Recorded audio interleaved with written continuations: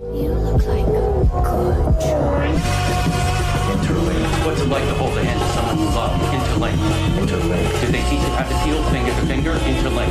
Interlink. Do you long for having your heart? Everything's a copy.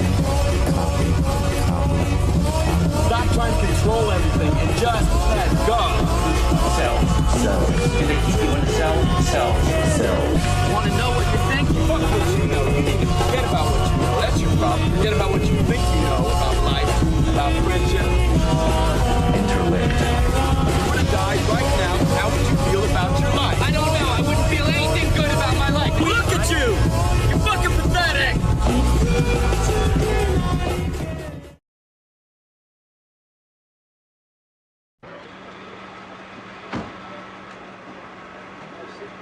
Just a moment, you just assured me that I could speak. Sit down inside the car. We're not assuring anything. We're under arrest. Look, I'm under what? Come on. Gentlemen, this is Democracy Manifest. Have a look at the headlock here. See that chap over there? Get your hand off my penis! This is the bloke who got me on the penis before. Get some cups. Why did you do this to me? Hop in the car. Get some cups. For what reason? What is the charge? Eating a meal? A succulent Chinese meal? Oh, that's a nice headlock, sir. Oh, yes. I see that you know your judo well. Good one. And you, sir, are you waiting to receive my limp penis? How dare get your hands off there. No, we've only got one cup. Ta-ta and farewell. That's all right. Just get him in the car. One cup, look. They even broke.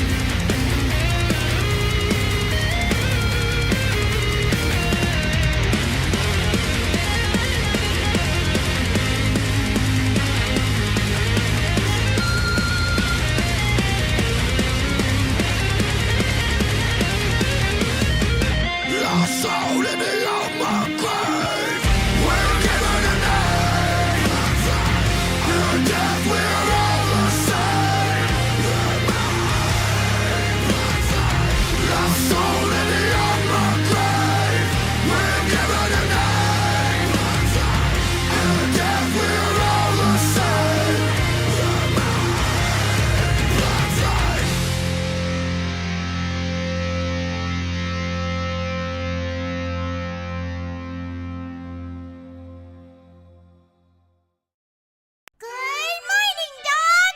You doing good? Wow, nice! You're doing good! Wow. I have something important to announce. Wow. I'm... also doing good! Wow.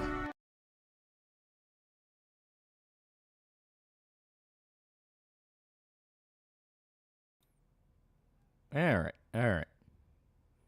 Should be back. Let me see if I gotta boost my audio a little bit more. Yeah. I'm doing some tinkering. Alright. Should be better. Okay, give me one quick moment.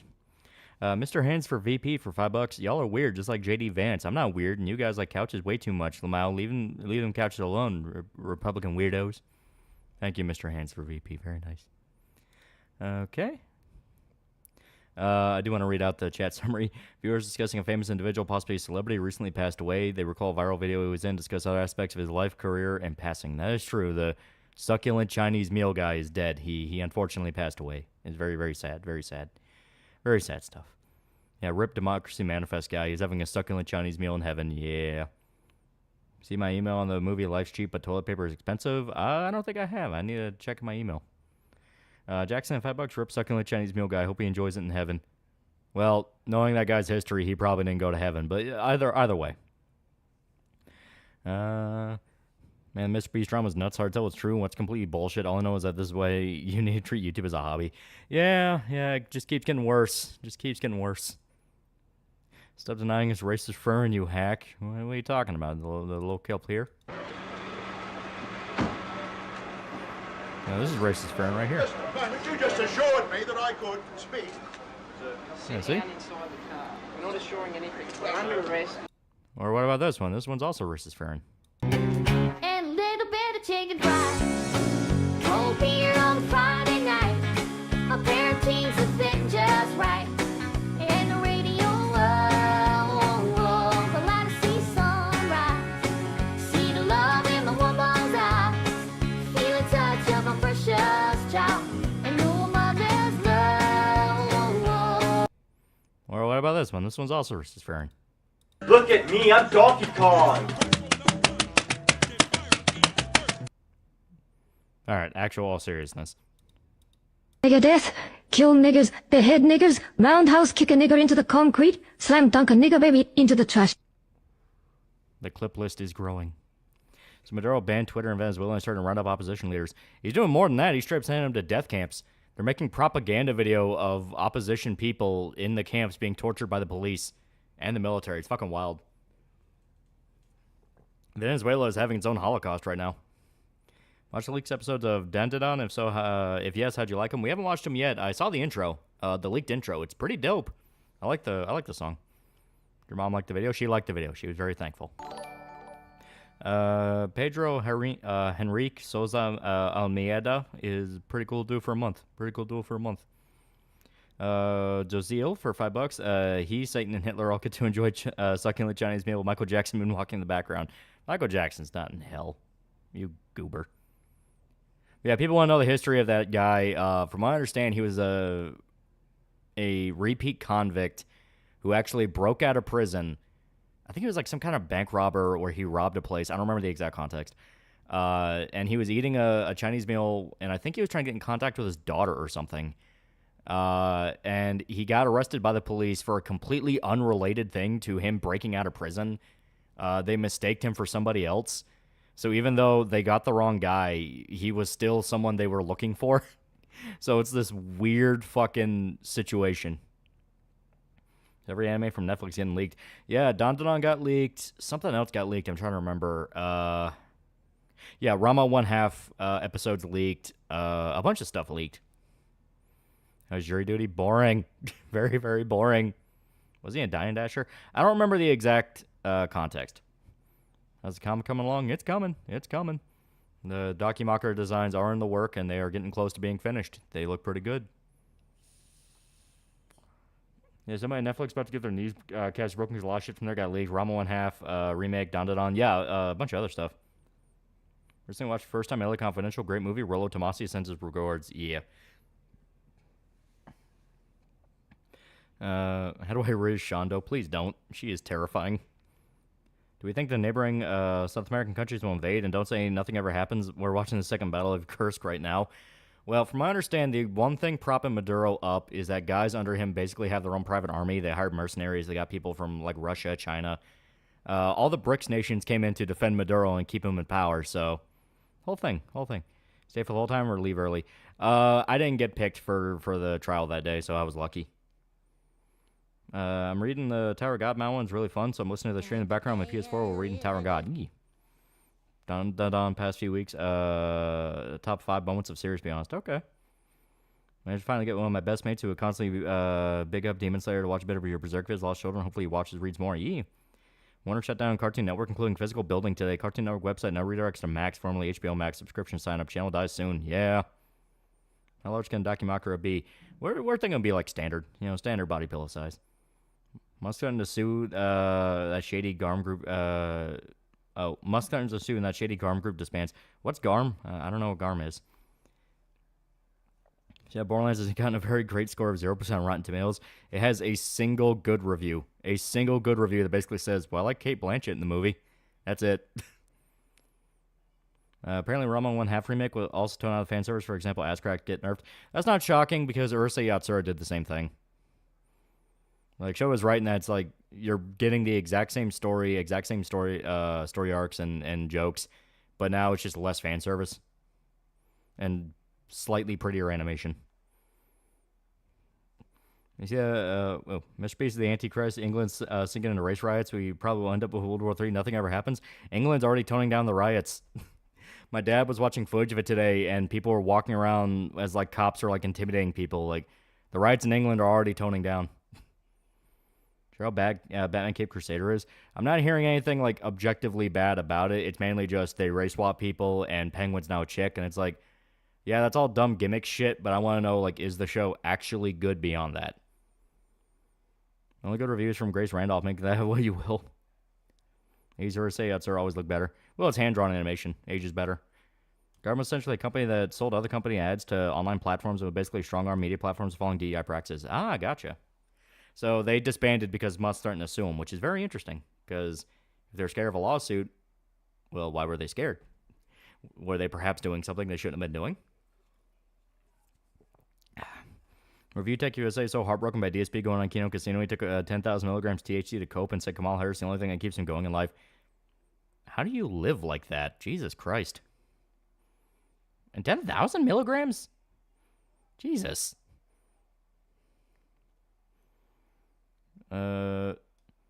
Naked Man fears no pickpocket. Penguin comes woman tries to murder her children. Way too many right-wing grifters want Trump to lose so they can grift off doom and gloom. Yeah, that's basically every election cycle. Playing Ender Lilies right now, it's really good and free on PSN. Yee. How's comic going? You asked that. I said it's going. Like, we're making headway. Cape Crusader apparently has little to do with Batman, more to do with Gordon's daughter and GF. So they did the bait and switch. Okay. So it's, even though it's about Batman, it's mainly been about Batgirl. It's like, oh, okay. If they pull a bait and switch on top of the bait and switch and have it end with Killing Joke where she gets paralyzed, that could be interesting. VTech USA doesn't even sound like a human anymore, right? So UK is doomed. They don't want to fight. They'll throw a little tantrum for a little bit and then they'll go back to getting fucked over. Bird for $2 mods. Put them in the Uberlit. Will's paying $5. I feel bad for Tommy Robinson. He's getting most of the blame for UK riots, and he wasn't even in the country. He'll probably be arrested. The fucked up part is Tommy's like one of the only guys in the UK that actually wants to fight. Like, he's doing everything he can to go like, this is a fucking problem. We need to fix it. And just the rest of the UK just doesn't want to. Deadpool Wolverine movie was very good. Glad to see Hugh Jackman still rip beyond belief. Yeah, it was a lot of fun. Like, it's just a shameless fan service movie where it's like, guys, isn't this the fucking coolest? And Considering the fact that recently they've been trying to lean into the boys' style deconstruction of heroes with making every hero like fucking violent and crazy. I mean, Deadpool and Wolverine also make people violent and crazy, but the idea is there's still reverence for these characters, and it makes sense why they would kill people because they're anti-heroes. Like the rest of the right-wing protesters aren't trying to fight either. You have not seen the footage coming out today. The riots are calming down. The exact thing that we were saying was going to happen, which is they'll riot for a few days, they'll get tired, and then they'll go back to what they were doing. And the cops will just, slowly, bit by bit, work everybody down to a bone. UK is ironically going full surveillance state. They've been full surveillance state. There's no going full. They've been full. They have been like this for a number of years, almost a decade now. Like, 10 years ago, we were making jokes about how they were banning bread knives and arresting grandmas who wanted to buy them because they were terrified of grandma stabbing people, because the knife violence got so bad. Like, they've been like this. That's why I knew the riots weren't going to go anywhere, because, they don't want to fight. They'll riot for a little bit, they'll get the anger out, then they go right back to what they're doing.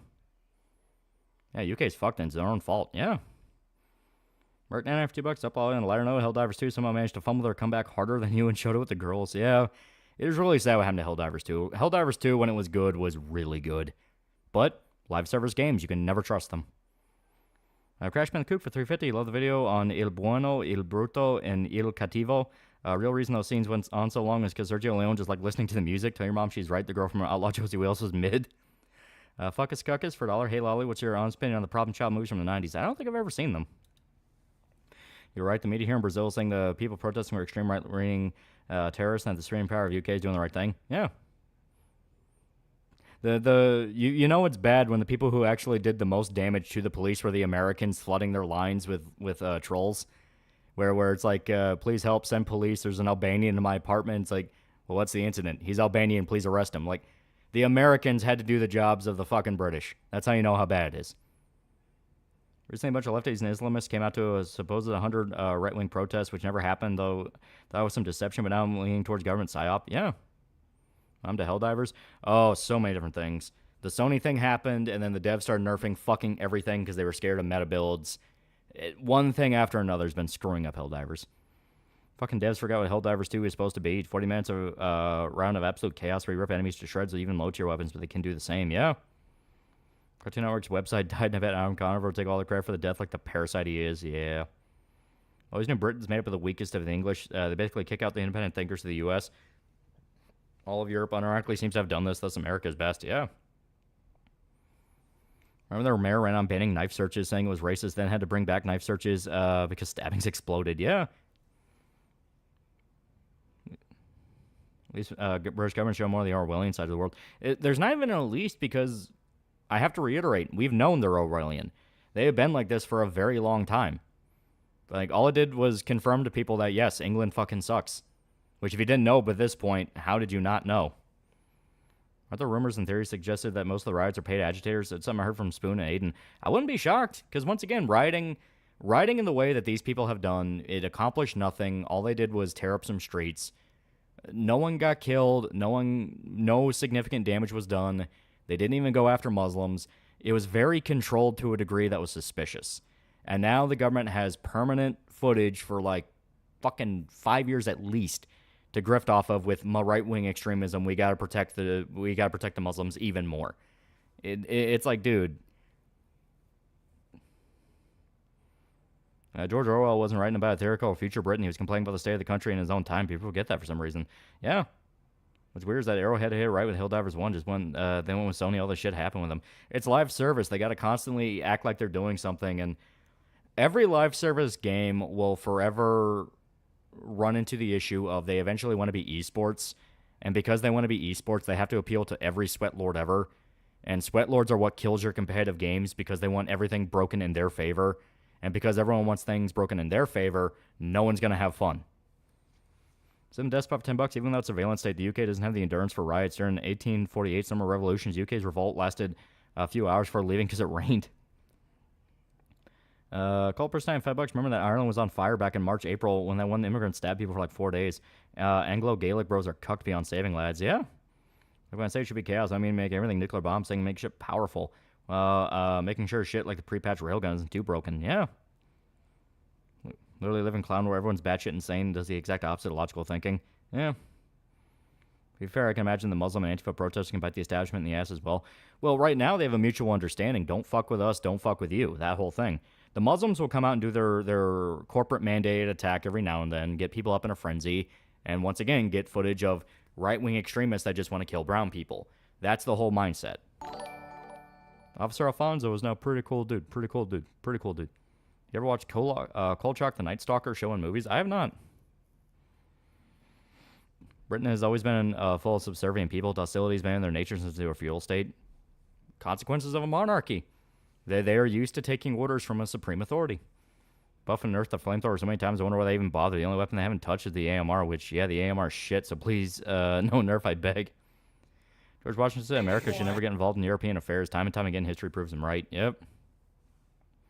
All I know is fuck George Soros. I honestly doubt that a lot of the right-wing protests be feds. Just kind of stupid. A lefty type, though, with uniformed placards are definitely Gov, or at least NGOs close to Gov. Well, that's the thing. The protests don't even need to be made up of majority feds. They just need to have feds in the right places directing the conversation. You know, they just need to tell people, well, we should be doing this. You should be going here, right in front of these cops and doing X, Y, Z. You know, it's a very common tactic they do. Samurai Bear for $1. Hey, Loli was playing Like a Dragon Ishin. Wow, did it hit close to home with the one sub-story being about people wanting to fix things while others are using it to wreck and steal people's stuff. Yeah. I think about Kamal's VP. Every day a new and exciting story comes out about that man. The fact that it had to be fact-checked that he went to the hospital because he drank a gallon of horse cum. Like, at first the story was he just drank a gallon of cum and had to go to the hospital to get it pumped. And then the fact-check was actually it was horse semen, which raises even more questions. Yeah, like Ray Epps, yeah. Go and show my friend you're in praise of shadow streams and laugh like no tomorrow. That will go down in history for all the wrong reasons. Is this Mr. Hands? What? Yeah, why do you think the first super chat was a guy called Mr. Hands for VP? Because that story's coming out now. that man's username was not a fucking out there joke. That is based off real events. Waltz is a Vosh fan, yes. He pulled a Chris Pontius from Jackass 2. He may have pulled a Pontius. Remember a German cop who was stabbed and killed by a migrant when he was arresting a German protester? Perfectly sums up EU migration. Yeah. He's becoming Facebook boomer tier when it comes to Tim Waltz, to be honest. They could have gone for the riot stuff, but the stolen valor and the horse cum seems pretty weak. Horse cum is way too funny to ignore. You gotta reference it at least once. Finally stop being lazy and miserable, getting a job. Life's getting better. Yee. Kolchak's series by a reporter named Kolchak solving supernatural cases like vampire serial killer. That sounds interesting. Check the guy's internet history, but he tricks out the furry horses. What's your favorite Souls-like game? Bloodborne. I think Bloodborne's still the key for me. Monarchy's got nothing to do with this. King hasn't done nada since 1700s, mostly post-war and consensus. It's like Brit talking about Second Amendment, muscular shooting effect. Maybe, but I'm going to blame it on them being monarchs. I have to. I'm American. It's in my blood. With the news and world going crazy, see anything good and positive that is moving and happening in the right direction? Just make sure your own world's getting better. Your little bubble, your community, make sure that gets better. That's all you got to worry about. The rest of the world can kill itself as far as I'm aware.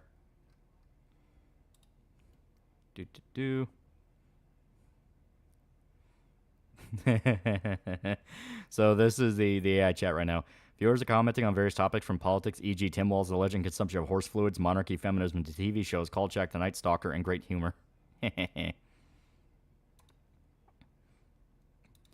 Cold person with $10. As an economist, I'd like to inform Chad of a little term called rent seeking. If you look it up online, you'll see a bunch of pictures localized. At least that's what should happen. Yeah. Lulu for $2, but you used Ludwig's Holy Blade in Bloodborne. I actually didn't. I stuck with the axe. The axe is way too broken to not use. It's amazing. I love the axe. Alright. But Ludwig is like one of the best boss fights in Bloodborne. Ludwig, Lady Maria. I think that Old Hunters has some really good fights, and Orphan of Kos happens, and it's just kind of a letdown. It's like, I don't really like his design. He's too easy. Orphan of Kos in general, I was just kind of like, really? That's the final one? Couldn't end this with Lady Maria? Okay. I like the area getting to Orphan of Kos. That whole, like, Port Town. That was fucking sick. Don't like costs. I just think he's boring. Gascoigne was a cool first boss. He was pretty cool. First time I heard Costlander. As stated, I think his design's too boring. He's just a withered corpse with like weird big fetus arm, and then he's too easy. I was traveling around Waltz is getting really annoying. He's the flood being personified at best and keep hearing about him. Ali G predicted Waltz. I was seeing person sits and drinks a gallon of semen, let alone horse semen. Yeah. Too easy. Maybe it's just by the time I get there, because I always save the DLC for the very end of the game. So by the time I get to Orphan of Kos, I'm at like as high as my character can go for that run. And I have my shit all optimized. So maybe it's just by the time I get to it, you know. There's no hunters. Basically, first you kill other former hunters, then go to Quilfoth. A little bit. What's worse, banging a couch or drinking horse powder? That's a good question. Well, JD Vance revealed to be a D&D fan. It's starting to be clear that Trump really did make the right choice for VP. Got my license. My girlfriend's dad sold me their old car in good condition and good price. Almost done with school and getting ready for the workforce. Life is good. Yeah. Would you rather deal with a zombie apocalypse or vampire apocalypse? Vampires can at least think. Are you a fan of Alita Battle Angel? Alita is very fun. Very fun. I even like the movie. Live action movie is pretty good. It's one of those few cases where it's not ashamed of being an anime thing. Officer Alfonso over 10 Figma is the only good thing I've seen from Brit Bong Spurga is the Catholics and Protestants that come together to hate immigrants, which as a Brit I didn't think would ever see. The hope is the immigrants do long-term damage to themselves, and eventually there'll be a generation that spawns up that just doesn't like them. It's going to take a long-ass time, though. Get your dad into Berserk, and now is he doing vids? Now he's doing vids on Costco. You tell him. You're talking about the old man getting into Berserk. That's not him. What are your thoughts on Nikolash? I don't know what you're talking about. We're reading through the boys comic, the arc where Huey goes back to Scotland and realizes got to be the weakest arc. It's slow. It's mainly setting up the ending. Patriotic argument, A-okay. If it's a logical argument, you're a banging retard. FYI, post-war consensus is basically labor laying groundwork for us going socialist. Oop. Eh. From Bloodborne? Which one was he? I don't remember Nikolash. Let me Google him real quick. I genuinely don't remember Nikolash.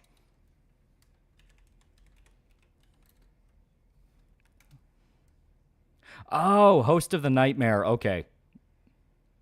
Yeah, dude with the cage. Yeah, I remember him now. Kind of annoying. He runs everywhere. I don't like bosses that run. They annoy me. Mom, have a good birthday. Also, what did she think of us wishing happy birthday? She was very happy. Got my dad to watch Pluto -1. Might try to get him to watch Monster next. Ooh, good shit. See, Kamala yelled at Palestine protests for a rally. Yeah, she fucked up.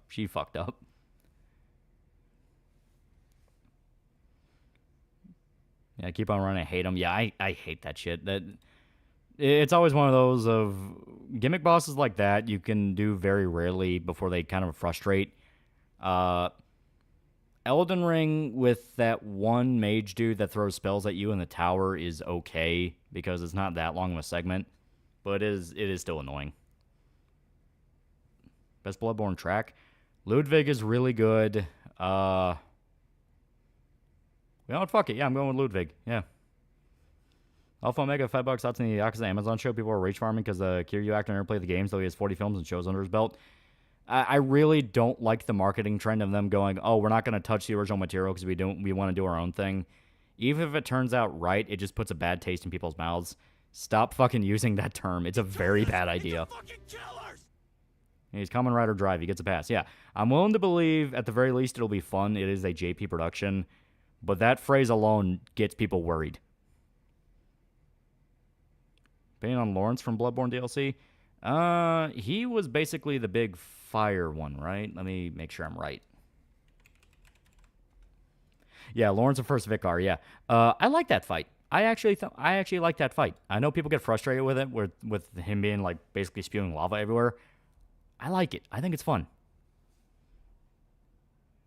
So Trump still supports Second Amendment. I just hope he's more lenient towards it in his second term because he let a little too much get through in his first one.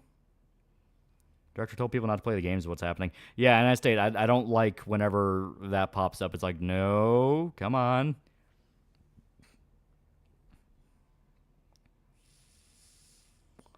Give me like Yakuza the movie all over again. Where's losing following the story, but in spirit in the games. Hopefully. Get my grandma in the manga, Rockman Megamix, Astro Boy, and Berserk. She loves all three. Good shit. Adaptation, just be as faithful as possible. What I say, faithful remakes of the games. Yeah, I was okay with them saying there's not going to be any sub stories because from what I see, the show is just going to be an adaptation of Yakuza 1, which Yakuza 1 didn't really have that many sub stories or anything that was really that crazy. The side stuff in 1 is nowhere near as fleshed out as like the later ones, obviously, because it was the first one. But I'm still worried whenever they go, oh yeah, we didn't have anyone actually touch the material. It's like, Yeah, Trump is still pro 2A. He's been bashing Kamal for being anti. Yeah. What's on the Mater Logarius fight? Let me make sure I'm remembering him.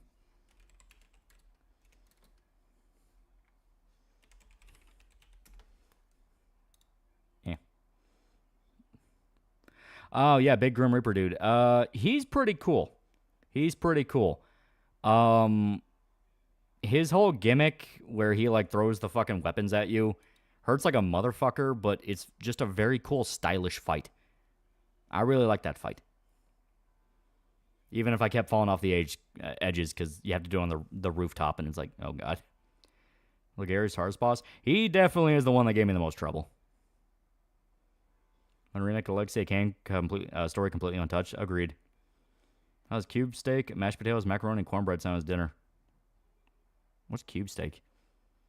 Might just eat a regular steak. Be fair, you can't do all the side stories, maybe one or two, but that's it. Yeah. They're from what I've seen, the show is just adapting the first game.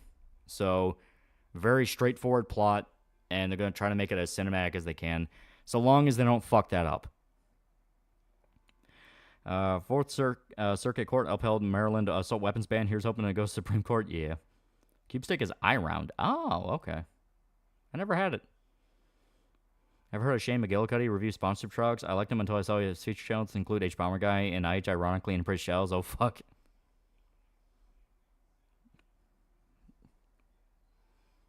Tyson or Paul? Tyson. I hope Tyson wins.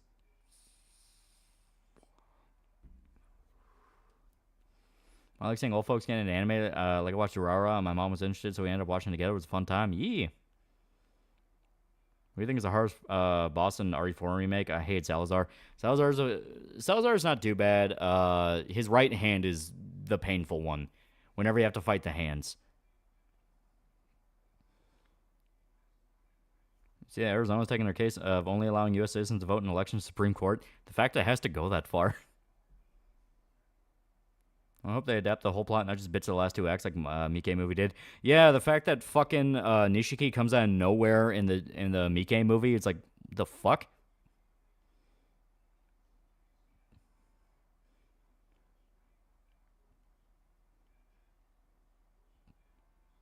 His hand comes off? No, you don't remember?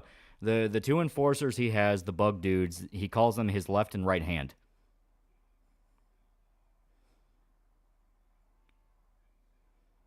The alligator was annoying. Alligator was also kind of a pain in the ass. Being the wife of Dojima and solving the fake Yumi mystery are all subplots in Yakuza 1. Yeah.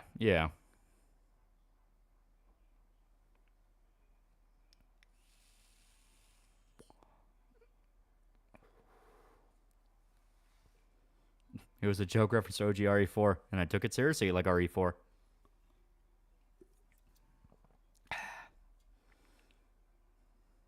Hey, your right hand comes off? Yeah. Why Congress not make Election Day a holiday? Because why would it be?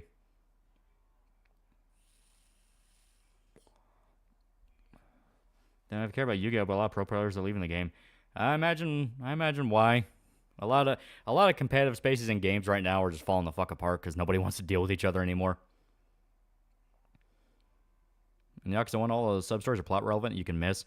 Some of them. They mainly just fleshed out how the Yakuza operated, different scams they would pull. It was only really the final few ones before the end of the game that really started fleshing out plot stuff. How long till your family finds out about the scat ran on the server?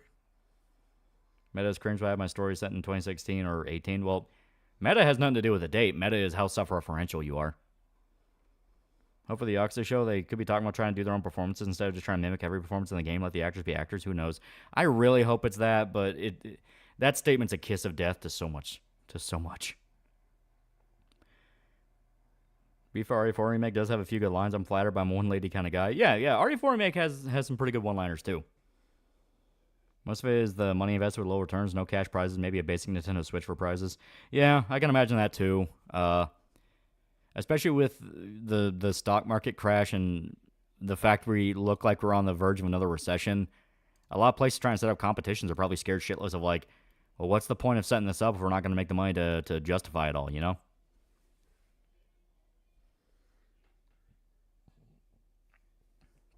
Here's a question: how long does it typically take for GamerStop ship? It's been almost 2 weeks without an update. Just keep on it. Don't be afraid to email them if need be. Being on buffets, they can be pretty good.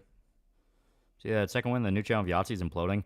I know they put out a single game and they're already falling apart. I'm to the left hand. I don't remember fighting the right. If you're talking about OG, the left fuses with I always get Sadler and Salazar confused. I think it's Salazar.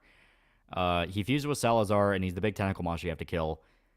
The left hand in Remake, I think, becomes one of the bosses Ada has to fight. I'm trying to remember how they did in Remake. See the new Super Eye Patch Wolf on social anxiety horror? I've not. Should I be worried or laughing about the stock market? Do both. Still up 7% YTD on stocks, 20% slide with 2 years of crazy growth, a bit more healthy slide than anything. Yeah. Going into a depression, now recession. Thankfully, it won't be like last time, despite everyone to be the case. Just wish that Yakuza show may not end up in the same train wreck as Cowboy Bebop and he'll jump off a cliff that happens. Well, I say this is a JP production, so I hope at the very least they have a basic respect for Yakuza. Yeah, and Remake, the hand becomes U2 and fights Ada. Yeah. Remember in OG4, you can kill Salazar instantly with the RPG. Well, that was the gimmick of the RPG. It killed everything instantly because I think you had to beat the game on the hardest difficulty to unlock the infinite RPG, to which you could just nuke everything and like speedrun the game. Did one of the RE4 actually complain about some mods that help get them removed? I don't remember if they officially complained or if the company they worked for complained. But yeah, I think it was the company that represents the chick who played Ashley. Favorite anime this season? I'm loving Fable. Fable is really good. Fable's really good. We started Too Many Losing Heroines. That one's really good and a lot of fun. Spice and Wolf remakes, it's cozy. It's more Spice and Wolf. So I want the story to have a more dated feeling. You don't understand. 2016 feels like it never even left. Ashley's face model was 17 when the game was being developed. Oof. I guess I can kind of see the issue there. Because it's like, yeah, that's treading into bad territory. Saw Concept with Season 3. Season 3 was good. Season 3 was fun. Seeing Vampire Survivors coming to all consoles. That'd be fun. Your family checked out your older VODs like when you and Shoto are arguing that raping the ghost and the grudge is okay because they don't have human rights. Game Lord Productions, $5. Been replaying Mafia 3 and it's a great story, but God, the game was terribly optimized. You can see the development health scars on it. Yeah. Why'd they use an underage girl for a 20-year-old? If I had to guess, probably cheaper. Capcom wants to not use union people, so I imagine with the chick being underage, if that story's true and she was 17, probably wasn't part of the union.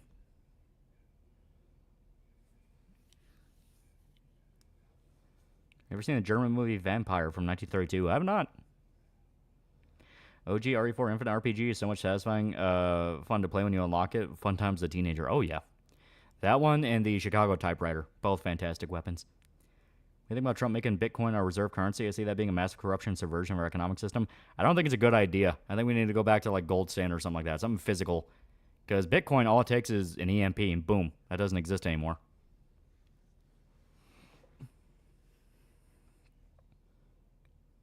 Favorite hot dog topping appearing in corn dogs. I don't really eat hot dog toppings. Also, corn dogs are good. Favorite economic miracle of child labor.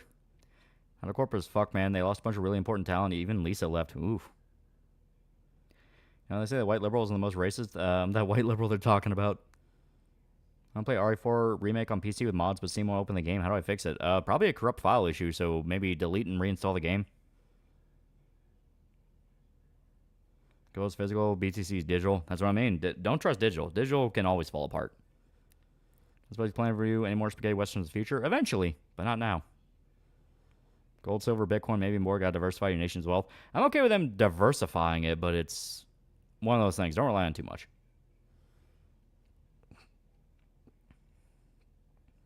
Remember when we went, these people wanted you broke and dead and your kids raped and brainwashed, and that let you use code TALL for 10% off your gamer subs order. Hey, Berserk update? Not that I've seen. We're in the bad times again. Favorite Final Fantasy moment? That's hard. 4 has a lot of really good moments. Like, I will never forget the intro of 4 when you nuke the village by mistake. That one's awesome. You like profession reference? I watched the US cut, but then I remember the history of the director in the Euro cut. Yeah. See, New Borderlands movie is 0% Rotten Tomatoes. Yeah. In a way, am I not justified in clapping Kyako's cheeks? At least needs to join Phase Connect to a sheep cow collab would be wholesome. The stock should be invested in. I don't know. Just I talked to an actual investment manager. I know people go like, "Oh, don't do that. Learn the system yourself." I don't have the fucking confidence to learn the system myself. Nuke a village by mistake. It's an actual plot point in Final Fantasy IV. It's amazing. Which you prefer, RE4 original or 4 remake? That's hard to say because 4 original, I have such fond memories. I played it all the time as a kid, so I just cannot be objective about it. 4 remake has a lot of stuff I really like. The gore is really fun. I love the way they flesh out the knife system, and the actual fight with Krauser is fucking great because of it. There's a lot in 4 remake I like. Now Berserk, a new Black Lagoon chapter soon. Yeah. Lisa isn't leaving Isle. She's one of the talents that's staying. Rin Perot is leaving. 15 Zen and campfire scene kills me every time. It's pretty good. I think the 2 U.S. astronauts are still stuck in space now. Biden dropped. Like how insulated those poor 2 souls. Gonna be wild. Come back home next year, I imagine. Hopefully. Hopefully they'll be able to come back. It's better than 3 years remake. Oh, yeah, 100%. Is it worth watching the story of 14 on YouTube? I don't think I ever touched an MMO personally. I mean, you can, but I like playing it. It's fun. OG4 and our Remake 4 have their positives and negatives, but they're good. Yeah. And getting into the Gundam series, I didn't know where to start, so I said, fuck it, I'll start with the original. I really like it. Well, Gundam, you don't really have to worry too much about starting points. If you want to get into, like, specifics of timelines, that's where things get complicated. But by that point, you're probably already aware of Gundam. But no, there's a lot of different starting points you can jump into. You can just pick one that you think sounds good. Iron Blood Orphans is a starter that a lot of people jump to because it's completely independent of any event. It's in its own timeline, and it's a lot of fun. Actually, time travel like in the movie. Sick. Always start with 0079. Not a bad one. Red Ganboy Estate is pretty good, but I call bullshit that a bunch of Jap hunters can take down a SWAT team. Well, to be fair, there's more going on with them than just being hunters. Can do a Godzilla 54 or 56 version video and its impact on society at large. I would like to talk more about Godzilla. The RE4, remake RE4 is a bad AWA for English. Yeah, she just sucks. I don't think it ruins anything for me. I know some people are like, oh, she ruined the game. It's like, I don't want to go that far. But she's not a highlight by any definition. Alright. The RE4 remake knife system is kind of floaty. In general, the feel of the game is very floaty. That's something I point out as something I was kind of weird about with remake, because RE4 original, you have such control. Everything feels so snappy. Remake, a lot more almost Red Dead, where you have to acknowledge the momentum of how you move. Return costs $2. I love 8th MS Team. 8th MS Team is another one a lot of people use.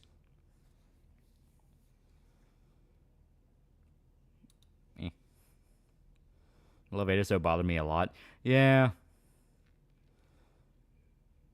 You make Godzilla, you need to have Blue Oyster Cult Godzilla in it. It is a good song. It's a very good song. Just came back from the wagey cage, kept me up to what's being discussed. We're talking about all sorts of stuff. All sorts of stuff. Lisa probably won't join Face Connect since they make her sign the rights away to her model. What happened with Yuri? She was an established VTuber and wasn't allowed to keep her model. Yeah, I can imagine why. Because it's like, they would have to make a deal with the artist that made it, and that could be a whole thing. Like, I can imagine there are headaches involved. Just finished Shogun. Interesting to see what happens next. It's very, very good. Very, very good.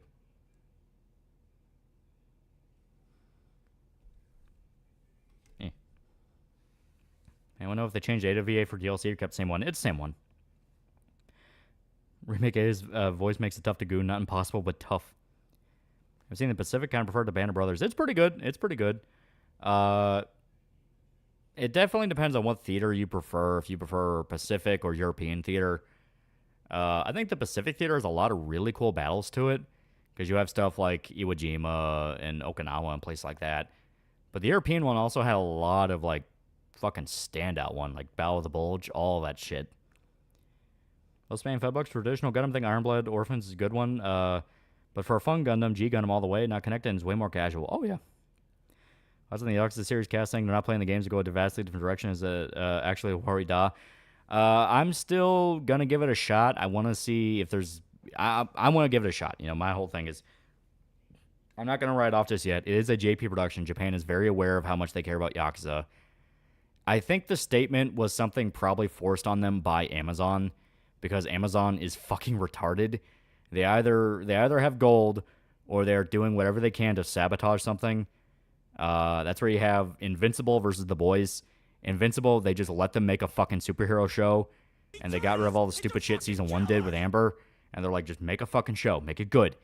Then you have The Boys, where at every single step they're dipping their hand in the pie and screwing everything up. I'm hoping it's a case where Amazon producers barged in and said, you can't actually mention the games. You know, this is not the games, it's its own thing, because they want to take credit for it. Amazon fucks over Yakuza with Japan riot. Non-0% chance they would riot.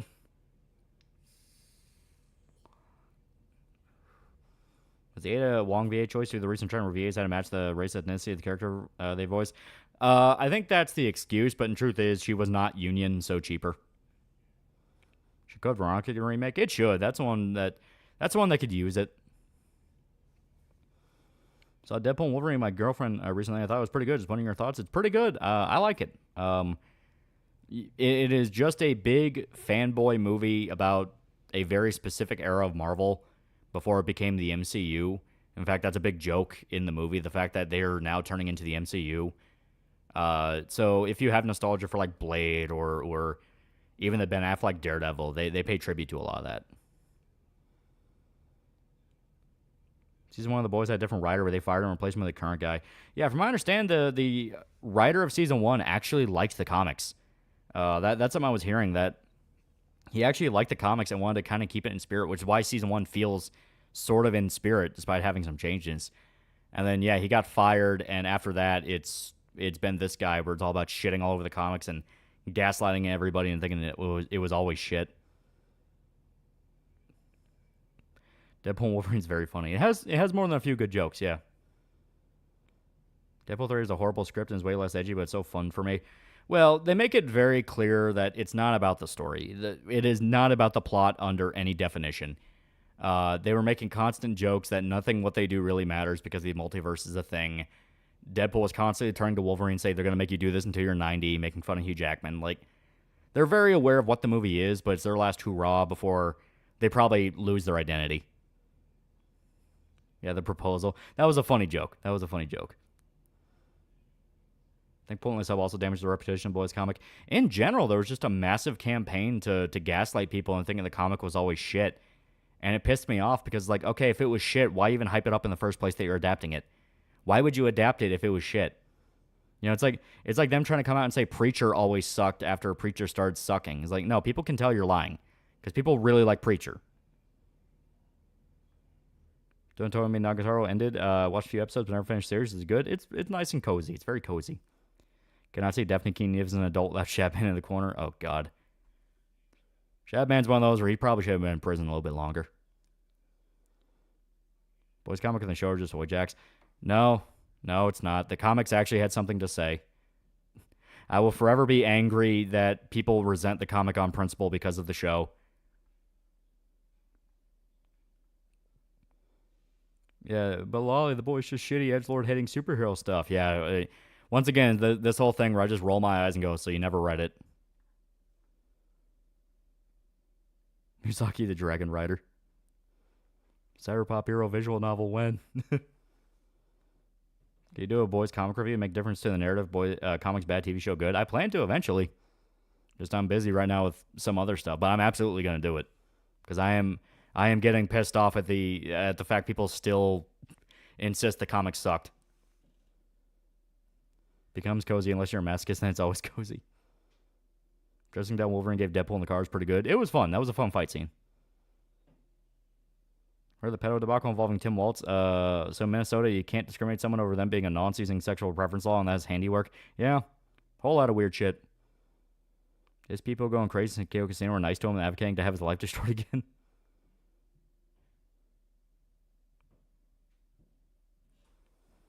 Hey, mad when the YouTuber started watching said comic was trash. Yeah, it just became the popular talking point. That's why I just didn't listen to people who said the comic sucked, because I could tell they're all just repeating each other. Like, nobody was actually reading the comic. The one guy that went out of his way to do it was that Just Stop dude. He was the only one that went like, hey, wait a minute, this actually has something to say. I think it was just a pointless up video. In general, even Amazon started kind of dipping into it a little bit. Like, they would take elements from the comic and just play the exact opposite, and people fucking praised it, even when it directly created plot holes and create issues that people would complain about in the show, and I'd be there going like, hey, the comic didn't fucking do that, and this was not an issue in the comic. Real gaslighting of the boys that Homelander was always supposed to be an allegory of Trump. Well, I mean, that's just ancillary. The whole idea of it was the show would be its own thing, and then they would just pretend the comic never existed. How do you feel about people who work on entertainment that actively hate it, like Garth Ennis? See, that's another part of the gaslighting. Garth Ennis does not hate superheroes near as much as what people say. Garth Ennis only despises that they became the standard, and that's all you're allowed to do. He loves a lot of different comic stuff. I mean, he's been writing fucking military comics for ages now. He's even been in charge of some comic runs that were pretty fucking good, that were standard stuff, you know? He did Spider-Man, he did Superman, he did, obviously, Punisher. He does not hate superheroes, he just hates the culture around it, which is what The Boys is about. Red hair across $5. All I know about The Boys is that I like Homelander's costume a lot. It's a pretty cool costume. I like Anthony Starr as Homelander. He's a very good pick. He's not doing a good job of convincing otherwise, really. He doesn't give a fuck.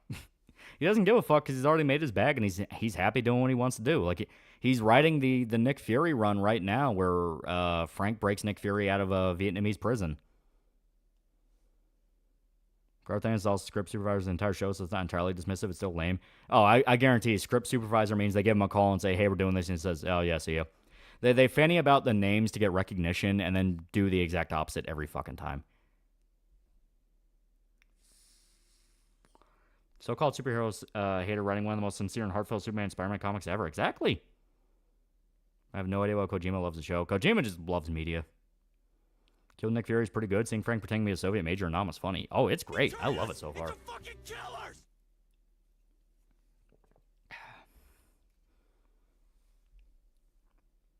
Fuck Homelander is a complete asshole in the comics. That's the point. He's an asshole. He's irredeemable. He should die. Now, Warren Ellis, I'm convinced he hates anything related to goodness and heroism. Edgy fuck. I'll agree there. Warren Ellis is an edgy motherfucker. What about the people that say Butcher's just a Punisher OC? They just don't like good characters. Like, whenever I hear shit like that, it's like, oh, you just don't like a character that's not a fucking retard. It's like, how dare he be competent in a superhero story? He should be constantly on the verge of death. It's like, no. Like, Butcher gets his ass kicked. He needs to be saved plenty of times. Are you a fan of Jim Lee? He does really good stuff. Never been in a comic except for a few characters like Batman, Wolverine, Spider-Man. I watch good comic shows like Daredevil, Batman, the animated series, etc. Yeah. Never seen the show or read the comic, and even I hate the whole, oh, the boys is always bad, contrarian bullshit. Yeah. The only thing is, Pointless Hub said the show sucks, so season 1 the comics suck in general, which season 1 is the closest thing to the comic. Yeah. Oh. I presume Pointless Hub read The Boys, didn't like it, didn't understand its point, but most people watched this video and parroted his thesis that didn't read the comic themselves. Yeah, it's 100% that. Saying how awful The Boys season 4 was, I think more people are starting to realize the big gaslighting for The Boys comic was bad. Yeah. Does the word soft edge perfectly describe A.D. Shankar? To a T. Even if Butcher is Punisher, so you made Butcher the villain. Yeah, Butcher's the bad guy at the end. Like, you find out he's the bad guy. Like, Huey is the humanity of the story. He's the one that you want to see win. He's the protagonist. Butcher is the corrupting influence turning him evil. Boneless Sub should delete the video. I don't think he should delete it, but he should absolutely do I think he outright did a sequel video where he said, "Oh shit, okay, I was wrong. The show's terrible." It's like, most we can get. Why are we listening to the opinions of people on the internet about media, not just watching the media and coming up with our own opinions? You know, they're making an anime Watchmen movie. Yeah, I have no interest. I don't want to see Watchmen again. The only good video Pointless Hub has done was his video on bait Transformers movies. For $5, depressing the industry's version of maturity is gross fetish shit and gore, corporate mandates, FAG slot for Bugman and Reddit. That is the thing that pisses me off when I hear people shit talk the comic over the show, where it's like, oh, well, the comics was so pointless with the gore, and then you get to the show and it's all just shock value. It's all just shock value. It's just some guy whipping his dick out, the dick exploding. Gen V is literally just shock value, the show of what they can get away with. Like, it's pointless. There's no point to anything it does. Like, oh, the deep fucks a dolphin. Okay, what did that do? What did that do? You know? Yeah, Huey gets raped for 3 episodes in a row in season 4. Yeah, shit like that. You know, the comic actually made a point to use a lot of what it did for a larger point, a larger message. See, Henry Cavill's 40K projects are placed on hold because Amazon GW cannot come to a consensus. Every time Cavill wants to spearhead something, studios want to screw it. Yeah, they just refuse to get out of the way. Seen the Bruce Campbell Western show, The Adventures of Briscoe County Jr. from the 90s? I have not seen any for a very long time. I think companies might start deepfaking the voices of dead VAs to use the last performance as marketing material. I wouldn't be shocked. AI is getting advanced.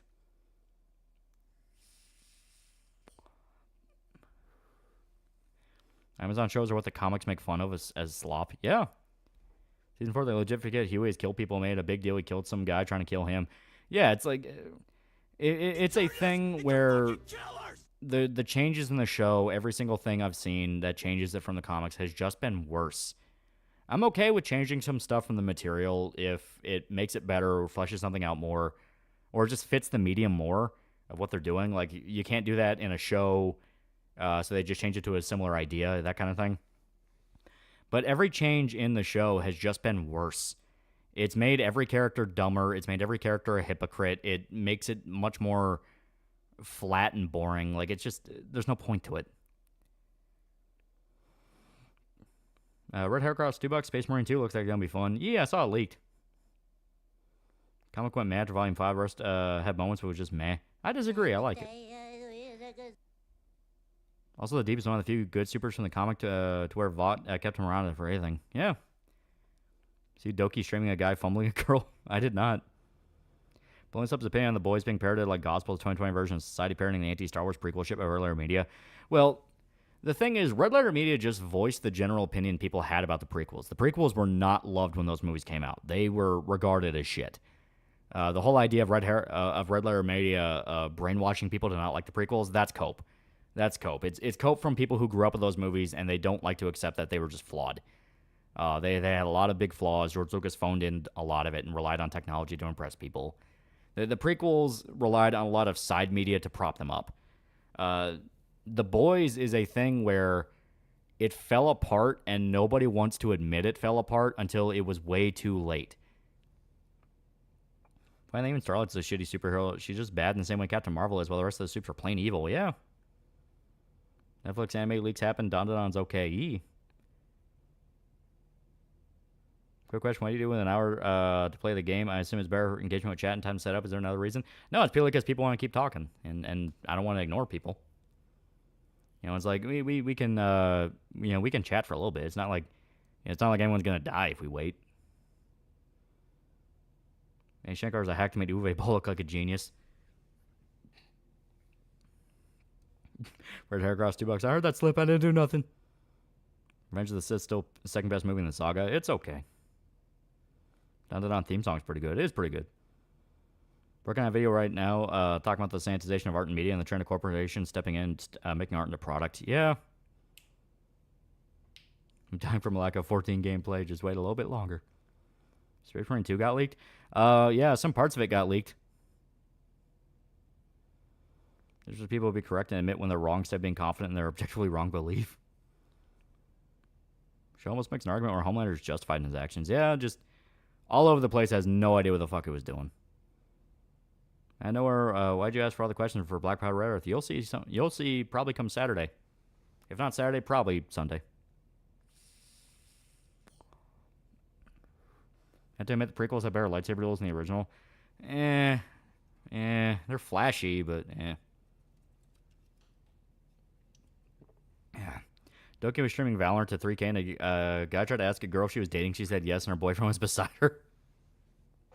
How's it going? Going pretty good. Going pretty good. Give me one quick second. I got to edit something on my end real quick. Got something really exciting. Because be aware, this is a work in progress.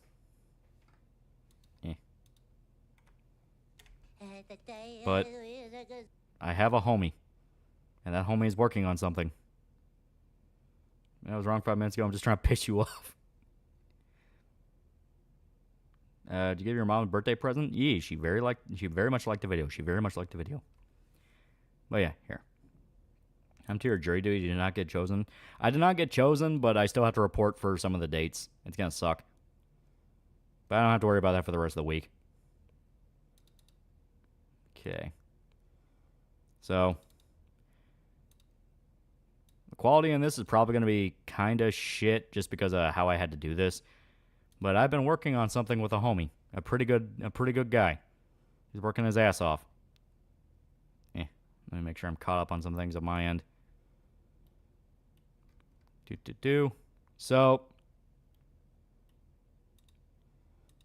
this guy has been working on some things. Oh shit, you're on jury duty too. Yeah, it fucking sucks. Well, this guy's been working on some things. Well, one of our tiers for the campaign, which you should check the link in the description for the mailing list. The mailing list, we're still setting it up. We're hoping to have it all ready soon. But yeah, here we go. But one of the tiers is going to be Dakimakura designs. So I got a guy working on some Dakimakura designs, and currently it's still not finished. It's still work in progress, but we are getting there. We are very much getting there. So I thought, I think this is enough to at least tease a little bit. So a little bit of a teaser. So stupid. It's jury duty. Jury duty. Like you serve on a jury. Yeah, I'll let you guys kind of soak it in for a little bit.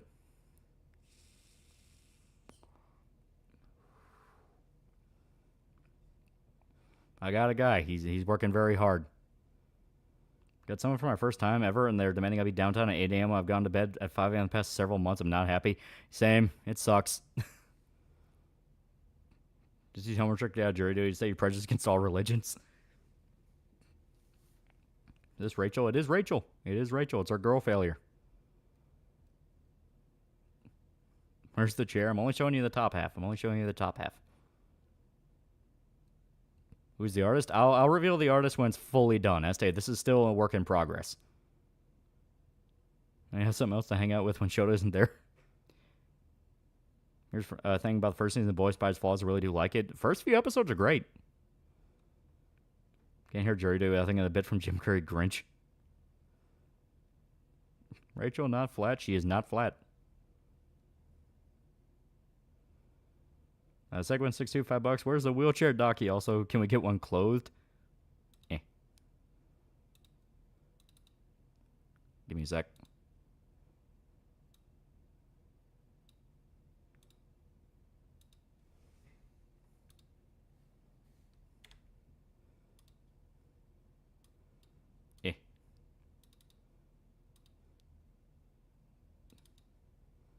You may.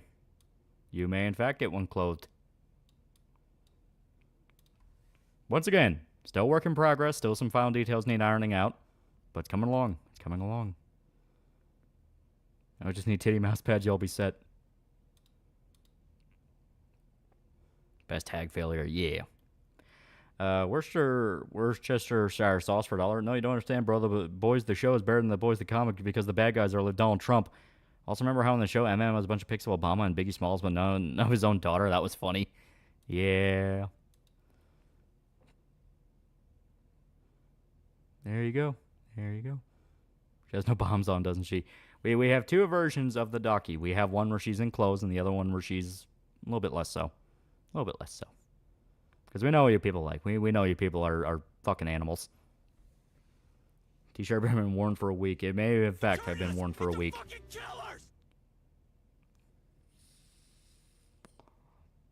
So Alexi gonna be all atrophied in the docky because there's no muscle list twigs immersion broken. You have to wear cum is already on Rachel's glass so we wouldn't make more of a mess on our pillows. No, you have to live with your mistakes. I think Garth Ennis feels about his work being butchered. I don't think he cares. It's like, hey, the comic still exists. JJK creators regretting a story recently came out and said his protagonist is too boring. They wrote JJK fans have been mental for Christ in the later chapters. Remember when they said the series is GOAT? Can I first decide to make the ugly bastard Dojin? Make that an hour with a shower and all the stream's done. Being on baked beans? They're okay. I have a tear she's happily married with kids. And some of the critiques against prequels were stupid. Don't get me started on Yoda shouldn't have used the lightsaber. He should only use the Force. I'm okay with that, because it's like, yeah, he's meant to be the old wise master. It's not a big critique to me, but I understand the point. Show his Kentucky body pillow and I'll be resigned to the chair. Is Rachel light enough to carry her like a bride? Could actors reference it going, braids? Event Horizon review? That would be a fun one. That would be a fun one. Remember the authors of the books are also the screenwriters in the show's movies? Yeah. Trump should make a rap album under the name DJ Trump. His first album will be called Making Great Again. How many options do you have for Documakra? We're going to have two. This is just one that an artist is working on. Because we have one of Rachel and we're going to have one of Yuki. It's going to be great. The Yuki one is still very much in the early pipeline because we got Manita working on that and he's busy with a bunch of other stuff. But it's coming. It's coming. I'm saying it looks like it's going to be struggle sesh. She's pretty scrawny and can't walk. Pretty sure she's barely over 100 pounds. Yeah, about so. Stop caring about shit takes on Twitter a long time ago. Yeah. Give Indiegogo link could stare at with empty eyes. Check the description. It's in the description as far as I'm aware. Let me make sure. Okay, it's not. Give me one quick second.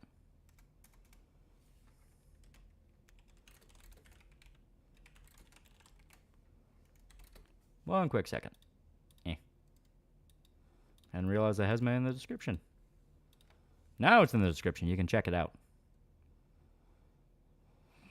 Well, yeah, kill all the good characters for Shock Valley. No wonder JJK Story's ass. Yeah. Imagine being corrected by a paraplegic woman. I'm not imagining if I came up with the idea. Perfect name for Trump stand, The Wall. It's a music reference. That's wheelchair, skin tone, blonde hair. I can really relate to Rachel. Yeah. Man, one quick second.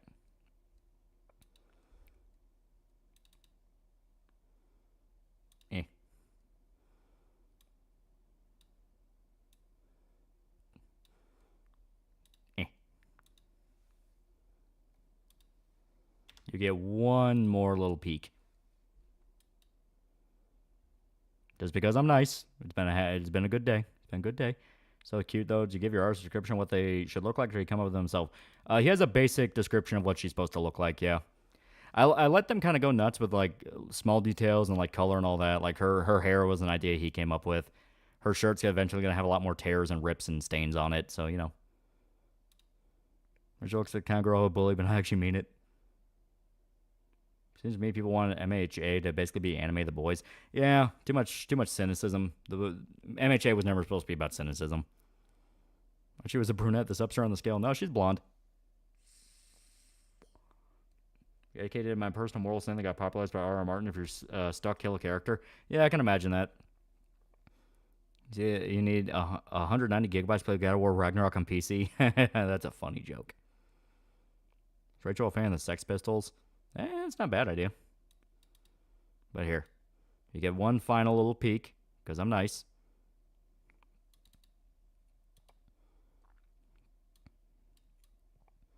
There you go.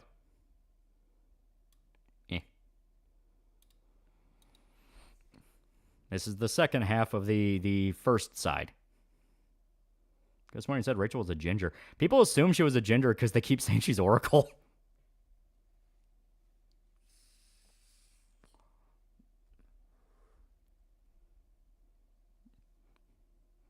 Yuki was the one with the cake. Listen, the artist took some liberties.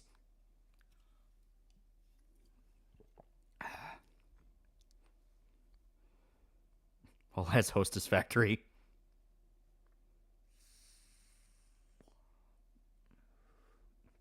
Give ours description. Description breedable. For $2, now draw Rachel happily married to me. Can you make her a redhead? Maybe for like a variant cover. Maybe it's like a joke where everyone keeps saying she looks like Oracle. That could be kind of funny. Came back and there's Rachel ass. Yeah, I'm teasing the docu designs. They don't get to see the full thing because it's not finished yet, but you know, it's close enough to where I feel comfortable. Or forgive me for what I'm about to do. Like that 2 hours of the shower nozzle. Can you get assigned my Rachel Dakimakura? That could be fun. So personal preference, redheads. What's yours? Maybe like brunettes. Rare for this to be posted on certain sections of the internet without credit? Yeah.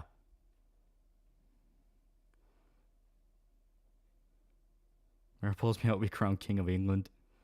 Gotta get Yoke and carry a Rachel Dakimakura everywhere to put the fear of hearts into of pedestrians. Should watch Kadakra is basically my Python character in real life. Love his videos. He's okay. Eye color, if I remember right, she's blue. Cripple's a new tag for some now. There's foreplay. Rachel sits in the room walking with a cane, a hobble play, a pop of Viking, prescribe her plowing a sardonic cadence. They bring back to Embrace Shouts, but horror left-wing thing is so bullshit because it completely ignores pulp horror comics, which are really popular and influential. These people, man, yeah. Favorite Western, not a neo-Western series. I don't really call them series, but I really like, you know, obviously Good, the Bad, and the Ugly and stuff like that. Unforgiven's really good. Neo-Western, probably something like... God, what was that movie? Yeah, give me a sec. I'm going to look it up. I think it's called, yeah, Hell or High Water. That one's really good. That's a good neo-Western. Blue Eyes, another win. Let's fucking go. People still care about Dexter. 2 new series. One a prequel and one with OG actor called Resurrection. Or actual like piggyback rides. How is her legs not well? How is her legs are not well nourished? Listen, man, creative liberties. Does Rachel play Persona? She isn't neat. She isn't neat.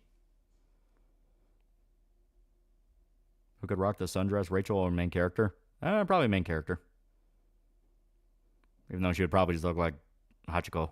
Oh, Hachisako-sama? Miss 8 feet tall, just shorter. Trying real hard to be a white pill Canadian. Trudeau so hated there's no way he won't lose a fair election. I'm scared he'll steal and pull a false flag riot. Probably. Cottontail VA to be her voice actor. Is her voice more Futaba from P5? What does Cottontail sound like? Give me a sec. Let me look that up because I don't know who that is.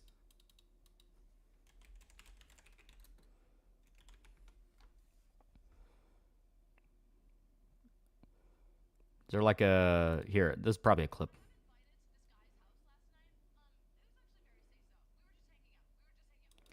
A little too energetic, but I understand the pitch you're talking about.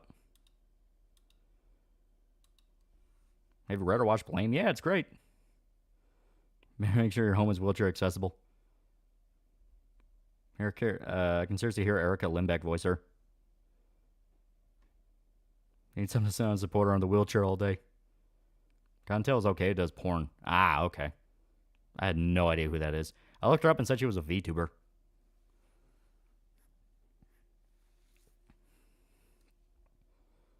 Ricky Berwick gender swap.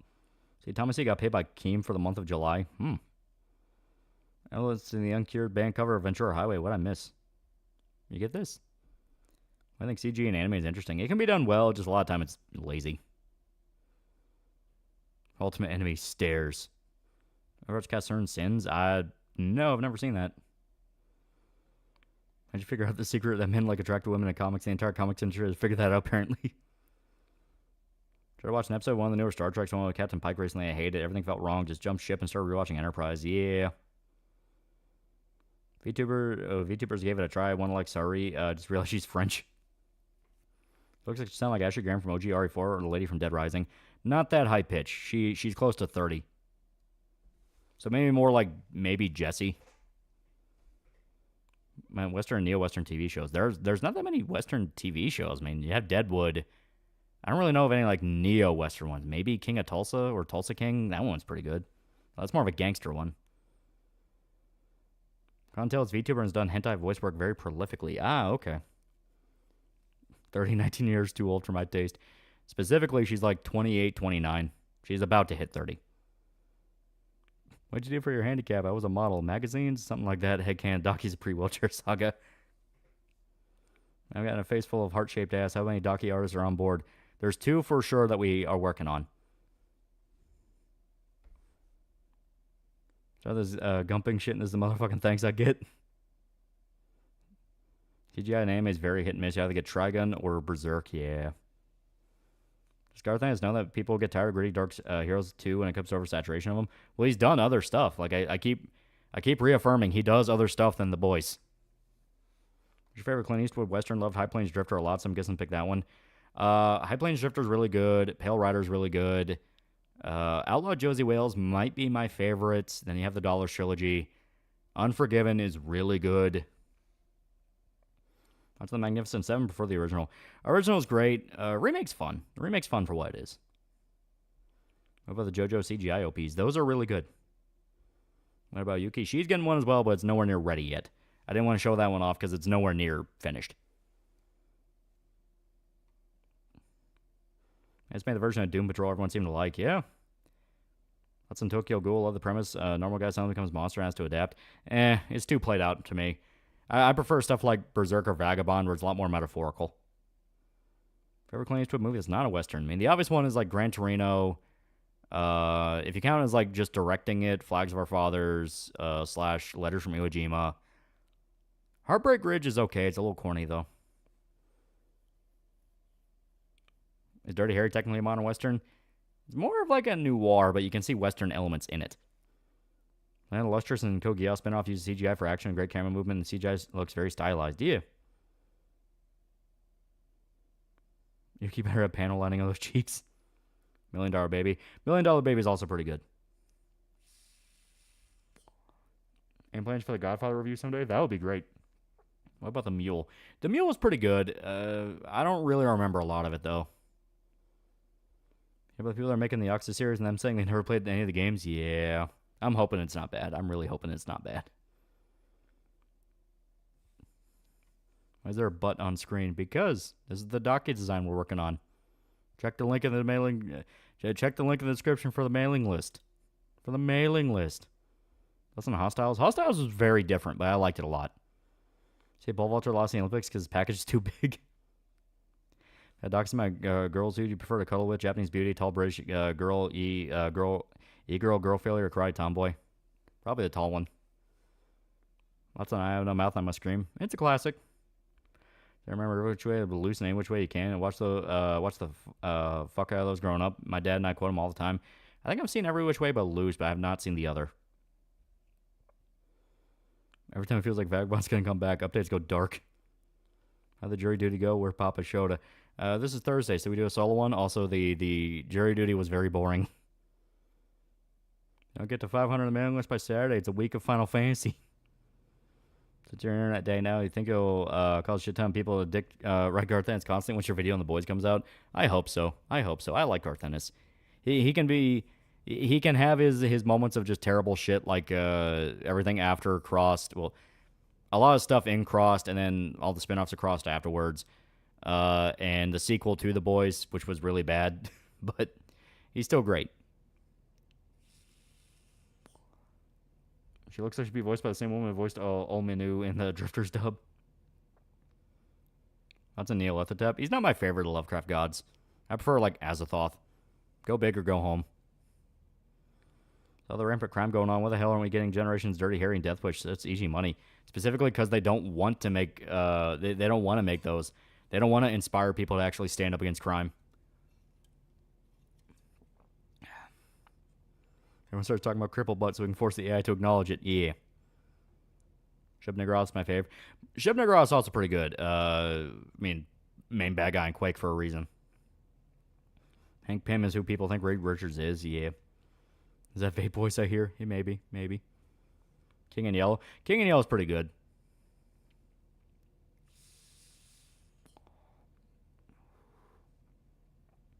Favorite Lovecraft story? Call of Cthulhu is a classic. It's simple, but there's a reason. Color Out of Space. At the Mountains of Madness is pretty killer, but it's a lot of build-up to just get to the ending. Color Out of Time. Yeah, Color Out of Time. Color Out of Time is pretty cool. Calliope Mori read Berserk recently. She's at volume 12 and cried 4 times. It's very good. Very good. That's on Gran Torino. Fucking classic. That's a nice cripple butt. Yeah, there you go. There you go. What the hell does Astaroth do again? I'm trying to remember if you meant to say Azathoth or you're actually talking about Astaroth.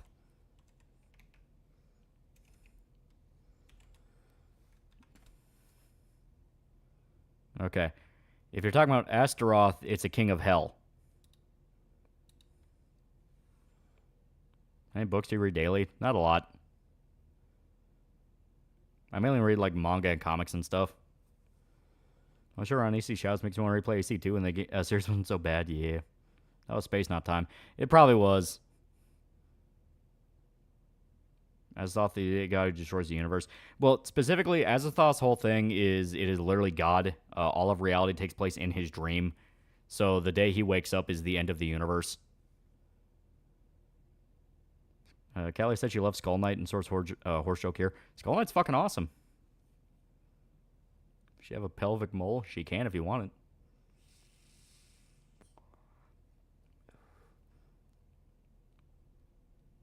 it. Lovecraft fans finding out about Showerzoth and his son Sopaloo.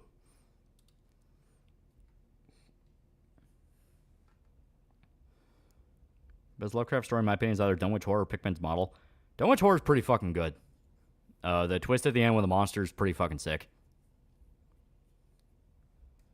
Any comic writing advice? Let me make sure that I didn't fuck anything up here. Okay. So my general advice is... don't worry about making it perfect first time. Just throw something out there and rely on the editor to fix a lot. Rip cripple ass. Yeah. Too loud? Alright, give me a sec. Here we go. And if you're talking about me, I'll also knock it down a little bit more.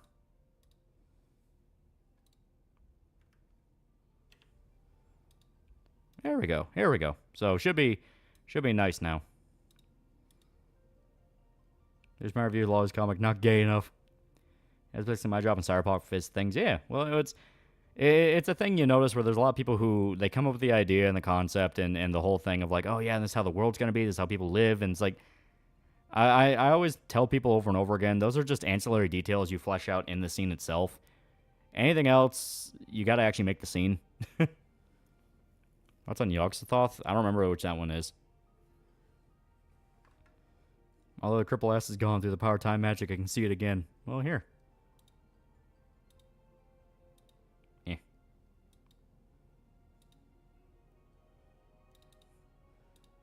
will forever be in the corner.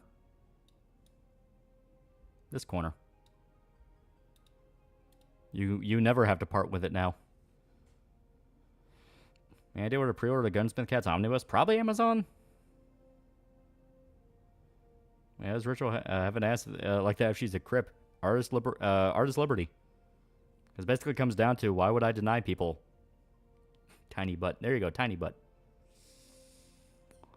144p butt. Looks like Kirsch's ass. I know for a fact you've not seen it. You see SE admitted to hiring DEI consultants for latest expansion? Well, I mean, they're part of Sweet Baby. They were contracted with Sweet Baby. It was on their website. Keep it simple, stupid, aka Kiss Method. Yeah. We're going to go back to my main here. Because I was going to do 2 streams with main, 2 streams with Rabbit, and we've had 1 stream with main before I couldn't do it on Thursday because of Q&A shit. That's where MK got the idea of one being for reference the realms of MK or dreams of one being. Yeah, probably. I mean, Lovecraft mythos inspired a lot of modern media. Hip thrust machines exist. You don't need leg power for them. Yeah. Well, you know, there's footage of Kirsch's real ass or the avatars. That was a good question. The reason a lot of modern action movies involve the protagonist shooting Italians or Russians because it would otherwise be seen as promoting TNT.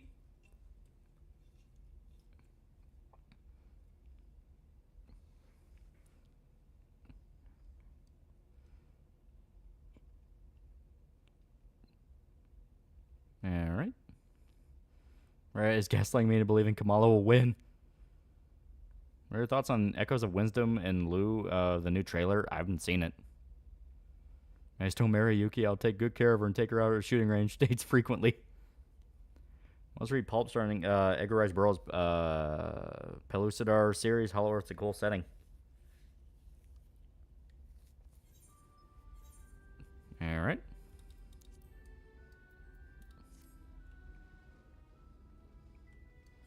So we gotta remember what we were doing. Kier said she was a rollerblade girl. She might have some cake. Well, just ask her. You totally won't get banned. I realized the Ripperverse, and I believe Lolly should start the Gooniverse. That'd be funny. We're seeing wheelchair fencing as a meme joke, being the victor, lift himself out of the chair, do crotch thrust. Damn, son's the long-ass load screen. Ain't you got an SSD? This is on my SSD. Knocks off the main monster of the mythos other than the Altepe's Wilbur's real father. He's not the main one. The main one is you know, more like King in Yellow, kind of. Neolethotep is more of a main one because it directly fucks with mankind. The deep ones, the flying polyp, stuff like that. Here's some Japanese companies trying to hire American women in their management. That's going to end horribly. How much stuff does the 14 have to make SSDs load slowly? I think it's the servers. I think because the new expansion's out, there's so many people on different servers. But how does he keep them from attacking? Do you have your permission to marry Rachel? Mercy. Isn't King in Yellow not Lovecraft? He's not, but he's been adopted into Lovecraft.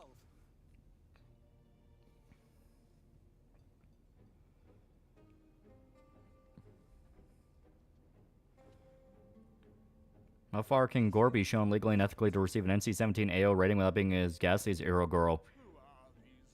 What are you talking about? Like, for movies, for games? Because games, you can basically do whatever you want. Movies, I think it's up until you show actual injuries / Day of the Dead level gore. Even then, Day of the Dead got rating. It got R.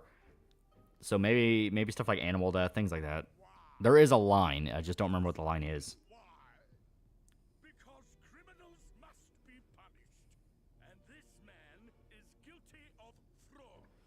Doesn't Blood Meridian have some King in Yellow influence references? Can't remember.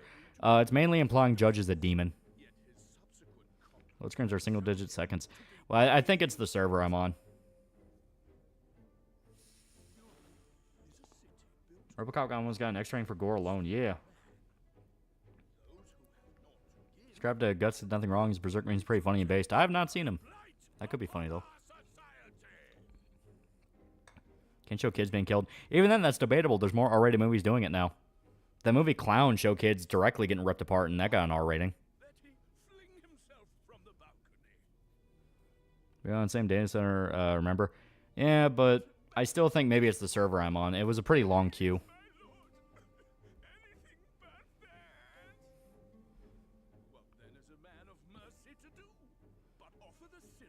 What's Boogie doing in 14? I know Passion of the Christ almost got NC-17. Yeah.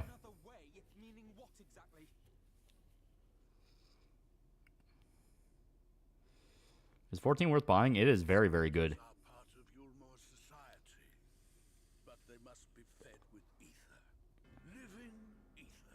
Fucking his temples. I demanded an offering of flesh, carved by his own hand from Diamond Day Center compared to the others sucks. Kirsten May, she's more of a top-heavy girl, but she's has a well-defined ass for rolling days. I doubt she'll ban people for something she's addressed before. Hey, I'll just give it a shot. You never know. I'm only giving a disclaimer in case things go wrong. Therefore, you can't blame me.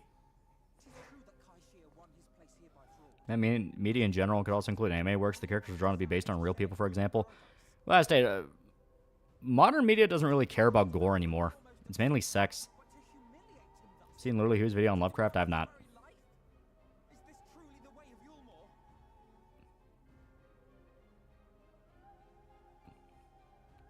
Viewers are commenting on Boogie 298's appearance and drama with his ex-wife Rachel. Was 15 bad? It was chopped to pieces, and you could feel it.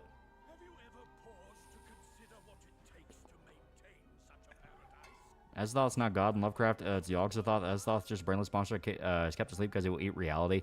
Well, no, it's Azathoth is specifically creating reality through his dreams. That's why I call him God, because he is the highest. If he ever wakes up, that is the end of everything.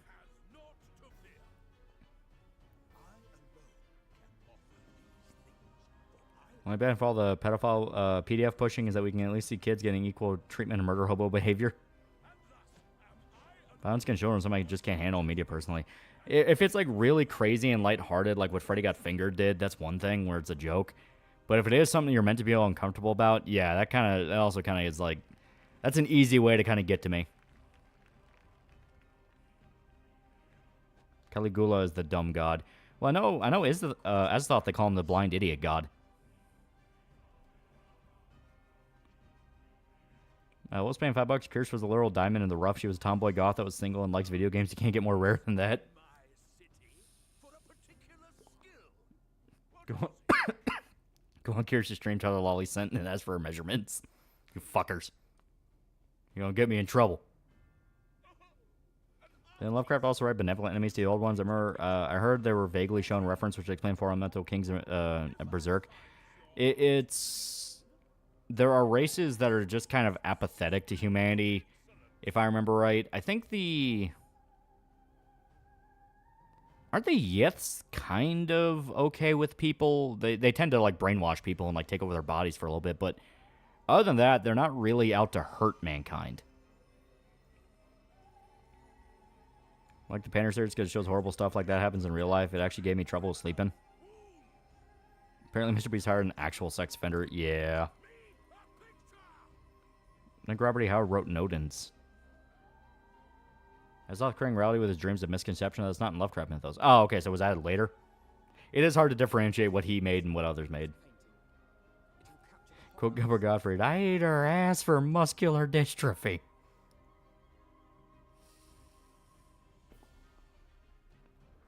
I forgot prostitute that was overpaid to have sex with Boogie quit being a prostitute because how disgusted she felt afterwards. Almost a villain's superpower. The Yogg-Sothoth is called omnipotent, omnipresent, omniscient. Okay.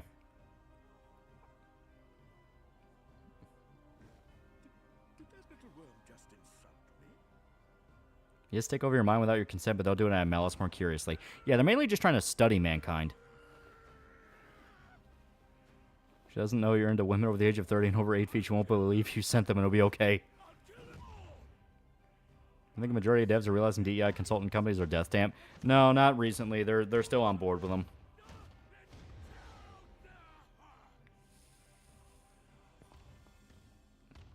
Boogie got a hoe to stop being a hoe? Yeah.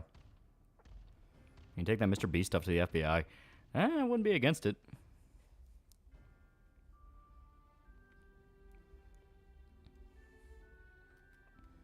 He's really acting like Boogie now. Twisted my fucking dick balls. She twisted my balls and my dick.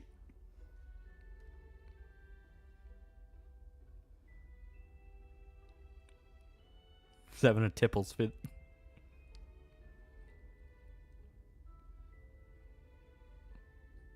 Lexia Kane versus Castlevania. Lexia Kane. Lexia Kane has some fucking amazing shit to it. Castlevania is good, but it's a lot more like pulpy. She twisted my dick balls. I begged you. I begged you. I begged you. Should you ever give One Piece a chance? Eventually. Eventually. I do want to know that dev whose game got put on SPI detector literally begged people to give his game a chance. Yeah, let it fail. Like, we are in the point where there needs to be a lot more sowing of bad shit happening to people because we've seen the setup for it, you know? Like, there's some reaping, but there's still not enough sowing of actual consequence. Like, once game studios understand there is a correlation between joining this company and then their game failing, they're going to start trying to... They're already trying to do it with some of the bridge methods where they're getting rid of official DEI teams and trying to weave them into the company culture, which I've said for a while, that's not going to fucking work. You can't force people to behave a certain way at work that they would at home, which is what these companies want.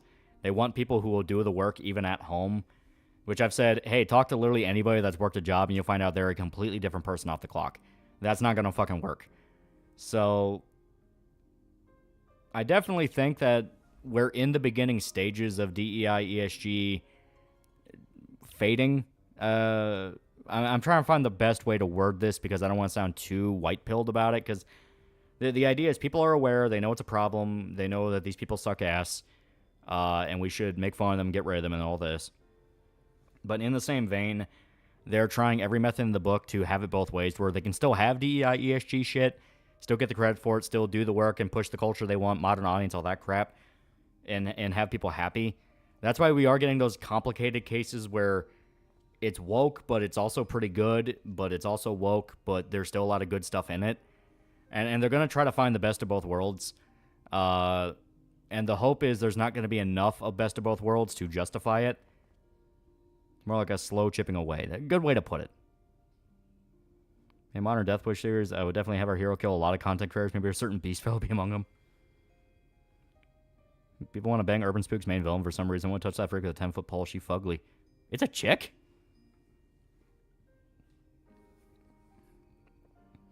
Would you believe me if I told you I thought the culture war would die down this year and I'm a fucking idiot?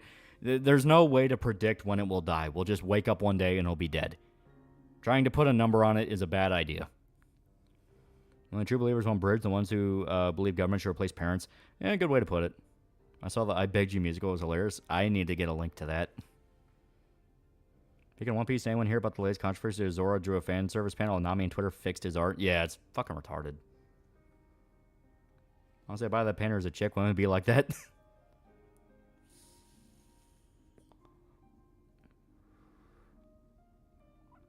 Weren't the Armored Spook Killers was a lady?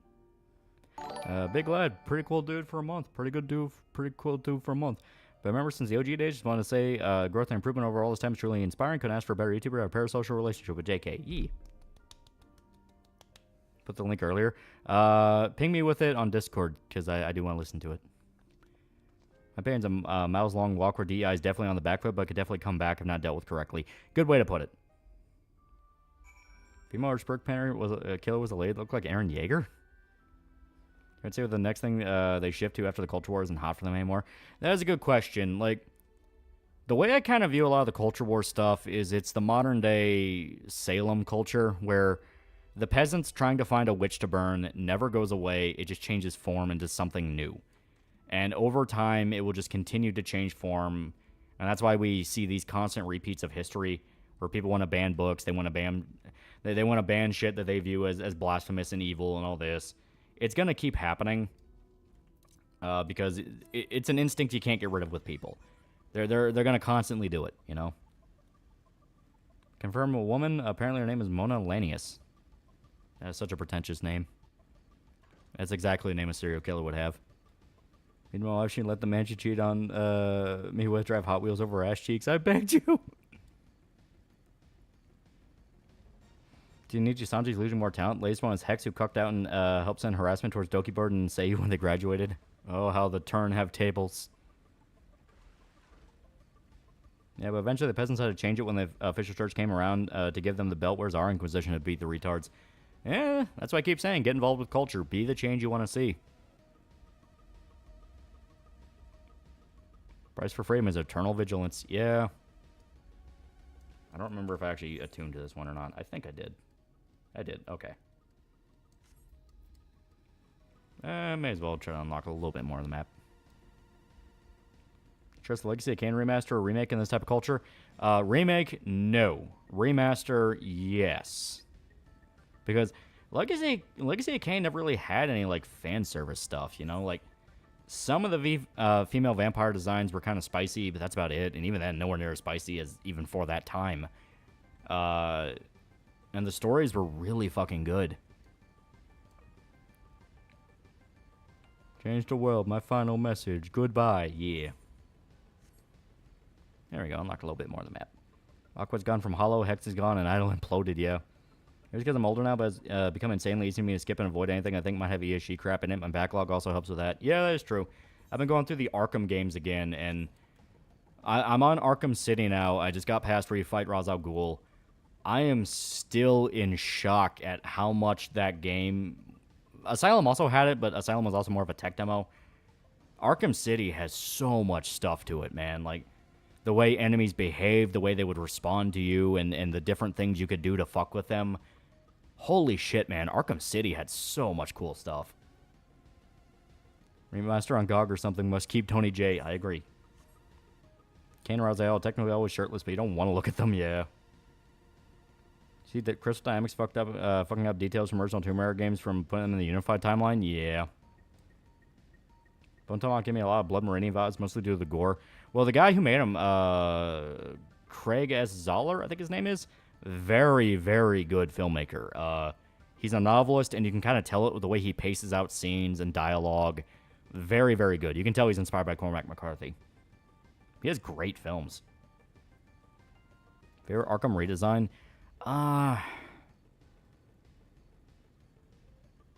Harley is the easy one, because Harley was kind of the poster girl. They would always try to give her a new outfit and make it all exciting.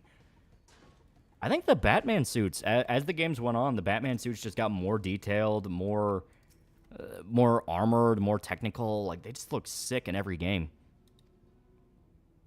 Artists who fixed One Piece cover should be publicly shamed in Japan, yeah. It's the freaking Bat, yeah. Your thoughts on Castlevania and Lord of Shadows? I never got into it. I hate Harley's trashy look. Do you mean her Arkham Knight look? Because I like that look and I understand the context of it. But I will agree her city looked the best. Once finished watching Nichijou, how did I miss the show? Shit's peak. Selam Hot Pagi. Yeah, it's good shit. The Iraq politicians tried to lower the age of consent in the country to 9. Very interesting place, Iraq. I would rather die than ever go anywhere near there. Hush should have been final villain of Night. Yeah, I kind of agree. I like Catwoman at Night. Catwoman's pretty good. Man with high-tech armor is bland at this point. Just look really tacky. I understand the point, but I think how he looks in Night is really fucking sick. And you have the option to change like any Batman costume you want, so. I'll take it. Did not care for Tara Strong as Harley Quinn. She was mainly just trying to sound like the original voice actors of Harley.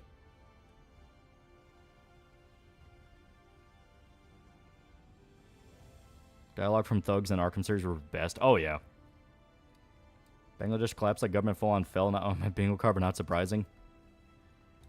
You ever watch the X-Men 97 remake? After stuff like Batman Cape Crusader, reminded how bland animation can look, because X-Men 97 remake was fucking beautiful. I still have not seen it, but I hear it's really good. Hi. Hi. Talking about Batman. Tara Strong is a horrible Harley. She was, as stated, she was mainly just trying to sound like the original voice actors. I exclusively played by Adam West Batman. That's a good one. That's a good one. As I'm going through City, I've been doing the Batman Inc. suit. I think the way it looks in City is really cool. I like Knight's outfit because it keeps the old school Batman palette and makes it feel practical. Yeah, and it makes sense, especially for that era of Batman. Arlene Sorkin is the true clown queen of crime. Give Tara Strong credit. She knows how to act, but she's just a loon. Yeah. Someone to a revolving door of Anko Ugoisu fan art, and I don't understand why they make her bust larger than it's canonical. Make this woman a sandwich size. Arlene Sorkin, the original Harley VA, is dead. Yeah, she died, I think, this year. How many VTuber companies have imploded this year? I know V Reverie, Idol, and Niji Sanji, and Prism. Yeah. Speaking of Batman, I'm increasingly worried to prefer Bruce Timm. Someone force him into therapy. He is so obsessed with the fucking Bruce Barbara thing, and I will never understand it. Hot take, but I have a soft spot for Harley's Asylum design. The nurse outfit, I like it. It's pretty good. Red hair costs $2. Wish Rocksteady got to make that Superman game. Agreed. I think they could have done something really cool. You could tell Rocksteady fucking loved DC Comics. Didn't she die a few years ago? I thought it was this year. It was either this year or last year. Batman Inc. is probably the best overall Bat logo has looked. It's really good logo, yeah.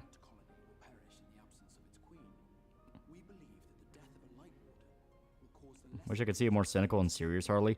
That's kind of animated series Harley. I mean, that's where she showed up, but there's a lot of moments that take her very seriously. Didn't know Final Fantasy's 14th part when it come out a few years ago. This is the MMO.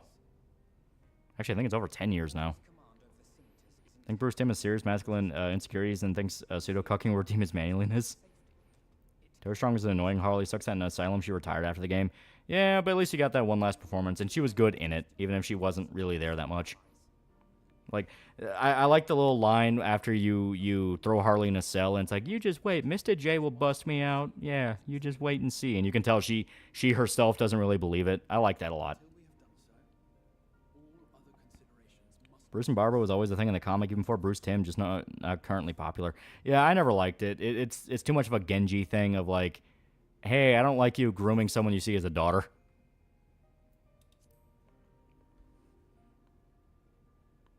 Yeah, Arlene retired years ago, but yeah, I believe she passed in the last couple of years. Yeah.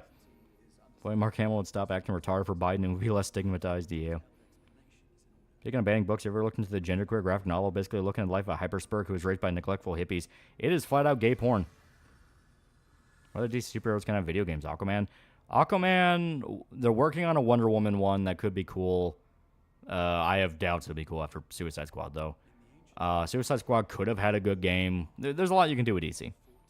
Remember, I played the part 1. It was a little different. This is the expansion. This is Shadowbringers.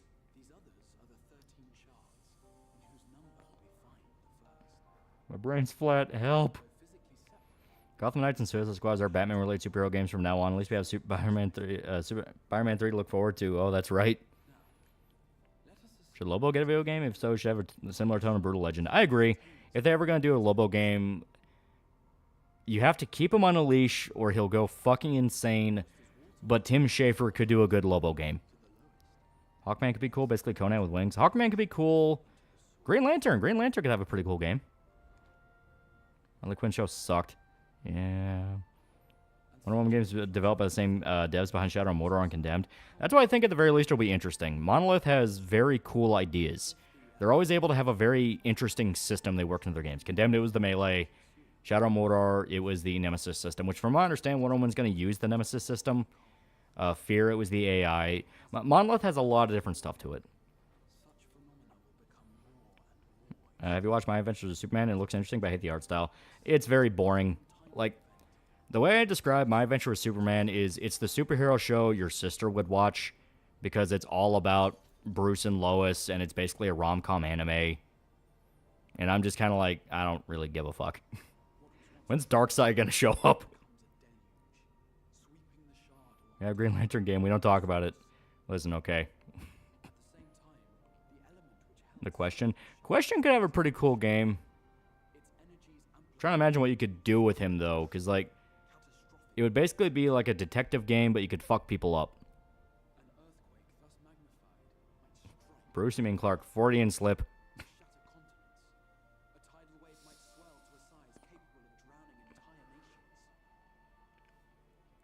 So hope Double Fine doesn't work in the Lobo game because Tim is not your average Lobo hack. Yeah. Would Mad Max looking Lobo be good or bad? I think it looked pretty cool, but Lobo does not act like Mad Max. He's very goofy. So Smallville? Yeah, Smallville was pretty good when he got past all the boring high school stuff. Red Hair Cross, $2. Superman show over Tumblrites. Very good way to put it. Eleanor beat him up mechanics. Little bit. Question game should be like Condemned without the Sonic cult and bring back Jeffrey Combs to voice him again. Yeah, I wouldn't disagree. Man, there's a whole ass Sailor Moon transformation list, I remember. So question would be Arkham game without any bat tools. Bat tools and a lot more violent, because Question's not above killing people. Joker 2 looks weird. I like that it looks weird, though. I like the direction they're going with Joker with Todd Phillips. I like them experimenting and trying new things. Clark and Lois' designs were almost completely cribbed from Vash and Meryl and Trigun. I don't really see Trigun, but definitely some... They're ripped straight from some manga out there, yeah.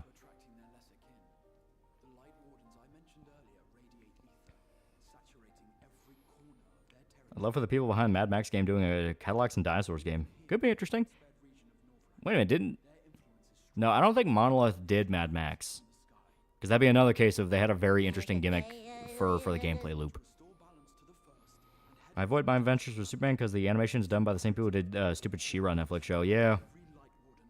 Red Lantern should get something standalone like Venom. Could be a gory DC hack and slash game or R-rated horror action movie. Could be fun.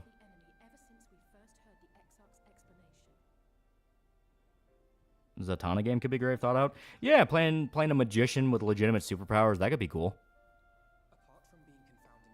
Crazy Art said Trigon was their main inspiration, specifically Stampede. Ah, okay. I didn't know that. I mean, Jimmy, Lana, and Lex brunettes, they erased all 3 redheads. Mad Max was Avalanche. Okay.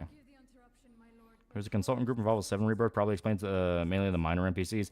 Well, the minor NPCs I could hand wave away because they're minor NPCs. You're not really looking at them.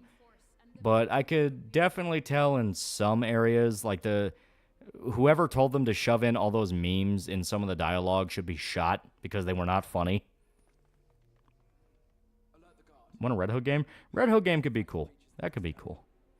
Looked at Lois' design, thought it was pretty, looked like shitty Berserk fanfiction against Superman. Any challenge you'd like to recommend? Started watching Leafy Street. It's just a guy who's autistic about reptiles, and he's just taking care of reptiles, and it's very cool. Remember when Amazon rejected a Conan show because it had too much toxic masculinity? Pepper Charles remembers. Yeah. Made Lois look like Casca and then called her Korean for some reason. Like the idea of Batman killing some of his villains while the ones he spares, like Riddler, Penguin, Mr. Freeze, become his allies, something like the shadow aspects. I still am not really one of those that believes Batman should kill because there's a ton of other characters in DC who do kill, and Batman has his reasons to not kill. We've talked about endless times where the reason the no-kill rule doesn't work for Batman is solely because his stories can go on forever. So the villains have to constantly escalate what they do and escalate their behavior and push the line so much that it does get to a point of just crossing the threshold for people where it's like, just fucking kill them. But that's once again where characters like The Question, Azrael, The League of Shadows, and Jason Todd come in. Because they're basically just Batman if they kill people. Oh, not bad streaming has been doing this past year. Can't wait for it all to fail. I don't think streaming will ever truly die or go away. It's just going to change form again. It's going to become some new gimmick. Like, I know studios are fucking with AI, so it was something I was talking to my brother about where there's a legitimate possibility that you could have a service pop up where the gimmick is you create and stream your own shows through AI. You can have an AI just create a drama for you want to watch or a comedy you want to watch, and you're able to just sit down and watch that for like a whole season. Would you rather watch Pixar movies or Ride to Hell? Or play Ride to Hell? What Pixar movies? There are some really good ones. Batman doesn't kill, it just makes Goons unable to live with the type of injuries he throws. Only if he gets pissed off. He does try to legitimately help Goons. Spawn should also get a video game. Spawn Armageddon was great, and the comics haven't fallen to wokeism yet. Yeah, Spawn should come back. Spawn's great. Be fair, it's not Batman's responsibility to execute Joker. The court should just do that. Yeah, and that is something that, once again, I like as I'm going through the Arkham games. I like the fact they established Arkham was making things worse.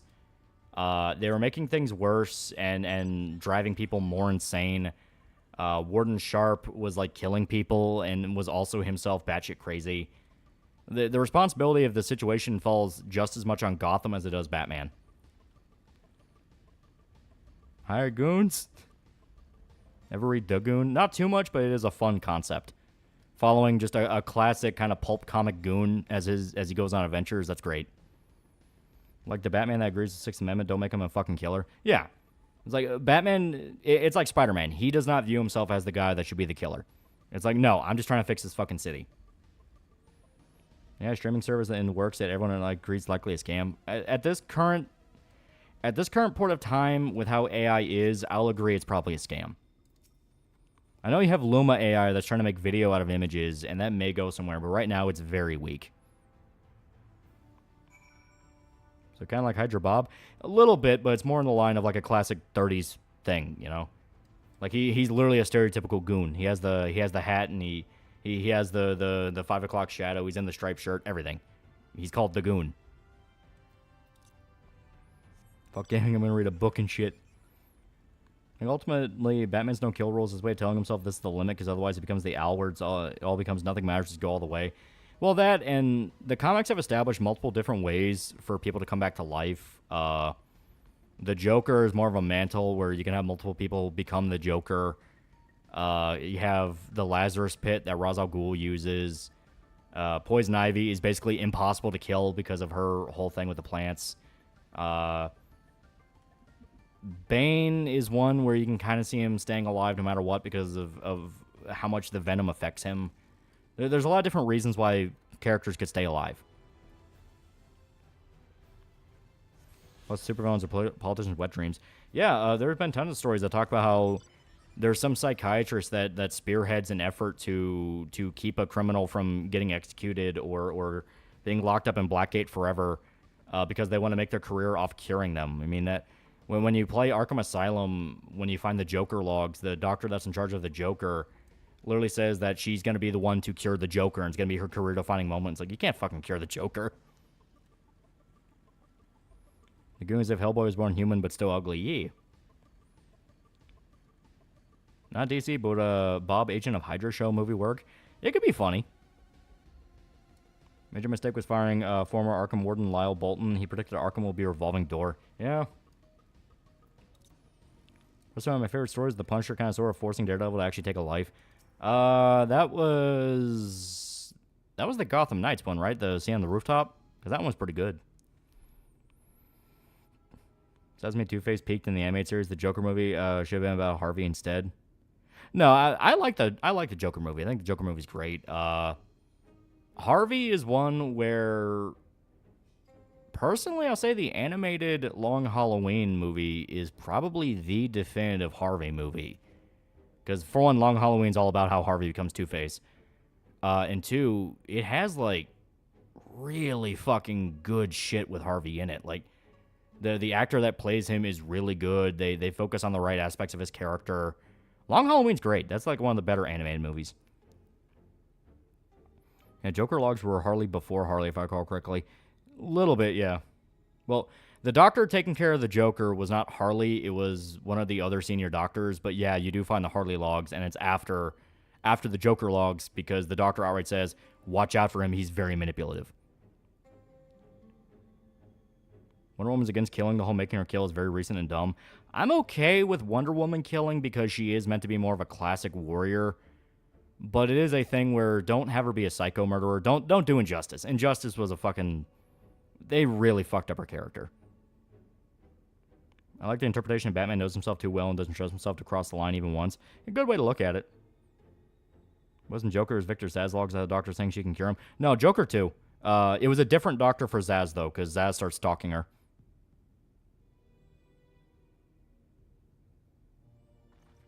What's on how Telltale series handled Two-Face? I never actually finished the Telltale one. Still not a fan of Long Halloween films. Art style loses a lot of what Sale put into it. I understand that, but I really like the art style in the movie. Maybe it's because I grew up watching the animated series, and it's basically a refined version of the animated series. It's one of those, I get both. I get both arguments. Might be a hot take, but I think Bane's the best Batman villain, not Joker.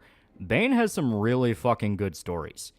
His classic where he actually breaks Batman. Like, that's one of the reasons why I'm forgiving towards Dark Knight Rises, because I really like Tom Hardy's Bane. I like the idea that he didn't even need Venom. He was just naturally stronger than Batman and could fuck him up. The fact he was also part of the League of Shadows. There was a lot of detail to that I really liked.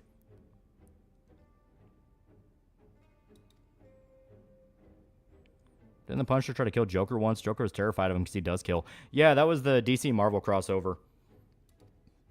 Punisher stuck a gun in Joker's face, and Joker tried calling his bluff and be like, oh, haha, you won't kill me. And Frank just looks him dead in the eye and sticks a gun in his face and like, yeah, I will. And Joker just says, oh, shit, you're not kidding.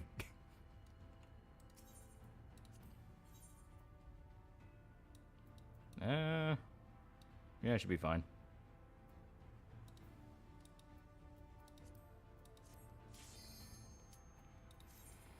Man, Dark Knight Rises almost makes me forget the Batshit and Sandy in that movie. Almost. Yeah. Also, the idea of making Harley and Ivy bi was so they can date always odd. And this is before the thing of making every character gay a few years back. It's a very... So that made me like Gretchen. She understands that her patients are redeemable and tries to warn another therapist of Zaz. Yeah. If you remember Superman's Rogue Gallery, but don't say Lex Luthor. Darkseid. Darkseid's fucking sick. Punisher acting with Joker is fucking great. Oh, yeah. Diana's symbol of compassion. She would only kill if it's absolutely necessary. Good way to put it. Like, she's unafraid to kill, but she tries to avoid it because she doesn't want to mess with humanity like that. It's more interesting when he's not treated like a moron. He is smart and first discover Bruce's identity. Yeah, I always liked the idea of Bane being smarter than Batman. You know, that was something that I always thought was interesting about him. The fact that you think he's a big dumb brute, then you find out, oh shit, this guy knows exactly what he's doing.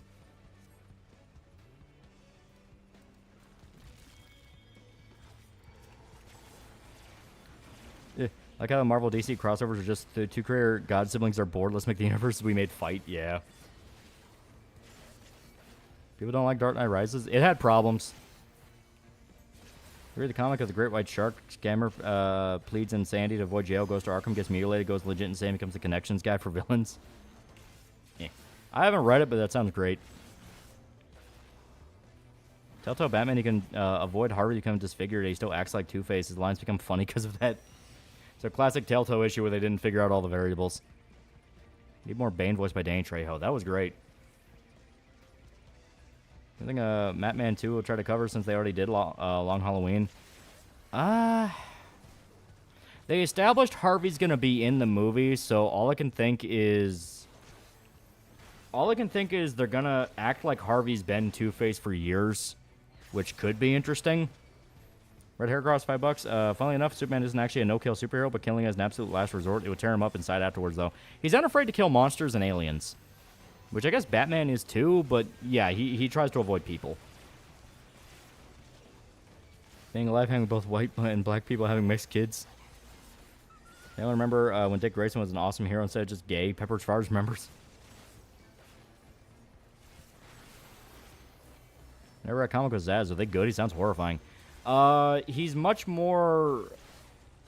The best way to describe Zaz is you have two different styles of Batman stories. You have the... He fucks people up, action-y type one, where he's beating the shit out of criminals. That's stuff like Joker, that's stuff like Bane, that's usually stuff like League of Shadows and Ra's al Ghul. Zaz is when he has to play detective, because Zaz is a serial killer. So he will be a lot more slow-paced, a lot more about detail, investigate everything. Zaz is if you like stories like Seven or Silence of the Lambs, where it's much more about getting into the mind of a killer. I always like the dynamic of Harley and Poison Ivy, or Harley views Ivy as a sister, but Ivy has nothing but contempt. Yeah.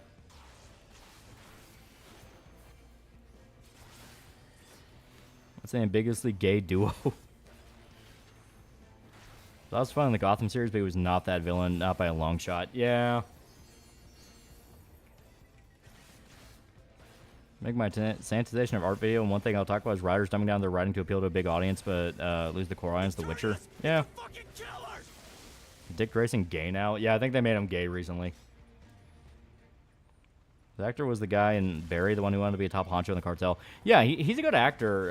It's just the fact that the Gotham series in general was one that had good ideas, but the gimmick couldn't carry it longer than maybe a mini-series at best. They wanted to stretch it for like multiple seasons.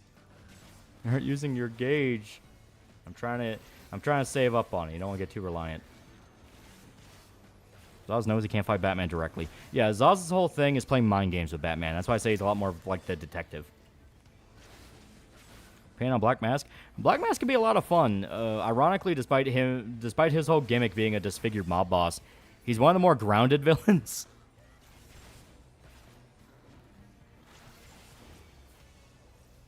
Tim Drake is gay. Didn't they confirm Dick Grayson was gay now? I don't fucking remember.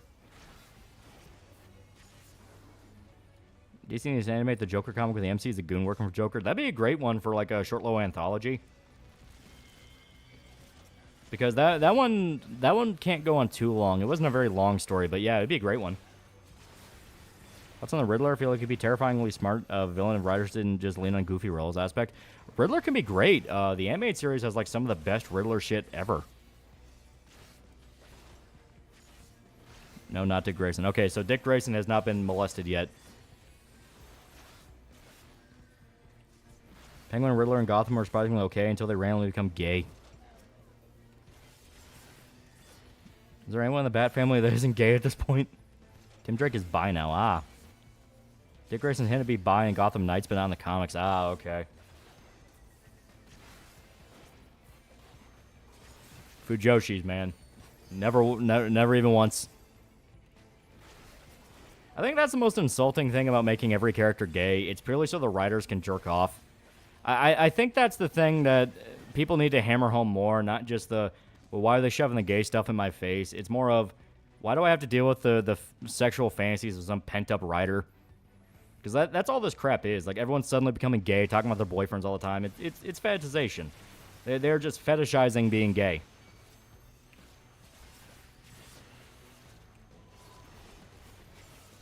That's the thing. Everyone gets molested in the comics, turns into the Hulk. They had to break up Tim with his girlfriend to make him bi, really?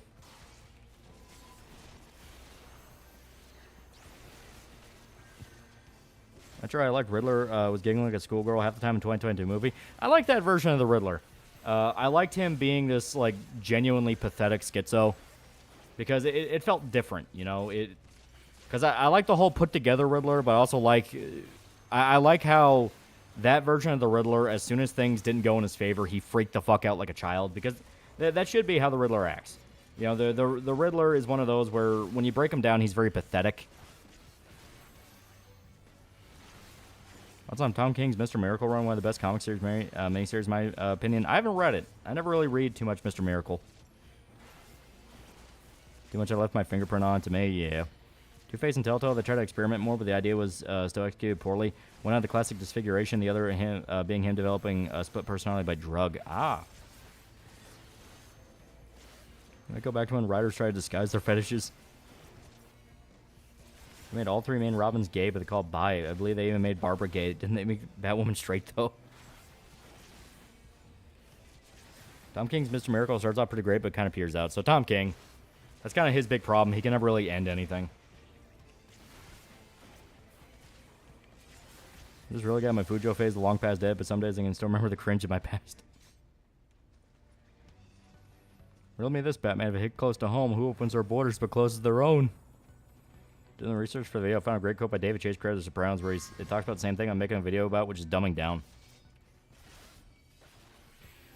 I'm not giving King a chance after Batman. Is Bruce the only straight guy in the room? Ra's al Ghul will always be Batman's biggest villain to me. Class student versus teacher dynamic. And also, shout out to Hugo Strange. Yeah, Ra's al Ghul, I think if you want to move past Joker, Ra's al Ghul is the next logical step, because Ra's al Ghul is just Batman if he was evil, where he controls the League of Shadows, the League of Assassins, and his whole goal is literally the same as Batman, which is I want to clean the world, I want to clean the streets, and he just does it in a way that Batman fucking despises. Could the GCPD use a cop like Max Payne? Batman would beat the shit out of him. Even if Max meant well, Batman would stop him because he doesn't want people killing. He's okay with Gordon killing because Gordon a lot of time doesn't actively look for a fight. Max tends to get dragged into a lot of dumb shit. Not giving King any chances after Heroes in Crisis. Andrew Dobson making fetish lesbian comics and its consequence has been a disaster for the human race. Lee Bermeo made a comic series called Batman Damned, and the art's amazing, I dare say. I prefer his art over Alex Ross's. How about Deathstroke, or is he more of a Nightwing villain? Deathstroke can be a good villain, too. I just don't really see him as, like, main villain.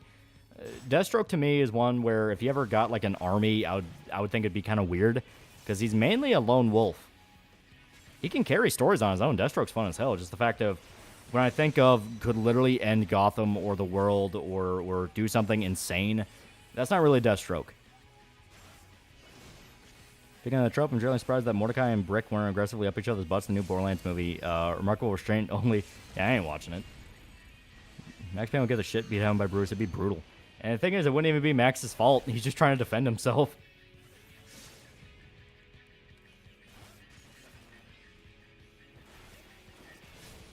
Yeah, Deathstroke is technically a Teen Titans villain. He does tend to fight Teen Titans a lot more than anyone.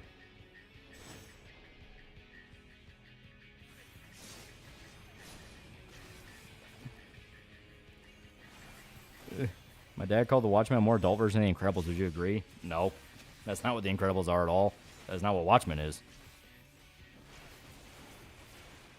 Doesn't make One Piece ripoff makes a lesbian fetish comic, so you're Andrew Dobson.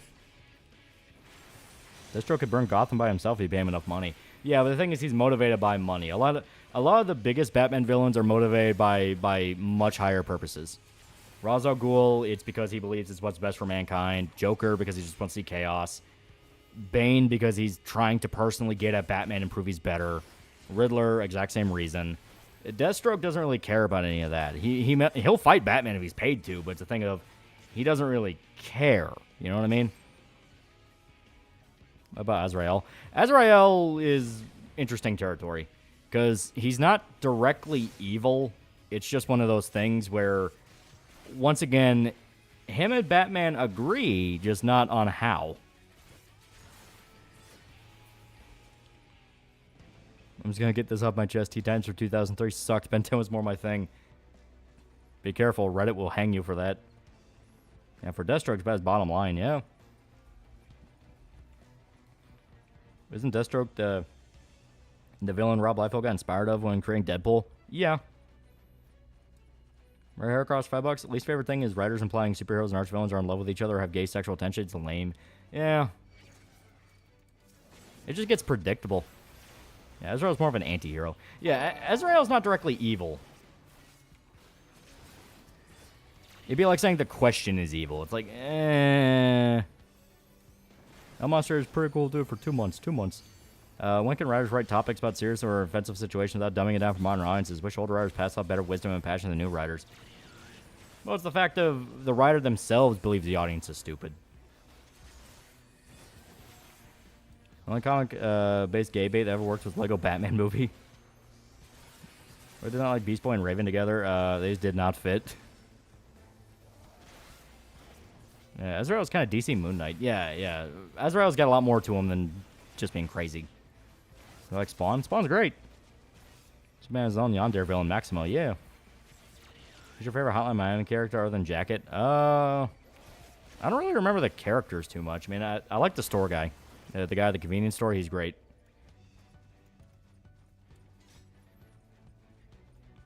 Azrael was the cool 90s Batman. Incredibles and Big Hero 6 have two of the greatest CGI MILFs in recorded history. A lot of young kids were shaped by those MILFs.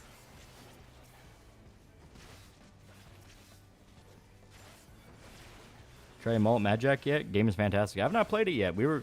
when we made the poll where it was going to be Darkest Dungeon 2, Mullet Mad Jack, or Angerfoot, people really wanted Mullet Mad Jack. It was tied up there with Darkest Dungeon 2, but Darkest Dungeon squeaked out. He turned us into fucking killers! I'm interested in how Spider-Man and Batman would interact with each other. Great counter to each other. That could be fun. Can you tell me there's other characters other than Jacket and Biker and Hotline Miami? Who's your favorite Earth Green Lantern? Hal, John, or Kyle? John has really cool moments. I like his whole space cop thing. Hal is the classic, but I also think he's kind of dull. Kyle, I don't really have a lot of memories of Kyle. So I think I leaned more towards John. Also hope that he was in JLU.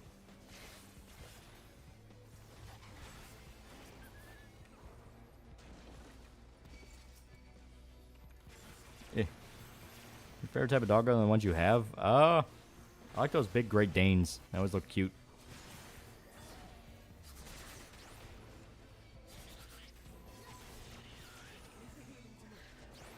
Yeah.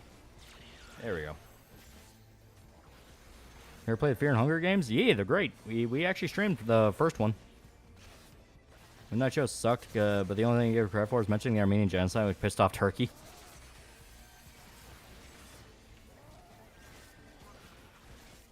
Kyle Rayner is Blay. I feel like Hal Jordan has only been done just by Jeff Johns over the last couple decades. Yeah. Alpha Omega at $5. Has Ra's al Ghul ever gone at it with Joker? They seem to be diametrically opposed in views, and Joker really seems to represent everything Ra's hates. Yeah, there's been a few comic lines where they try to kill each other. I mean, hell, in the Arkham games, Talia helps Batman beat Joker. And then Joker kills her. Alfie almost let you die, yeah, right? Fucking asshole. Like Irish Wolfhounds. Those are also pretty good. Check out Death and Family, see what Roz does with them. Yeah. Roz does not fuck around. No, Valiant Hearts got a sequel. I did not. Is it so about World War I or is it about World War II? Which Lantern Corps that isn't Green Lantern's your favorite? Pink has some funny storylines. Pink and... Well, Pink is both funny and horrifying in some aspects. Black is the most edgy. Just watched a rebuttal video on Razorfist Lincoln video by vlogging through history. Do you agree with Razorfist's take on Lincoln? I think he definitely brought up a lot of good points about it. Most prominent memory of Kyle Rayner I have is when he walked in a GF cheating on him, the GF yelled at him for being his fault, and the GF he gave powers to. Yeah.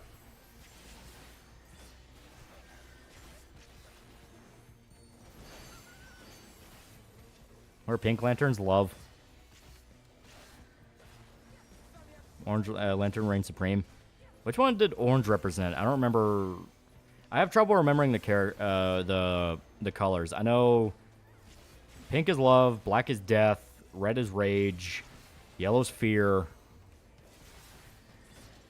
I don't remember. Wasn't blue like focus or something? Greed, yeah. Orange is greed, okay.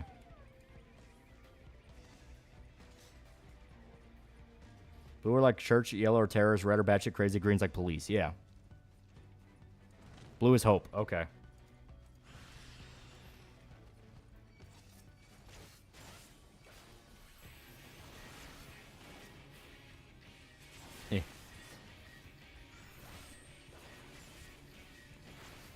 Went to Aquaman to start off as a surfer boy who gets thrust into underwater worlds, maintain peace on land and water, while claiming his throne as a sort of underwater Conan. That kind of is what Aquaman is, though. Remember the Red Lantern Cat? That was fun. There's only one lantern. His name is Lar Fleas. Yeah. What black got to be death for? Because what color would be death? Green's just willpower, right? Yeah, green is willpower. Sapphire Lantern's animal spirit thing is called the Predator. White Lanterns are life and black is death. Yeah.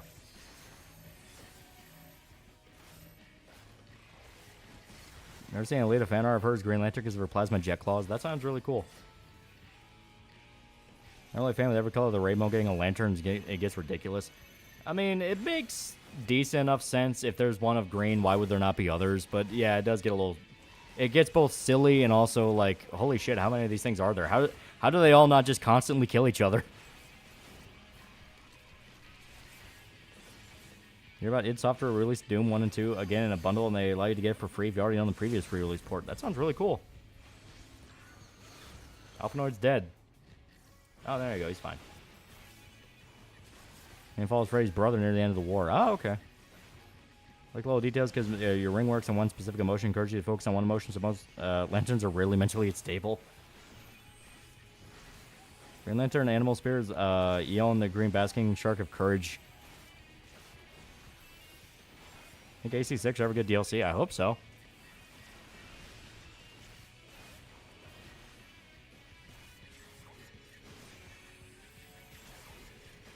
There we go. Released from Red Lantern's peak design. Yeah, it's based on Prism Light Spectrum. Yeah. Indigo is the hidden emotion. Yeah. What about Guy Gardner? I don't remember a fucking thing about Guy Gardner. Black Lanterns are only 13% of lanterns, but are responsible for, well, you know how this goes by now. Hey. Some choice and color make no sense, such as Blue Lantern's Hope is the enemy and opposite of the Red Lantern Corps, which is Rage. How are they opposites? Yeah.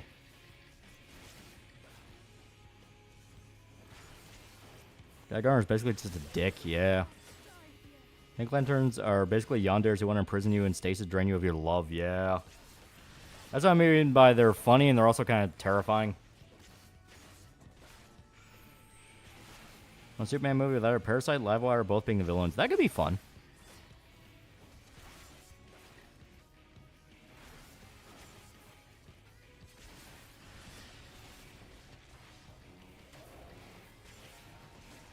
Ah, damn it.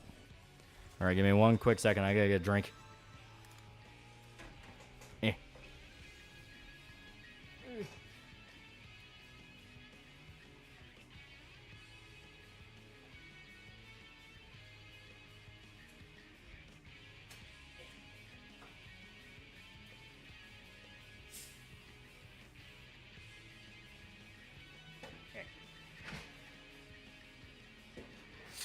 Oh. Dr. Pepper's trying to explode on me.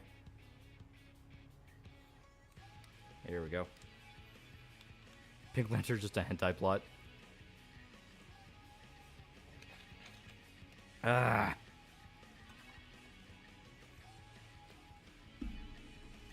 Alright. Remember when Hell became a ghost, turned into the new Phantom? Yeah. Indigo can turn an evil person to a good person, but they go bad if the ring is taken off, if I remember right. Oh, okay.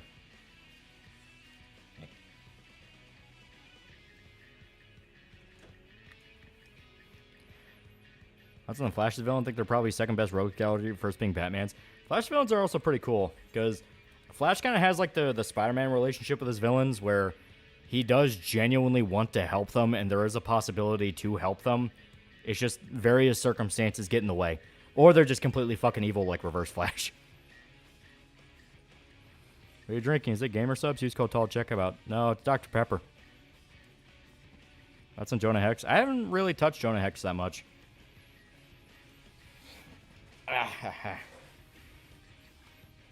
Starman by David Bowie could be a good song for Superman. That would be a pretty good one, yeah. Watch it actually show up in the James Gunn Superman movie, you know for a fact. It's kind of the first time actually authoring or writing anything, basically. Captain Boomerang, baby. From the Flash, he's so OP, all his villains are other speedsters. Yeah. Yummy again, Flash. God, it's a good episode, JLU. Yeah, that's such a great moment specifically for Flash. The fact that Batman wants to beat the shit out of him, and he's like, no, let me talk to him. What's your opinion on what Dr. Pepper tastes like? It tastes kind of like spicy cherry to me.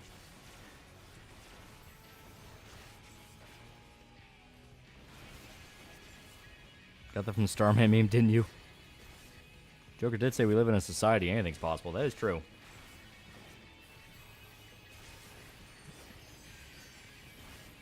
Oh, good depiction of Gorilla Grodd. Gorilla Grodd's fun. He's a fun villain. He's one you can throw into a very lighthearted movie. Wally West was great in JLU. Yeah.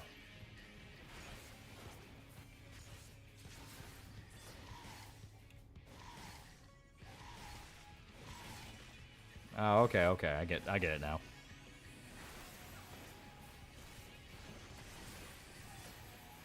Any tips on trying to find reliable sources on history and also knowing what specifically to research for subjects like, etc., Soviet Union? No, not offhand. I rely on YouTube documentaries, clips from History Channel, and Wikipedia. I mean, I'll check out some articles here and there, but I'm not going to pretend I'm a historian by any definition. Reason Mr. Beast stuff makes you realize how cutthroat YouTube really gets at the top. Still think he's too big to fail. Yeah, he 100% has it rigged in his favor to where they'll never let him have a negative dislike ratio. And he goes totally compassionate to the point there are zombies to it if they're that evil. Majority of the ring holders are prisoners of the core. I do not trust Wikipedia. Yeah, basically. For a video game in Chainsaw Man, would it be a Devil May Cry like hack and slash combo game? I want it to be. If they make it a fucking Souls-like, I'll kill somebody. What was the episode of the Flag Show where Gorilla Grodd went back to kill Obama and said, make Grodd great again?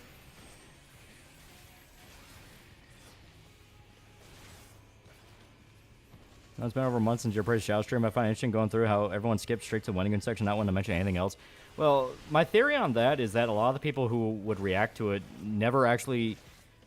because a lot of big-name people reacted to it, so it was probably a lot of people who didn't watch a lot of horror movies or media, so they were afraid of getting details wrong and basically giving him kind of an out, I guess the best way to put it. Yeah, I gotta tank it. So they wanted to stick mainly to the Wendigoon thing because that's what everyone was talking about. You know, everyone wanted to talk about the Wendigoon thing because the Wendigoon thing was the big thing. So, come on. I still don't know how to really dodge that.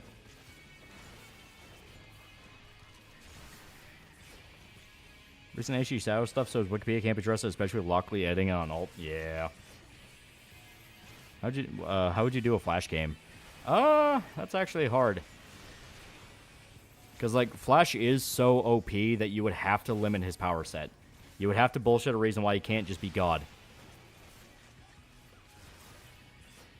He probably was the only YouTuber at the top that wasn't artificially created like Mr. Beast, and they'll never let him happen again. Always remember you can stun and interrupt. That is true.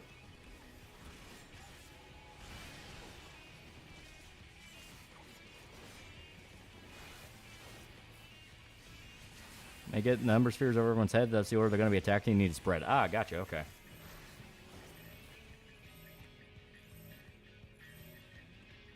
Can't make Flash game anymore. Discontinue, remember? Yeah. DC Online with Speedster movement style. That is true. And that was pretty fun.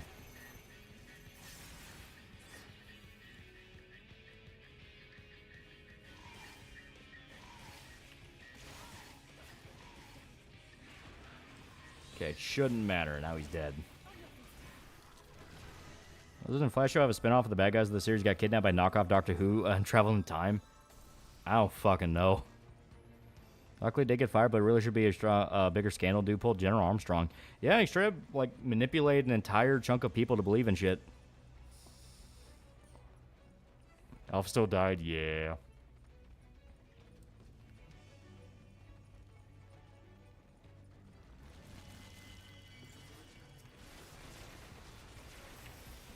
Our DC Universe did Speedster's pretty good. Yeah. I understand how much Schizo and Prince Giles was, especially him demonizing Israel, but once again, he hate to be a dead horse defending Hills Have Eyes, Cannibals, Two Pedos, and Christian. Yeah. Like when they get creative Speed Force powers, even Suicide Squad gave him Speed Force grenades to detonate a Flash game. Should give you a type of creativity. Yeah, there's a lot you can do.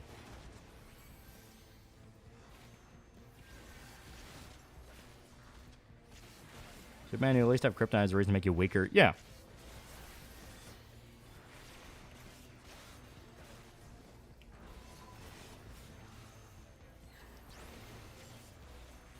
Recover some magic. My sources, I made it the fuck up.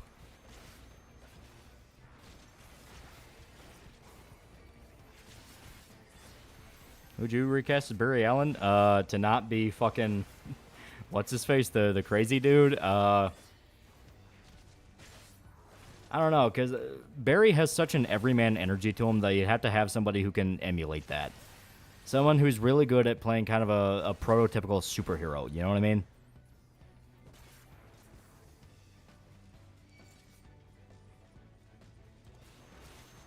Yeah, not Ezra Miller. Definitely not Ezra Miller. Reality should be square-jawed American. Yeah, good way to put it.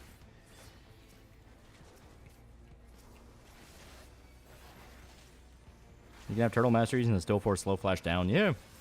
Go back a bit. Blue Lanterns are hope of hope are people who put their all into helping others selflessly. Red Lanterns about their rage going wild for selfish reasons. Yeah. Barry or Wally. Both are good. I think I lean more towards Barry, though. Like a DC game like Arkham Asylum set and Watchtower, they would have to hold back a little to prevent damage to the ship. Yeah.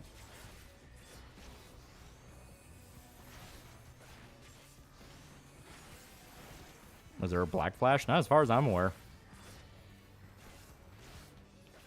Nope, third Spider-Verse movies and Disaster since I had reservations with the second, like the trans kid flag in one scene and the pregnant Spider-Woman. Those were really stupid details that honestly meant nothing in the end.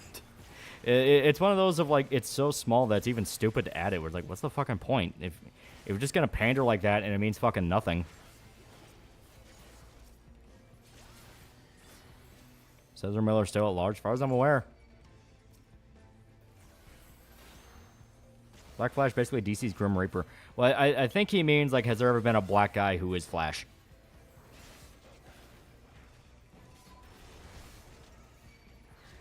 Favorite episode of Batman the Animated Series? Love the Riddler ones. Some of the later Joker ones are pretty great. The introductory of Scarecrow is itself kind of a weak episode, but I love the I am vengeance, I am the night quote. That one's fucking sick. There's a version of Wally that's black. Well, there you go. Well, we made Superman, but evil. It's so small because they can remove for international reasons. I think that's the most frustrating part. Once again, it's the shallow corporatization of it. Like, if you're gonna fucking pander, just fucking pander. Have a 10-minute rant about how much you hate Trump so we can get it out of our fucking system already. But, like, no, they have to do it small and go like, no, but we're so brave. We're so brave we did that. It's like, you're not fucking brave. Joker fears the IRS, yeah. Well, that's an original X-Men trilogy and Days of Future Past. X-Men 1 and 2 are the good ones. 3, because it was Dark Phoenix, was fucking cursed. Days of Future Past is probably the best ending for X-Men. Logan is the best ending for Wolverine. And Deadpool vs. Wolverine is the best ending for Fox. There's like multiple endings now. Writers these days don't realize nobody gives a fuck who's the ton of votes for it. Yeah, right?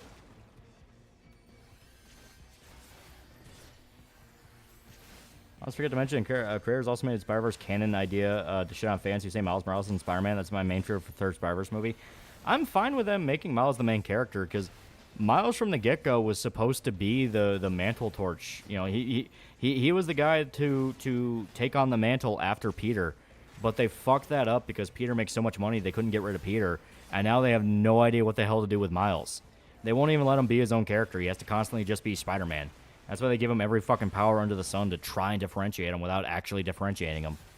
Hell, now they're giving new powers to fucking Gwen. Like, she has like interdimensional powers now, which is like, at least that's different in that she can like hop dimensions, even though it's like that's still kind of dumb because now she's just one of the dimension hopping heroes. So all of her stories won't fucking matter. There's a lot going on with the side characters in Spider-Man. Same with Ben Reilly, Scarlet Spider. Yeah. I watched the Batman with Kevin Michael Richardson as the Joker. Yeah, I kind of like it. You know, I like that version of Joker. I think it's interesting. Gwenpool or Gwen Stacy? I'll lean towards Gwen Stacy. Gwenpool to me was just kind of eh. Why would I be stuck in prison for 10 years, be turned to a woman for 20 years? Both suck. Okay, Miles needs invisibility and electroshock because black guy. Oh, damn it. Dropped the damn vape pen.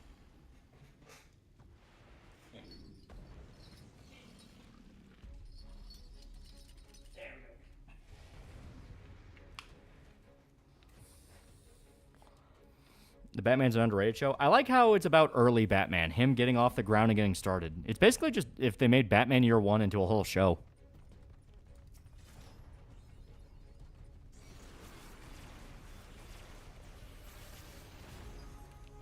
Work on one more day and the issue's still like gangbusters. Yeah. Well, I mean, Ultimate right now is a lot of people are saying Ultimate is like some of the best Spider-Man we've had for a very long time. See, Munchko Tensai's author got wind of his Western LN releases and the English translators cut out massive parts of the dialogue. He got pissed and he's using AI now. Don't blame the guy. Do not blame him by any definition, because it is a thing of you spend so much time busting your ass getting this creative thing off the ground and putting your all into it, turning it into a franchise, and then these douchebags want to come in and go, well, we don't believe you did anything good. We believe we're doing it better. It's like, no, fuck you. The Batman's also a neat twist for Batgirl as the first Batman sidekick. It is pretty interesting. The fact that he gets Batgirl before Robin.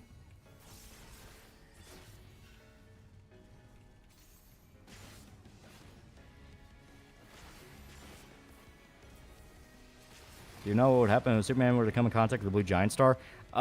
Something happens. I don't remember what.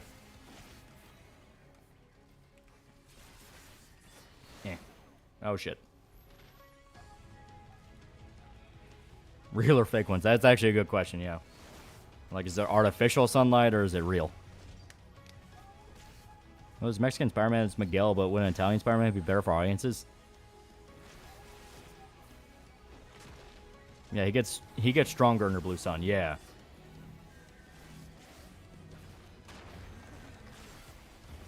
What's the thing they can do with Miles? Supreme Goblin kills Peter. Miles has to grow into a more competent version of himself to defeat Goblin and avenge Peter. Well, the whole reason they were able to make Spider-Verse work is explicitly the Peter from Miles' world dies. That Peter dies, so now Miles has to be the Spider-Man of that universe. That's what made it work. Because, yeah, you didn't run into the issue of Miles is trying to be Spider-Man when there's still Spider-Man. Here's Spider-Man's the last great Spider-Man cartoon we've gotten. Shame it was killed by Disney buying Marvel. Like the slight differences in the villain designs in the Batman, they were their characters, but Joker, Bane, they had things that made them unique. Yeah. Speaking of Miles, what'd you take on BYC, BWC? No, they're not related at all. Just wanted to ask about it. Why are you thinking about Cox? Yeah, Superman becomes a super Kryptonian god under Blue Sun.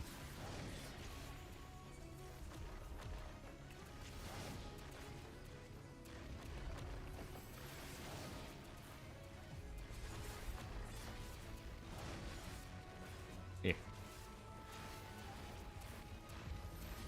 How would Rachel feel knowing there's about 100 dudes on the internet who want to put a ring on her? I have been thinking of like funny bits we can do as like maybe like after issue little side things. Kind of like an author's note page and like a manga where you have little comic things. It could be fun. You hate Western Kentucky football? I don't really watch it. Only bad design I remember from Batman was Marilyn Manson Riddler. That sucked. I won't lie. Marilyn Manson Riddler sucked.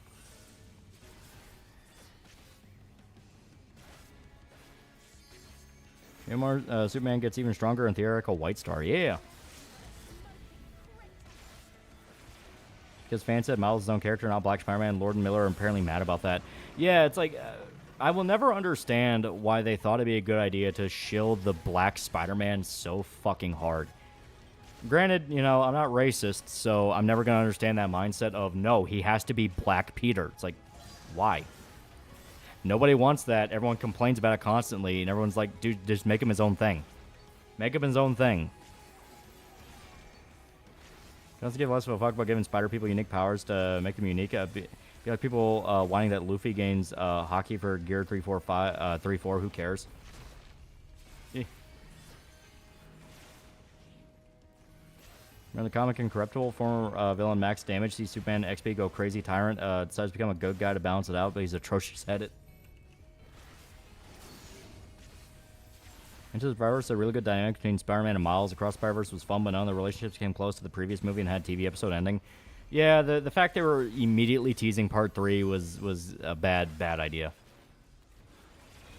In the creator, Miles said he was just meant to be a Black Spider-Man referencing Obama. Yeah, that was fucking stupid.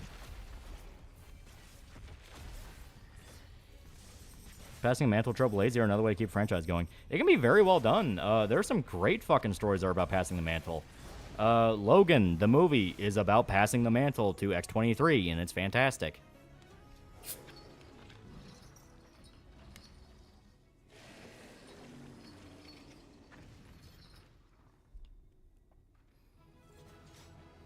You think people ever have the balls to give Jimmy Kimmel a frame photo of when he did blackface? People have given shit to him more than once.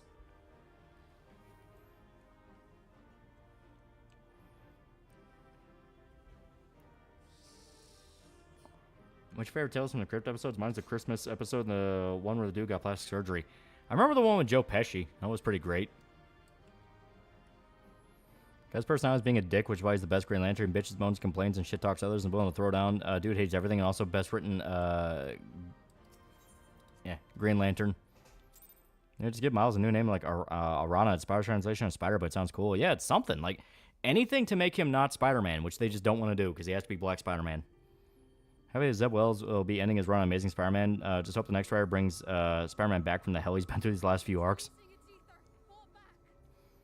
The only reason passing the mantle to Miles genuinely can't work is because they cannot let go of the idea to be the Black Spider-Man. Yeah, even though you have multiple arcs where it's like, please, for the love of God, stop viewing me as the Black Spider-Man. Though I appreciate your concern, the eternal light of these creatures has confounded us for nigh on 100 years. For each we have put down, another has risen up. Speaking of X-23, what happened to both the character and actress? She ever star in anything after Logan? She was in Acolyte, the Star Wars show that came out, and she was just in Deadpool and Wolverine as X-23. Another problem I had with the second Spider-Verse was Miguel's characterizations in the previous post-credit scene was him more neutrally willing to find Miles, not kill him. Yeah. And the hero who wields it now stands before you. That was very funny when Jimmy did blackface. Became less funny when he started more like grandstanding. Yeah. How are Game and Winston doing? They're doing all right. They're doing all right.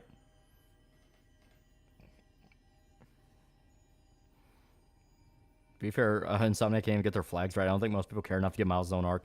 That was hilarious, especially knowing Sweet Baby consulted on that game. Like, did they tell you that was the right flag? Because they fucked you over.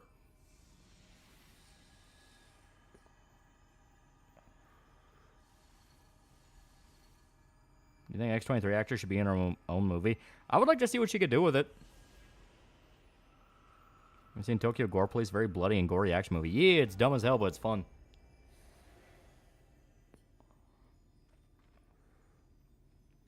Miles only works when Peter's already dead or extremely old. Literally, no one complained about when Bruce trained Terry in Batman Beyond. He's Asian. Yeah.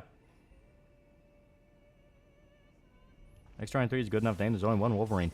Yeah, that's the problem with a lot of the passing of the mantle stuff we see now, where there's cases of passing the mantle, like Green Lantern, where it works perfectly if you're able to give it to somebody else, like Hal to John, John to Guy, Kyle, so on and so forth.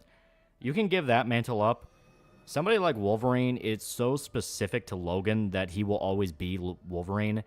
And the passing of the Torch character, which is X-23, or Dakin, if you want to be that guy and bring up fucking Dakin, they work best as their characters. They can do the same fucking job. They can basically be the Wolverine of that story, but they're not Wolverine. They're X-23. They're Dakin. They're that. It's one of those of, it's like Peter being Spider-Man and Gwen being, Spider-Gwen. Very different philosophies. Favorite Sabretooth storyline? I barely fucking read a thing with Sabretooth in it.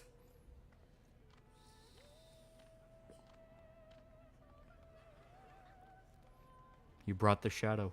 We did. We brought the night.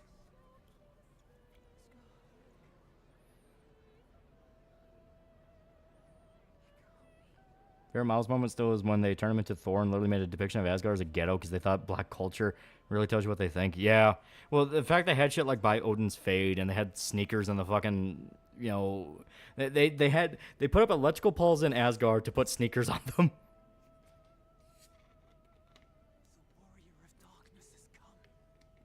Now he can be vengeance. We are Batman. We gave this land night so we could be the guardian of night. Criminals beware. Imagine superhero story similar to First Blood or Apocalypse Now. That's a lot of Frank stuff. That's a lot of Punisher. Dakin was already Wolverine. It was when Osborn became the Iron Patriot, made a group of Avengers who were actually villains. Yeah, but nobody gives a fuck about Dakin. That was my point. How'd you find out who I am? My brother in Christ. Your first name's in your hero name, Spider-Gwen. It's not that hard.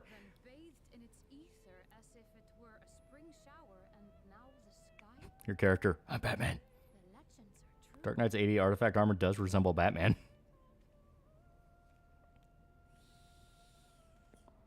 Yeah, Miles' Thor is some of the most racist shit ever. It was written by a white gay dude with pronouns.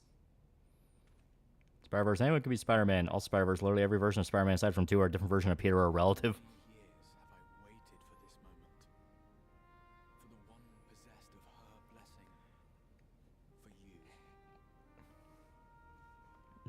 Yes, black culture is most stereotypical shit. You'd swear a neo-Nazi made it. How's there Hellraiser review anytime? Halloween is coming up. I had to make Dakin make out with Bullseye in order to bring some interest to him, and it didn't work.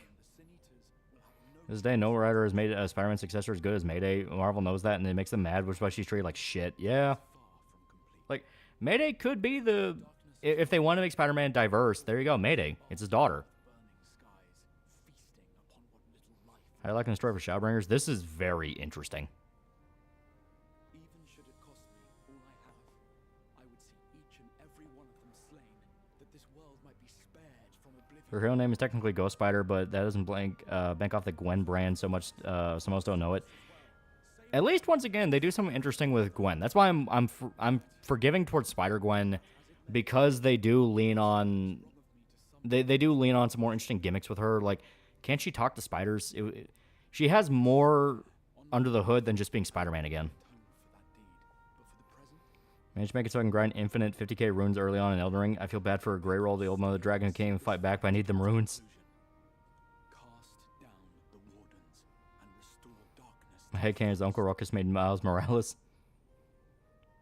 What was that? Comic Troons bragged about censoring a fictional character's dead name. Like, who would be traumatized by it? They're not real character.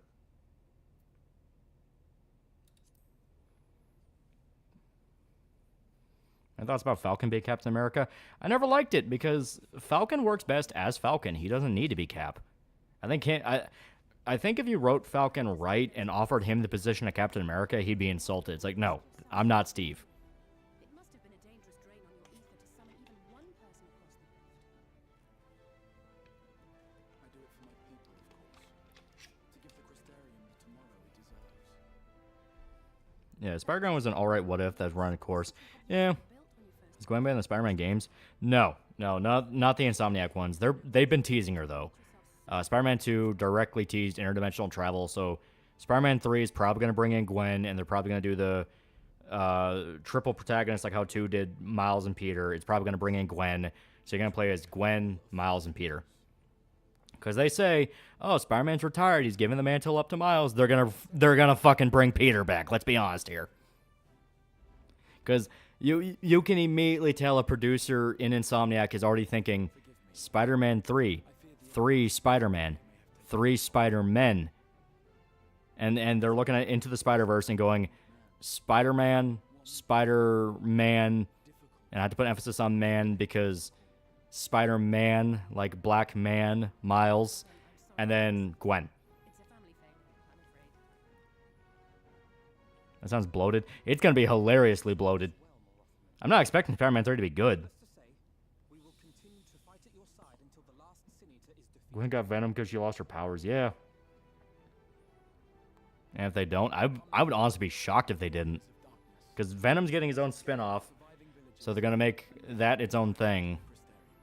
Which you're probably going to play as Eddie in the spin-off to introduce the mechanics of Venom and let you run around in New York. Also give more of a reason for him to be heroic. Meanwhile, Harry was evil. Evil is kind of a strong word for it, but you know what I mean.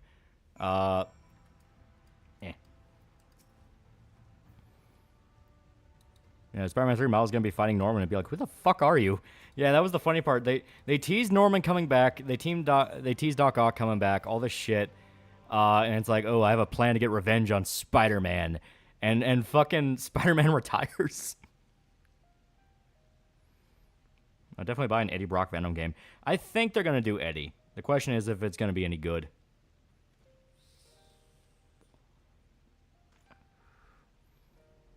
It enraged me hearing you say that because it sounds exactly how they think and act. It's Silk, the Asian spider chick. They did tease Silk, so they may do a thing where it's Silk, Miles, and Gwen. Because they're going to bring in Gwen. They're going to fucking bring in Gwen. There's no reason why they wouldn't. Gwen pretty much has the only the powers of base Spider-Man. Her, Peter becoming the Lizard, and whose death is her version of Uncle Ben's a neat touch. She has more abilities than that in her comics. Will Gwen get the 19 inches of Venom?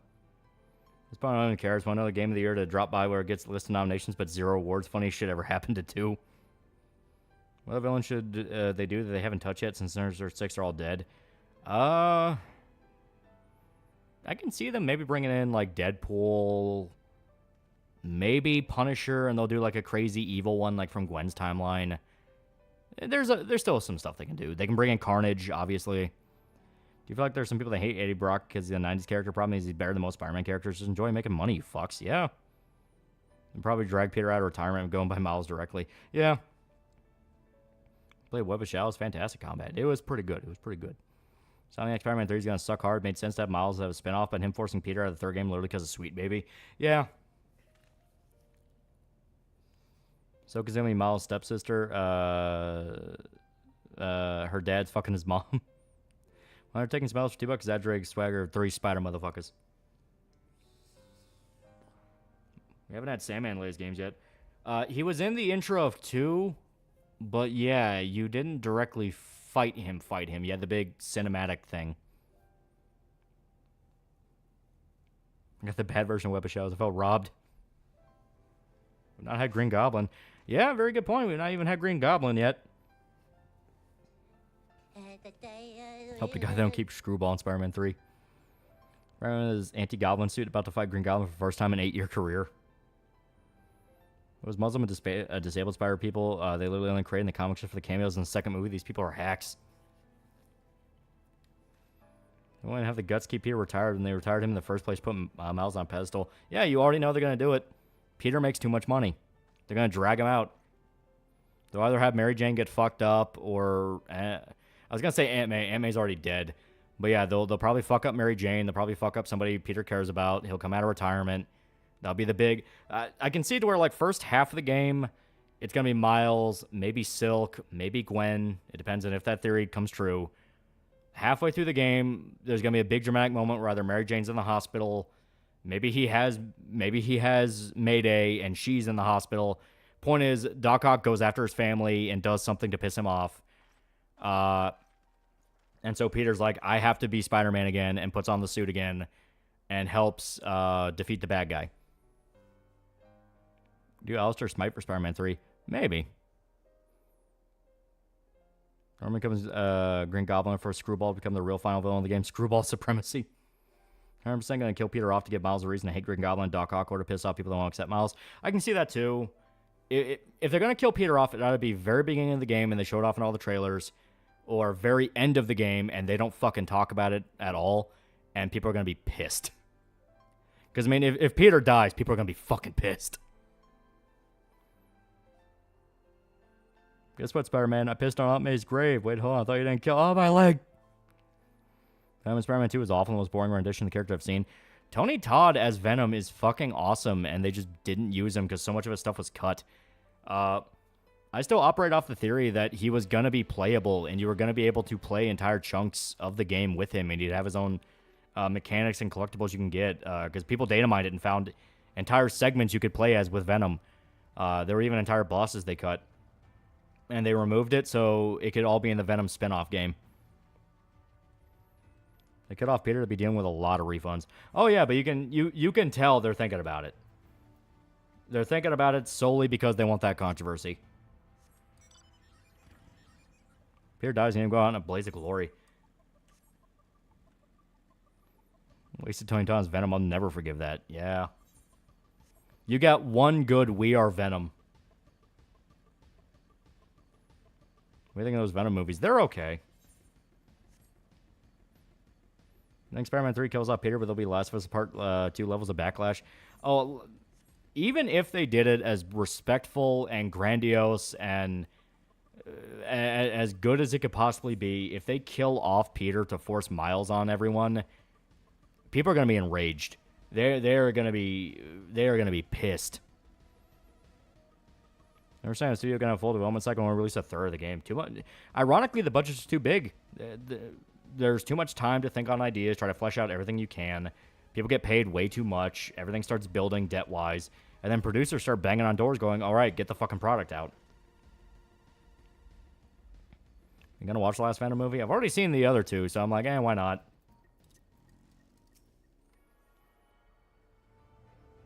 These youths don't really realize nobody likes Miles that much. They're trying to force him. They're trying to force everybody to view Miles as the iconic hero. And it's like, he hasn't earned it yet. Spider-Verse is good, but that's all that Miles has. I hate on what's happened to the Punisher. Well, at least we have, Kill Fury.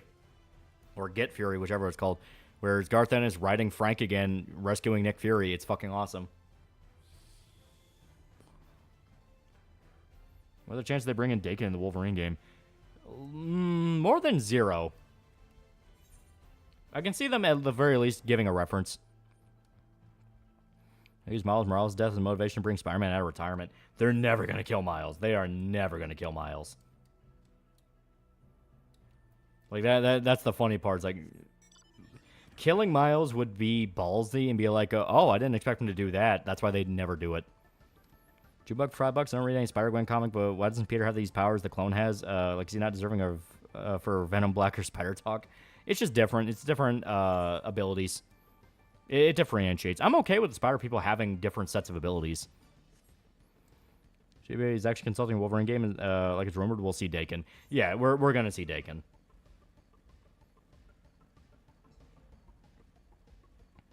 I mean, Dakin was pretty much written for teenage girls to like Wolverine, and it was fucking stupid. First year Spider-Man dies. You like Alan Moore? He's a crazy person, but he has some pretty good stuff. Imagine a 1970s blaxploitation inspired Blade movie. You could have a killer soundtrack to follow. That's what Blade kind of was. He was kind of meant to be a blaxploitation. His original version had like a fucking afro. I would love to see it. I would love to see vampire hunting Black Dynamite. That'd be sick. Isn't the Wolverine game coming out next year? Unless it's been delayed, yeah. What's the idea of a character being the literal center of the universe or the multiverse? Who do you think the MCU's center character is? That's hard because they've had multiple. I guess technically it's Reed Richards' son, because Reed Richards' son is basically God. Kind of wish Spider-Gwen didn't overshadow the main Gwen Stacy because she's criminally underused or used horribly every time they bring her back. Yeah. Ever watched Hard Knocks or Baltimore Ravens? I have not. Why do people hate the Zack Snyder Watchmen movie? A number of reasons. The theatrical one had to cut out a lot of stuff. Zack Snyder's very indulgent as a filmmaker, and that kind of drives people nuts. Yeah. It's one of those carried by good performances, but it has some really stupid fucking moments to it. Like, the sex scene to Hallelujah is still dumb. Fun fact, Blade was created by the same guy who created Deathstroke. Yeah.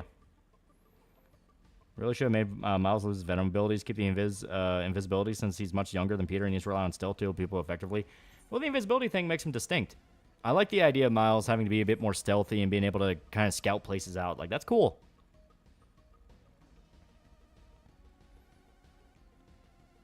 Knowing Riders, I would not be surprised if they add Nike Jordans as collectibles for Miles in the game. Don't give him ideas. I think Dakin should be a character who's like like what Sabretooth is to Wolverine for X-23 could have potential. Could be interesting where you have the direct son of Wolverine versus the daughter that was created artificially. It's like, yeah, that could work. We want to see a dark and gritty Shang-Chi game in the style of Sifu with a feel of Netflix Daredevil. Unfortunately, MCU ruined the character. Yeah.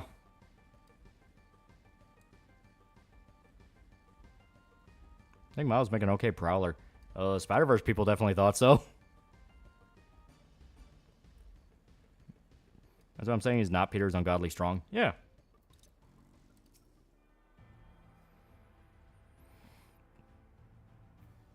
We all know games suck now because devs want to focus on the gameplay and more on dim graphics.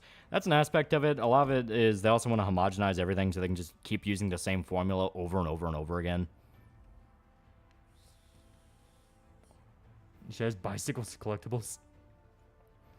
Junebug $5. Peter needs a new love. MJ wasn't the one when they bring Paul into the story. Ultimate story is the Spider-Man family, but I know they're going to destroy that. Ultimate so far has just been very heartfelt, and that's ironically what's kept people so engaged with it. The fact that it's like, oh my god, an actual fucking Spider-Man story about his family that's not about dumbass drama, and he's allowed to have a loving wife and children. Like, Mary Jane written well is very, very good. The problem is you've had writers who just constantly want to make her cheap drama.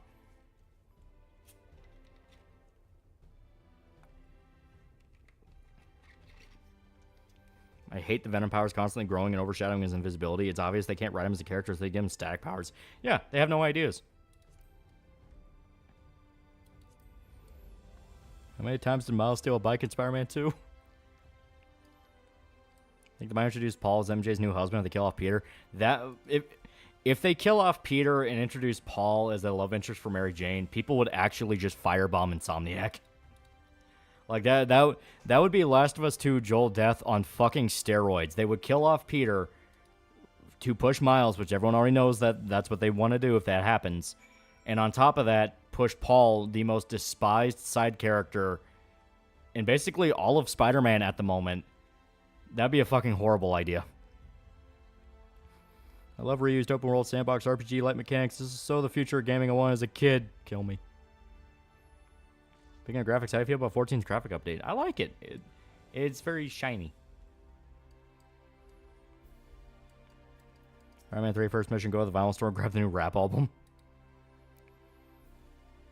You know, notice how fucking pissed I was when Miles had his electric sword bullshit. Fuck whoever wrote that piece of shit.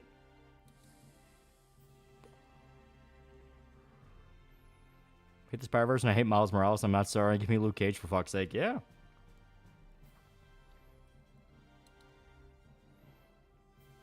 Kill off Peter, push Miles and Paul as Mayday's new dad. It'd be horrible.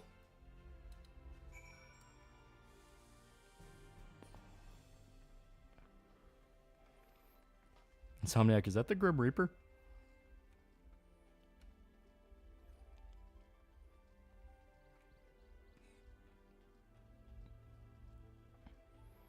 Fuck a new Spider-Man Wolverine game. Give me a good Iron Fist game. Yeah. Favorite Spider-Man game?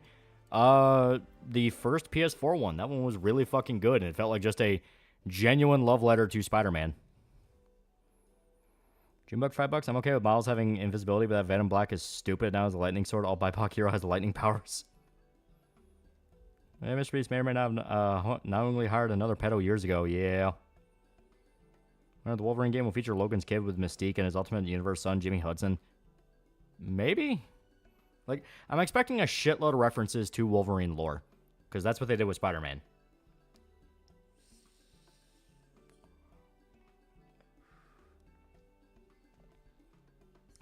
Hey, Miles, seem to have an increase of theft in your area. Do you have any idea why? Oh, man, they were stealing essentials. They're poor. Miles, Nike Jordans are not essentials. Miles, are those new Nikes? Didn't Spider-Gwen recently get lightning powers? Kind of. She now has interdimensional powers.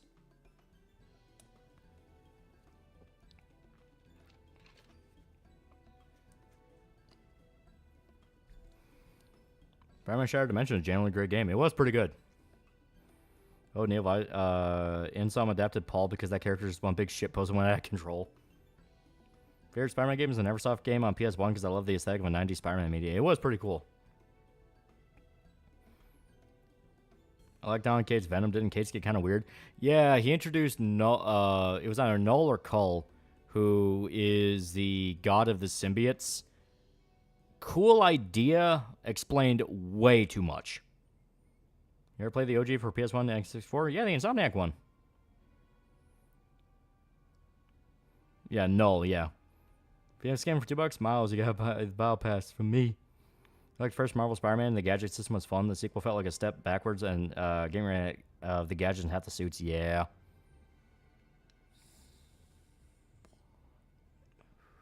I liked the Spider-Man Noir suit. That's about it. That's the one I played the game with. Should they make a Captain America game? It could be fun. They had that one that was basically an Arkham ripoff that wasn't too bad, because it was basically just ripping off Arkham. Oh, you've done the guy with the symbiotes. The guy Null is a great idea. It just explained too much. Like all they had to do was like cut off the lore at like the halfway mark. Just explain it's the god of the symbiotes. It's like a very powerful version, and all that.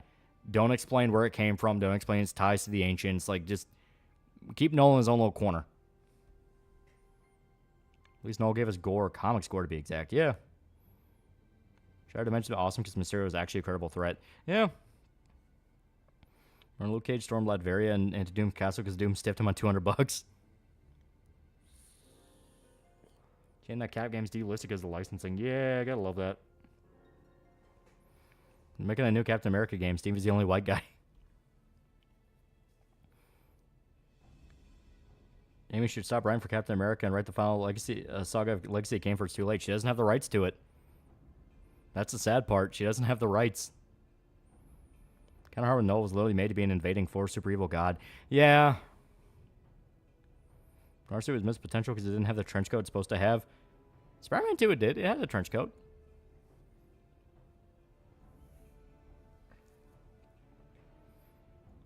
Still Wakes the Deep. I have not played it, but that could be a fun one for Halloween. I want to prop to Galactus. We haven't had one since Ultimate Alliance. I am legitimately shocked the MCU has not started building up towards Galactus. Because as far as I'm aware, that's not one that Marvel struggled to get the license for. Unless they were. I don't remember.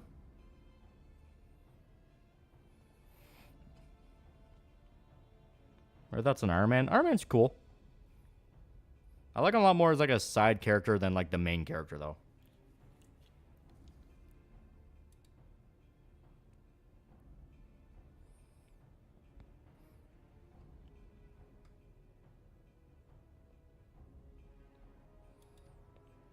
Noel's a lame villain, but gave Eddie a lot of really cool character growth, made him into a hero he always tries to be. Yeah. Like, when he actually goes to fight Noel, that was pretty sick. He has all the guns fused with him. Okay, magical range DPS. Dark Doom's pro genocide, but 9/11's too far for him. Healer. Still feel cucked by the ending in Ultimate Alliance 1, briefly teased by a throwaway line by Thor in Ultimate Alliance 2. Yeah. Okay, physical DPS. Okay, so tank is probably this guy. Yep, okay. With thick thighs in the bottom of the right corner. That is the Dakimakura design we're working on. It's almost finished. It's almost finished.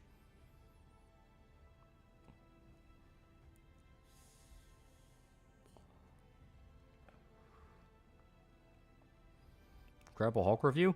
The Edward Norton one, it's pretty good. Do we see Lightbringer and Deadpool versus Wolverine?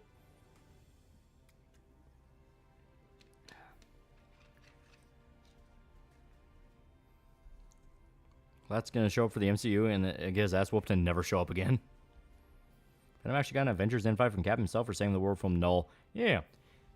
The Null lore gets too big for its own good, but yeah, how Eddie is treated in that run is very well. He starts off as like depressed anti-hero, and by the end he is a legitimate superhero. First thing I want to say, I want a noir suit. I don't want the cartoony one from the Spider-Verse movies. I want the one from One with the trench coat.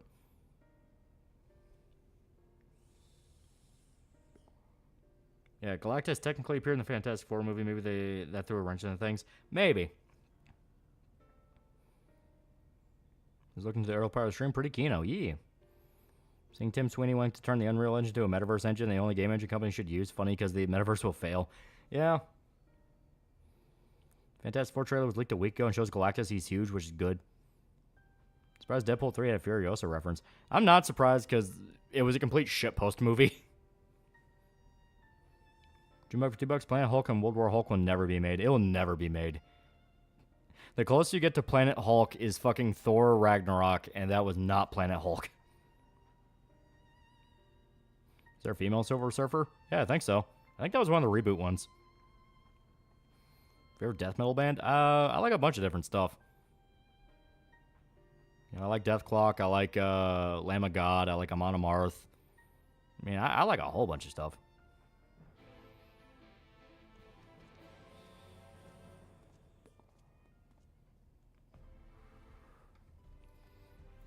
Ragnarok butchered the potential Planet Hulk for shame. Maybe it's for the better. That is true. At least you won't have to deal with a whole movie of fucking Mark Ruffalo as Hulk. This Planet Hulk cartoon was alright. That is true. Anime movie's okay. That's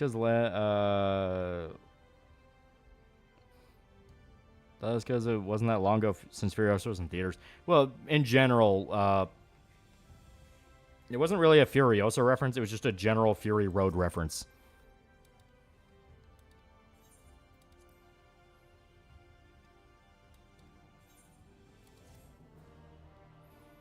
Hulk being hardcore nerfed post IW really sucks. They literally just eliminate entire arcs of potential character development stories for Reddit. Yeah. MCU actor for Namor got in trouble for alleged sexual assault, so we never see his character again.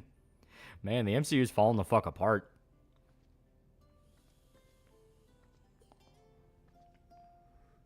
Playing Hades is more hype for Hades 2. I don't want to play it right now because I want to go in fresh, but it looks pretty great.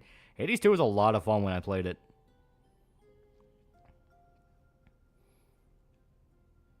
I think we should write Paul as a pathetic, creepy sex pervert from now on. We should just pretend Paul never happened. Completely forgot about Venom 3 until now. Don't know if Tony Todd returned as Venom. Tony Todd didn't voice Venom in the movies. That was Tom Hardy.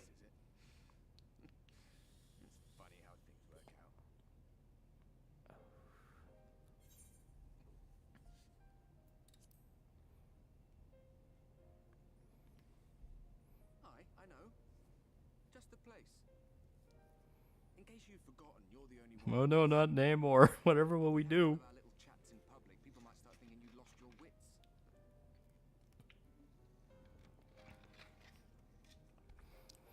Do you see how Furiosa bombed because the studio forced it to be live action with strikes and COVID delayed it? It was really supposed to be an anime.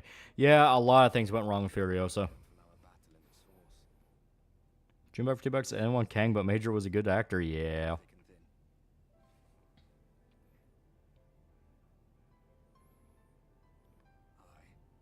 Or just get MJ to kick Paul in the nuts and then make out with Peter saying, "This is my real man." Well, the best they can do with Paul is just pretend it never happened. It was a bad dream. That is legitimately the best thing they can possibly do with that character. Just fucking act like he never happened. Retcon him out of existence.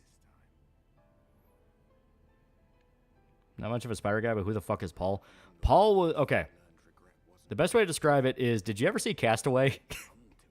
Because if you remember the ending of Castaway, Tom Hanks' wife gets with some other guy because they thought he was dead. That is what happened with Peter. Peter went to like an alternate dimension / was unavailable for a very long time. Mary Jane thought he was dead, so she gets with a guy named Paul and has kids with him. Yeah, self-insert. He was blatantly a writer self-insert, yeah. Hope they make Paul another Trick by Mysterio, like how they used him to fix the Cuck storyline with Gwen and Norman Osborn. That would not be a bad idea, yeah. Dead Space review, that would be sick.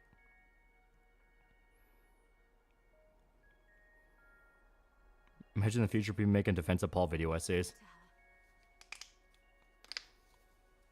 Seeing the fan-made comics of Peter killing Paul is hilarious. Yeah, just retcon it. No one will complain if they retcon it. I know you asked 100 times what your thoughts on, what your opinion on Deadpool Wolverine. It was pretty good. I liked it. Came back for $2. Paul's super scientist was stupid. Yeah, like, well, when Paul started off, he was just meant to be a dramatic reveal of, oh my god, Mary Jane got with a new guy. Then they tried to develop that and, like, try to make him more of a character, and everyone fucking despised it.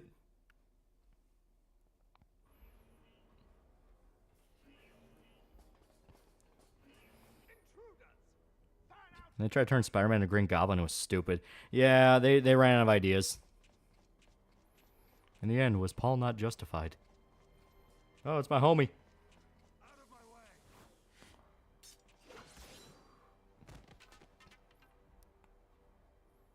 Estinian's here. Stay your weapon. We are not your enemy.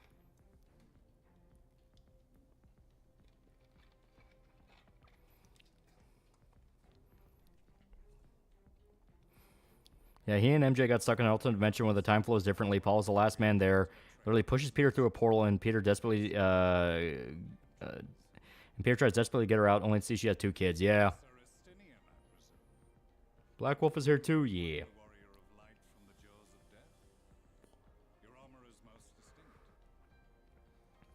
Makes it even worse. Paul committed mass genocide. Mary Jane covers for him and compares the genocide to Peter letting Uncle Ben's killer get away. Yeah, the whole fucking storyline was stupid.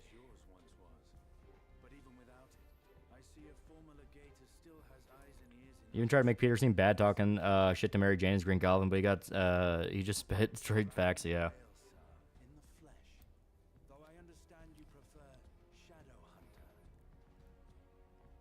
Frank Castle and Butcher just make out in a comic crossover collab, no homo.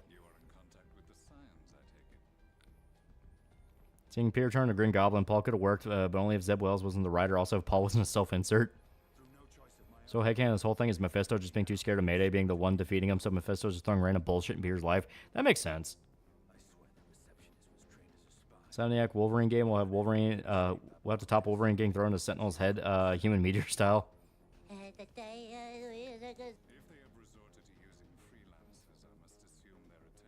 So a bad version of the time thing in Invincible. Yeah, because Invincible used it to actually flesh out characters and address certain aspects of characters. It actually had a tragedy to it. Paul gets so much worse when I remember the panel with the smug fucking punchable face. God, I hate Paul so fucking much. Yeah, Paul literally stole MJ and she acted like she's okay with clearly getting Stockholmed.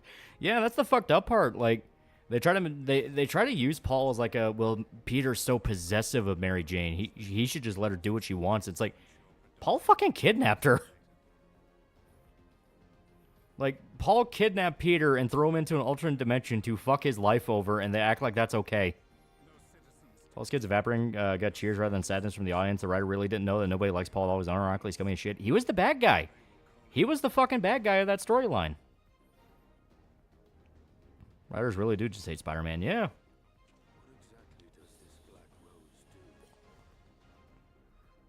Henry's Cavill smoked a cigar for 8 hours for 3 scenes in Deadpool vs. Wolverine. How long gonna take to drop the vape and get lung cancer like a real man? See, Fate Stay Night remaster was fucked upon release. It's fixed now, but the memes were pretty good. Yeah. Was MJ really a thought, or was that just in the movies? It was in the movies. The Sam Raimi ones made sense because they made a point that Peter was kind of fighting above his weight class, trying to get with MJ because MJ was the popular girl and he was the nerd. And the melodrama only really got bad come 3, because a large part of the Sam Raimi movies is MJ didn't know Peter was Spider-Man until I think the end of 2. I think Mary Jane found out he was Spider-Man at the end of Spider-Man 2. I don't remember if it was at the end of the first one or the second one. And then comes Spider-Man 3, that was where it kind of dipped into the melodrama, because that was adapting the more 90s lines that Sam Raimi fucking hates and he didn't give a shit about. Yeah, the second. Yeah, it was the end of 2. Yeah. Also, the only man alive in that dimension immediately grabs the first puss to come along. MJ would have put a knife in his throat and not let him smash no matter how long it was. Yeah. Nick Spencer Day right behind doing one more day and had to be the guy who did Hydra Captain America. Yeah. Yeah, end of Spider-Man 2 and Ock died. Yeah. And the only one that was hyped when the word retarded was said in Deadpool Wolverine. Because Paul Zeb Wells, writer, look at Zeb Wells and look at Paul, it's Zeb with dyed hair. Yeah. When you think about it, Paul essentially kidnapped MJ, took advantage of her in the most vulnerable state. If it wasn't MJ who this happened to, people would rightfully call him a rapist. Well, that's the thing. MJ, when written well, would call him a fucking rapist. MJ actually has a lot of moments where she is written pretty well and is very likable. That's why I defend MJ. It's like, no, she belongs with Peter. It's that because she has so many stories with Peter, they had to bullshit a lot of really dumb drama with her. She was kind of the beginning of the whole superhero melodrama thing, where it's like, you know, oh yeah, you go out and save people, but you don't make time for me. That's what happens when Mary Jane's not written well, and that infected a bunch of other stuff. Because no one likes that. No one likes that fucking trope. No one likes the whole, yeah, you're a superhero, but you should make time for me. Mary Jane, when written well, is very understanding of Peter. She is very understanding of, you're out saving people's lives. If you save me instead, I would be angry at you. You know, you let people die to save me. I would never forgive myself for that. That's Mary Jane when written well. You know? The problem is people dumb that down, make it more cheap, make it more impactful and dramatic, and it just gets to the point of you just resent MJ. The reason why the scenes for MJ melodramas because Joe Quesada fucking hated MJ. He got a fetish for Gwen Stacy, quite literally. That too. They were intentionally trying to sabotage her for some people. Much American media on schools is interesting. Like no one gave a shit about the nerd. Why would people waste energy on bullying a guy no one cares about? Yeah, straight made MJ a cunt in recent years. Yeah. What's on Bane being an anti-hero in a few of his comic runs? I like the idea. Bane's complicated. Let's say a redo of that where she sees Paul doing what he did, beating his ass, and then wait for Peter and surviving no matter what. That would be fun.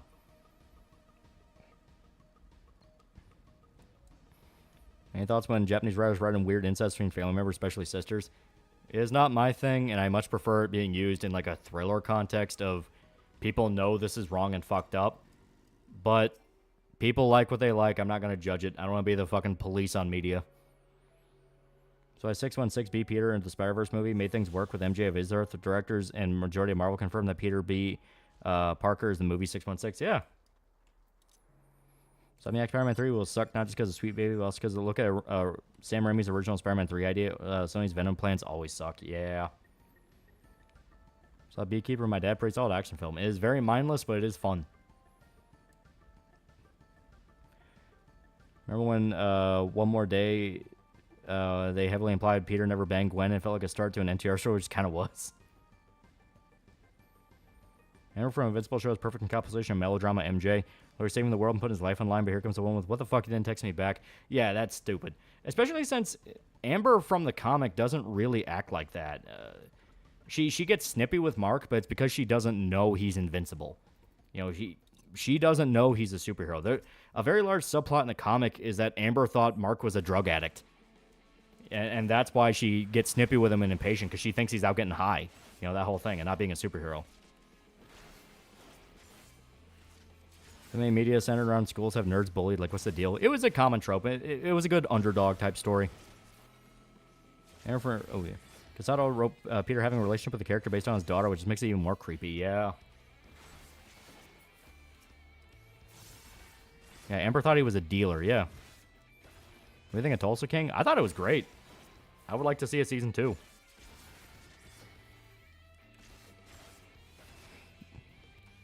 I think they should have the water clone idea from the animated series, and real MJ is still in another dimension.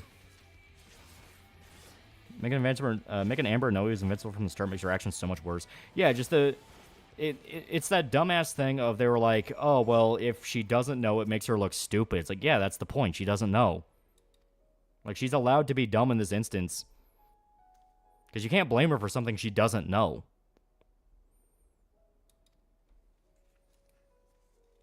What's the best of the classic Universal monster movies? Curse of Dracula.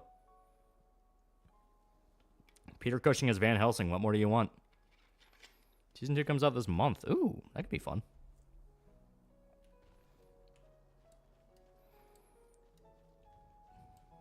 Yeah, Netflix Amber is unbearable. Amazon, but yeah. Yeah, they try to make MJ more than what she is. Like Force Hero. Yeah. Hugh Jackman as Van Helsing. Give him a better movie. I think he could do well with it. Season 2 already released. Waiting on Season 3 of Tulsa King? Okay. I didn't check that out then. I need that. Not knowing something does not equal stupidity. So many hack writers don't understand this. Yeah, well, it's a thing of a lot of writers nowadays really try to take into account what online critics have to say.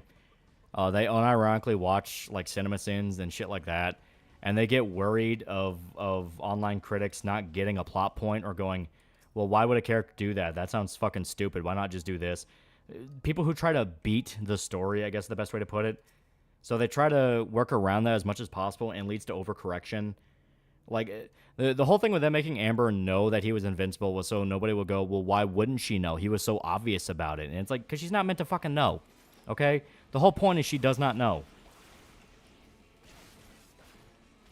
Let's renew your vows giving MJ spider powers. I thought it was interesting how they did it where her suit takes from Peter's powers. It was fun for what it was. Her not knowing is so generic. It's better she knows, yet still behaves if she doesn't. I am smart. Yeah, that's stupid shit. People start taking EWW seriously makes me sad. Yeah. Let's try around the animated series and beyond Spider-Verse. Amber in the show is another perfect example of severing expectations doesn't work. Yeah. Online critics are way too autistic. Can't placate them. Just make fun stories. Well, it's a thing where... It's a thing where people in general are scared of the idea of the traditional formula and the classic setup and payoff of like a superhero story. But they don't realize that they're still being used to this very day in a way that a lot of people are still praising. When Spider-Man Homecoming came out, that is a very traditional coming-of-age kind of superhero origin story. The one twist is Spider-Man had been Spider-Man for, like, I think 2 years by that point. So it was an origin story, but he was still Spider-Man. But it was him coming into being Spider-Man, that whole thing. And people loved it. They praised it. They talked about it. It was great. And it's like, oh, yeah, that was so much fun. Still very much very basic superhero movie. Peacekeeper 5 Fake Minds, best trope in your opinion? Enemies to lovers, brothers not necessarily by blood to rivals, and student-teacher dynamic when done right. I like them all. That's hard. I do like the whole... It's going to be very specific, but anti-hero kind of has to walk through hell a little bit and get redemption. Like they almost die or have like the worst week of their life. A thing that kind of pushes them to the limit and they have to decide if they're going to be fully good or fully evil. And then they make the right choice and want to redeem themselves. I like stories like that. Shocker, guess which one I'm talking about.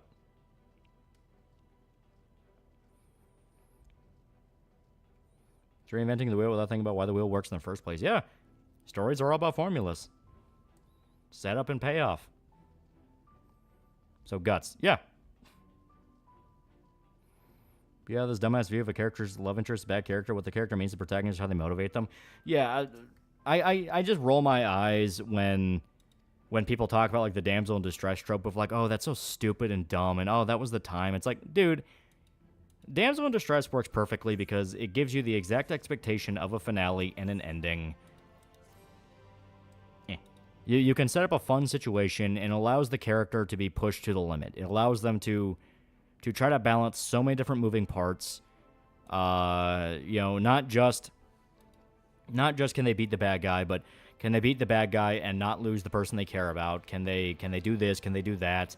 Maybe they have to make a personal choice. I mean, it is a thing where people shit talk damsel in distress without really understanding why it's used. Harry was a hero when he let the Hardy Boys die. There you go. Yeah, Vegeta from DBZ literally went to hell. He's another one. He's another good one. What's the most evil thing a character can do while still having a believable redemption arc? I personally draw the line at torture. If they torture a character that's very fucked up and dark, but it's not irredeemable, if they do something like kill a kid or rape a woman or explicitly target innocents, that is the line of evil. That is where it's like, okay, it doesn't matter your intention, you crossed a fucking line.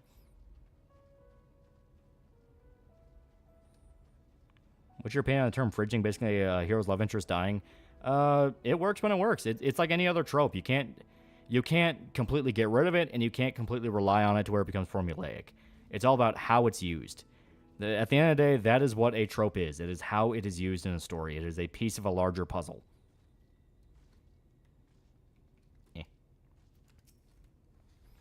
Guts killing a kid doesn't count because it was an accident, I presume. Yeah, when he killed a kid in Golden Age, that was an accident, and he felt really fucked up by it. That's one of the reasons he left the Band of the Hawk, because he was put in a really bad mental state, and he walked in on Griffith giving that speech. So that completely fucked him in the head. Lost Children doubled down on that, and Lost Children, he could get away with that because those kids were demons. They were actively killing people and killing other children. There was a lot more context behind what Guts did.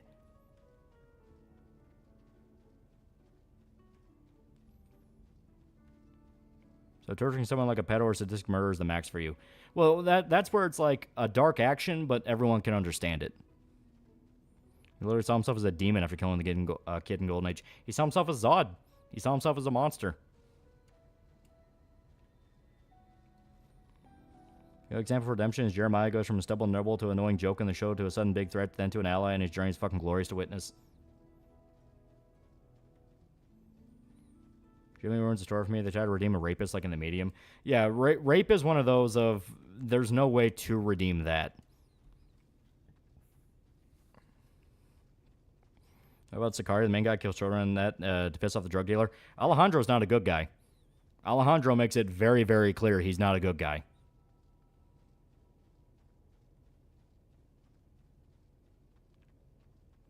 Yeah, Guts also almost raped Koska and hated himself for it. Yeah, once again, a lot of context behind that.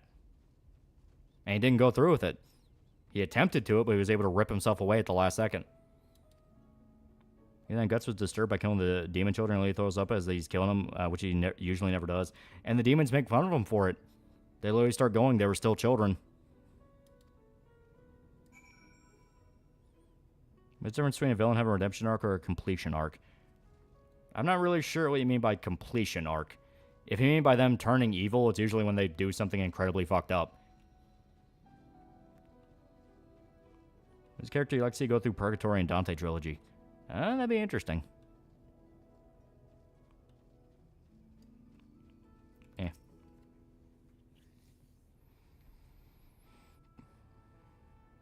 Yeah, he tells what's her name he's the bad guy in a world full of bad guys. He just hates the bad guys on the other side. Yeah, he's very honest about what he is. Any character can be more or less redeemed no matter what they do as long as the author really puts in the work to show them experience genuine remorse. Nah, I feel like there is a line. If anything, it's a very thin line where it goes from redemption to forcing an emotion. That's where you get into stuff like Demon Slayer, where at the last second as the demon's dying, it tries to force a backstory down your throat.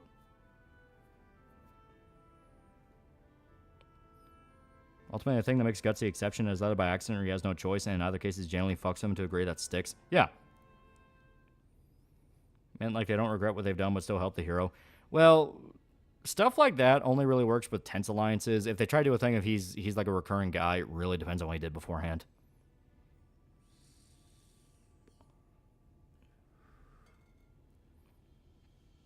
Oh, if it's rape in self-defense. I don't believe it, but I heard this part of a hilarious joke. Forced flashback's always annoying. Nobody learned from that. Learned that from Bleach, apparently. Well, Bleach was the anime. The manga is a lot more to the point.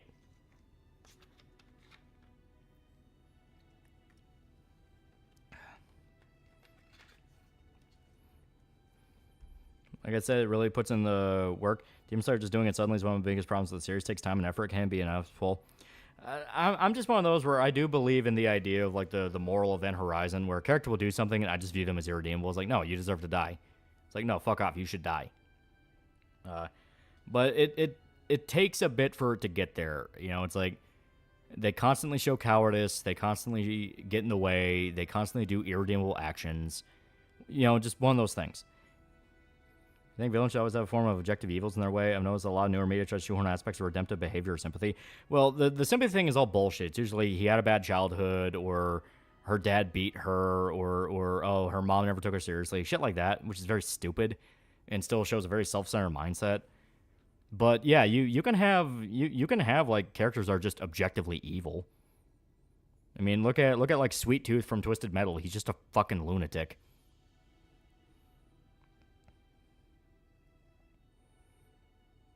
Reckon there's going to be a consequence for Griffith to do sacrifices being Kosuke and Guts? Are they still alive and well and not sacrificed? That seems to be what the whole endgame is building up to. What are your opinion on villains with morals, characters like Sandman? They can be very interesting. The idea of a villain who's only a villain due to circumstance can be very interesting.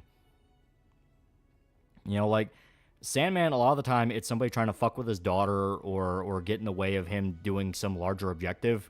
And that's whenever he fights Spider-Man, he's not trying to go out of his way to hurt people. That's interesting.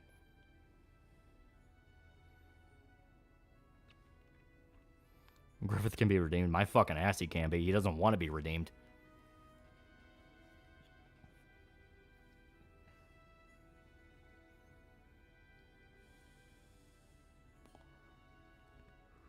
Well, I enjoyed My Hero. The tragic sympathy for Tamura Shigaraki drove me crazy. Guy was evil and needed to be taken down. It ultimately comes down to intent. If they do it on purpose and with full awareness, then they're irredeemable. If it's accident, circumstance, or being controlled, then redeemable. That's how I see it. Like, I tend to be a lot more forgiving towards characters who are brainwashed. I know some people fucking hate that trope. It's like, oh, of course they were brainwashed. Like, if they're literally not in control of their actions, it's not up to them. You know, stuff like that. That's why I'm forgiving towards the one guy at the end of Final Fantasy IV. People who may know who I'm talking about.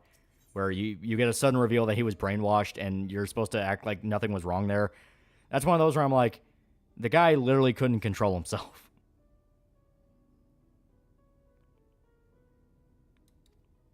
I think one of my favorite hero trips are overcoming the impossible, like non-existence. Kingdom Hearts 3 has the best Roxas return. You can't tell me they didn't get hyped. Almost all of Flash villains have a code, don't hurt women and children. Yeah.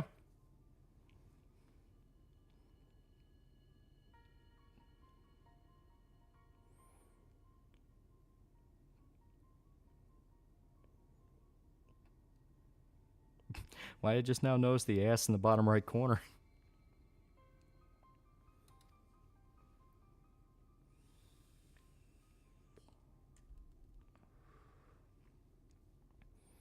You're stripped to your free will. It makes for a very tragic character. I understand redemption there. Yeah.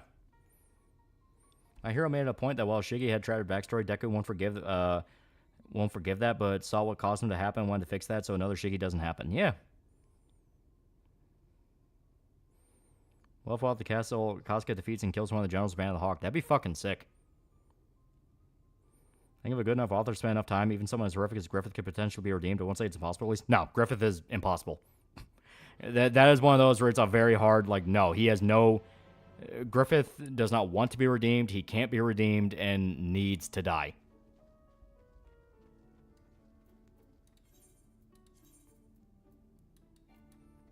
Okay.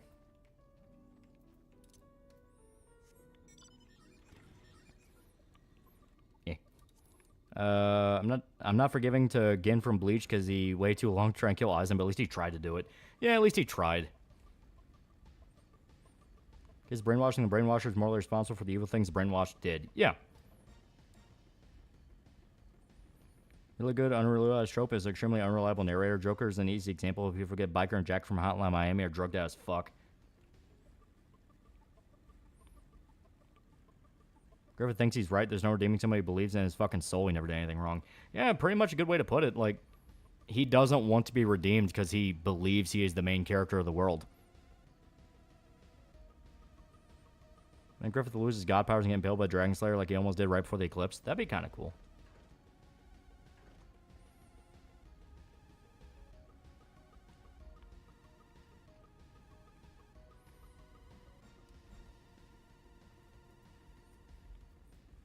Deku, Todoroki, Ochigo all saw what caused the evil, don't forgive the action, but strove to treat the symptoms and get at the problem sources. Yeah.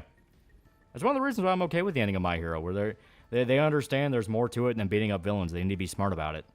It's like, you need to figure out what causes these things. Ochiko, it's helping people who have quirks that would be considered villainous. Deku, it's trying to teach the new generation. You know, the ending is actually pretty well thought out.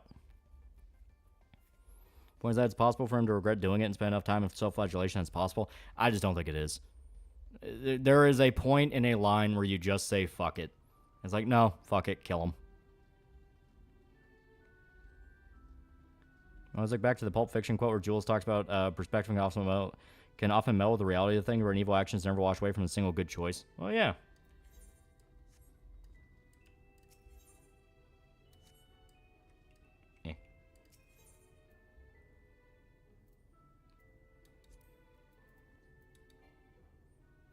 Okay, we got a tune there.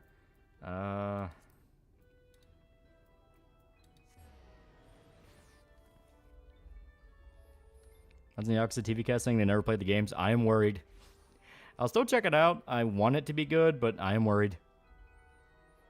My Hero is all about building a better future for the next generation. Great message there. Yeah.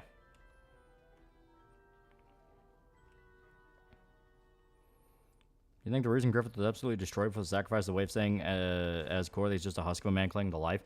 Well, the whole point was to push Griffith to his lowest possible junction to where he would not regret making the choice. Because if he said no, he would have just died.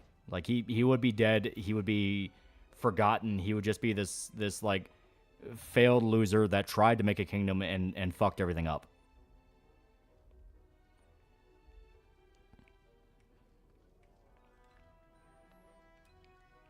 As a great commentator once said, the only good Griffith is a dead Griffith. Deku being the top teacher in the best class of the best school for heroes in the entire world is a pretty damn good place for him after killing the quirk Antichrist and becoming a legendary figure. Yeah. The Yakuza show can go two ways. Always side quest episode or very serious crime drama. They outright said they're not touching sub-stories, so it's going to be serious crime drama, which I'm okay with. Ever watch Reanimator? Yeah.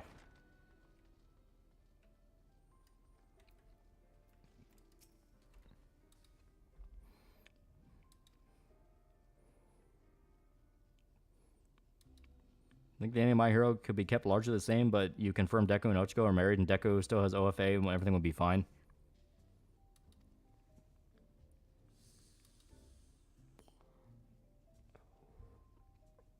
Like how Hunter x Hunter handles morality with Gon because Gon's completely amoral and characters don't judge him for it because in the world he kind of had to be amoral.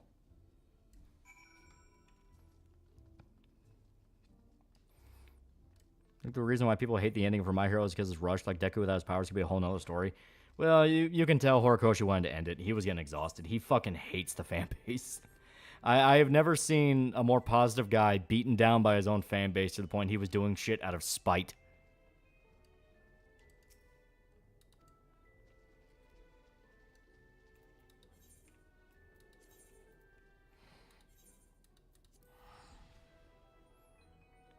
Never playing the games. One thing is when they're proud. Never playing the games when you should worry. Well, that's the thing. The actors weren't proud of it. They said, hey, I wanted to check these out, but they just told us not to.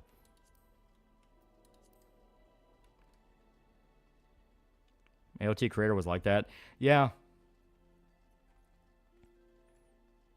Feel bad for the author. Seems like a good dude.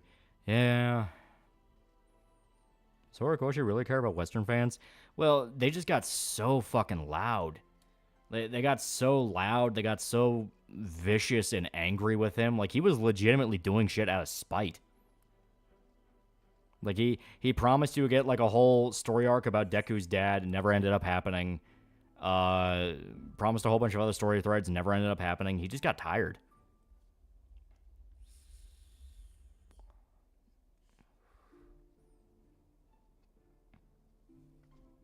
I think Jump was also pressuring him to end the manga. That makes sense. You have come at a good time. As you may have heard, we have something of a quandary on our hands. Yeah, don't forget, Japan has Fujos, and they are just as bad as Western tumblelites. Oh, yeah. See The Killer from David Fincher. Why I must hate it for some reason. I really liked it. I thought it was pretty good. Very simple story, but it's more about how it was done. Laxon Loft here in Lakeland. Yulmore has sent one of its airships. They have questions for us. Horikoshi, we want a gay character now. Okay, I'll make the character you all hate so much gay. Happy now? I suppose the sky does rather give the game away. Ever watched The Fly with Jeff Goldblum? Yeah, it's classic. It was inevitable they would come knocking. The only question was how soon. Ochiko BBW arc in the sequel series. Deku will be a chubby chaser. A moment, Captain, if you would.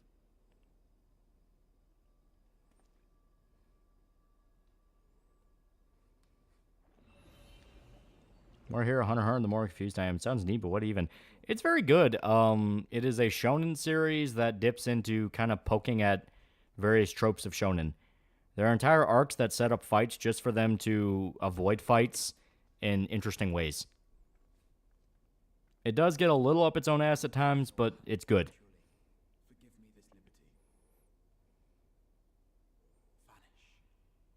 Promise to draw Deku's dad since he never appeared, I guess. All Might's the father. Get cucked Hisashi. I like the idea that Guts' love for Costco overpowers Bloodlust, ultimately lead to him defeating, but not killing Griffith. Well, he should kill Griffith. He absolutely should kill Griffith. Either Guts or Costco. One of them should kill Griffith. I know people said Rickard should get the final blow. I don't think Rickard should. Rickard should help fuck him up, but the final blow should either be Guts or Costco.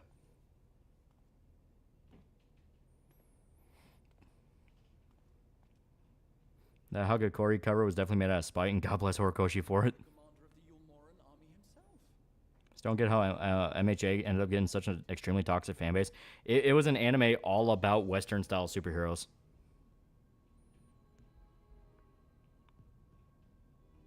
And it was a anime all about Western-style superheroes coming out when the MCU was getting big.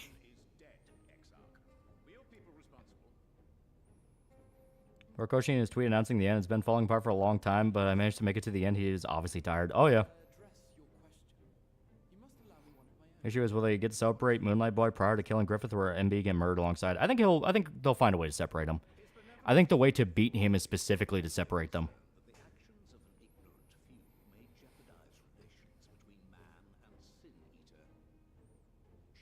My hero ending was a bit rushed, but I understand Horikoshi felt the pressure. It was good overall. Yeah. Yeah, they accused Horikoshi of sexism and misogyny, in which fan service was barely in the story. Well, it's just the fact it was there at all.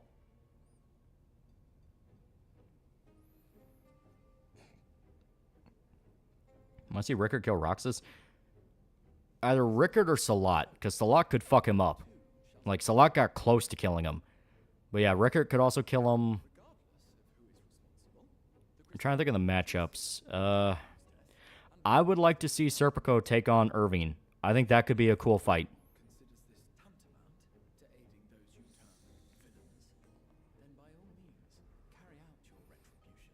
Delve Innocence R is a cool plot. JRPG party are reincarnation of demons in the game, focused on the concept of someone being innocent even when they're the incarnation of the devil.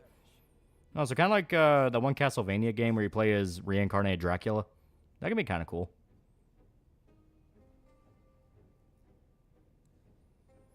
First, not mad. People care more about the pedophiles than Israel versus Palestine. Like, we're not going to stop the century-long blood feud. The least we can do is protect our children. I think that says a lot more about a person. Like, well, why do you care about pedophiles being exposed? Don't you know Israel-Palestine? Like, why do you care more about Israel-Palestine than pedophiles?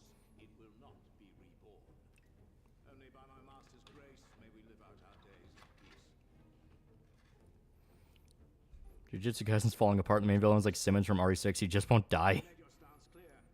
That's on Lost Odyssey. Pretty good.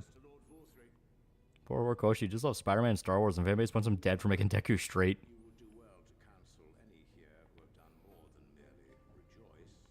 Guts needs to take on Grumbeld. That's the obvious one. Guts versus Grumbeld. Guts versus Grumbeld. I would like to see Guts take on Locust. I'm trying to think of other matchups that would really work. I already said I would like to see Serpico take on Irving, because that'd be kind of dope. And Salat or Rickert, or maybe even both versus Roxas. Guts versus Zod. Well, that one's guaranteed. If Zod was gonna die, it would be in a fight with Guts. Did you finish Aria of Sorrow? Yeah, I played it before. Not on stream, but I played it before. Just now I realized Griffith's just a demon lord with typical henchman. Yeah. They ever refer to him as the Demon King. Because that was kind of the whole thing with Berserk. It's taking very established fantasy tropes and just playing them up in the Mayora style, where they're a lot more grand and epic. I think of a film called Society. Same dude who produced, reanimated, directed it. Society is really fucking weird, but that's the appeal. It is a lot of fun, and the ending comes out of nowhere. Feel bad for Horikoshi because he just wanted to show how much he loves Western superheroes through MHA, and he got stuck with Fujos. Yeah. Be badass as fuck if Guts masters the army and just one-shots one of the generals, and then 10 seconds he's dead. That'd be fun for like a bait-and-switch one. Like he takes out like Locust in one hit, or someone similar of like a similar level, just to be like, oh fuck, he's that strong now. Him, yours death still gets me. He died too young. Yeah. Now Roxas to be killed. As stated, I predict it's going to be in a fight with either Rickert or Salat. I want to hear Horikoshi's opinion on Paul.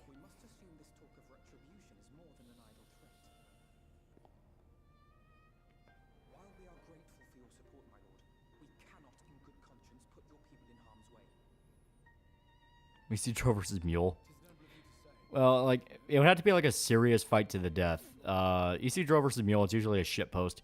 Because they're basically the same character, just on polar opposites, where Mule is EC Dro, but he's an actual knight, and EC Dro is Mule, but he's a shit-talking wannabe pirate.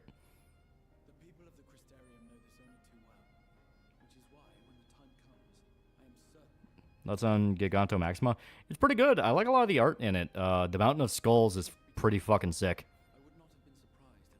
Weirdos get mad when straight characters are straight. Weebs get mad when a fictional character has a harem. You literally cannot win in modern anime. It's actual Jober.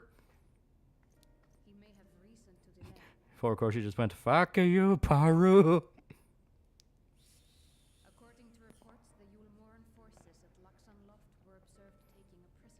I think Griffith is using feelings of him not wanting to hurt his son to protect himself. It's not even that. What I think it is Guts cannot touch Griffith because he perceives him as a literal god that cannot be touched. It's just a subconscious thing. You know, Rickert only sees him as a man. He never saw him as Femto. So the last image Rickert has of him is just as Griffith. And if anything, the Moonlight Child is fucking with Griffith to a degree where it's going to become more of a problem. Like, the general theory of why he even took Casca in the first place is the Moonlight Child forced him, and he's trying to keep it under control. So he took Casca as a way to basically make it happy, to where it's like, hey, don't go running around anymore.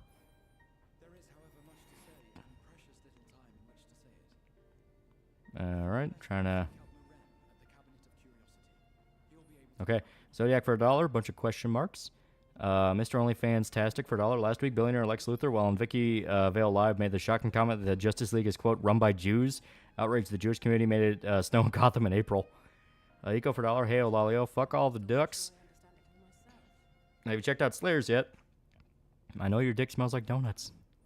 You're never getting that fucking Slayers video. Sprout Headface for $1. Can I get Rachel Asomie, who used tampons in her dirty underwear to stain with her shit, piss, and sweaty musk and period blood if I offer to pay the right price? Marlon Z for $1. Former SFO fan here, but I hate to see that he's fucking lost it. And yet, because everyone's focusing on Boogie, Mr. Beast, and Destiny, didn't get as much attention as he deserved. I was watching off all the filth behind creeping on people. Well, a big thing about SFO is people just don't really care about him. He's able to get away with so much because documenting a lot of his stuff comes down to, oh, that's right, we actually have to, like, watch his videos and streams. That sucks. Played one of the Castlevania GBA games on stream. Don't dare gaslight me. No, yeah, we played Aria Sorrow. I didn't beat it on stream. I've played the game before. A At least I think so. I don't remember. I don't remember if that's one of the ones I played before or not. Now I'm getting gaslit. Griffith got tired doing side quests with Guts' crew and took the nuclear option. Things about hatred. Griffith cannot be touched by someone that hates him. That's why Rickard could land that slap. Guts himself hinted at it. He can never be the one to hate him. I don't think it's that simple. Because Rickard fucking hates Griffith too. Like, Griffith... Like, Rickard made it very clear he hates Griffith. My God.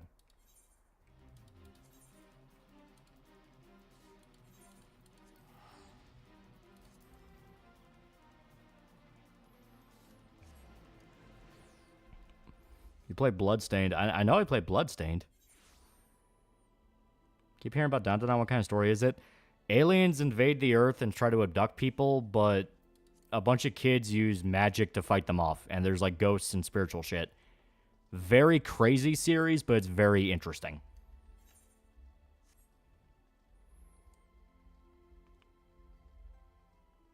Or so Tokaska, so when he turns to the Moonlight Child, he doesn't leave Falconia. Yeah, that's what I mean. He's trying to keep the Moonlight Child contained. Please read ReZero and narrate it. We see Guts humiliating in a fight from the War Demons. Probably Grumbuild. Grumbuild's whole thing is he's the mightiest warrior. He's the Red Flame Dragon. He had a whole fucking light novel explaining his backstory. And then when he fought him the first time in the Berserker armor, Grumbuild was legitimately terrified.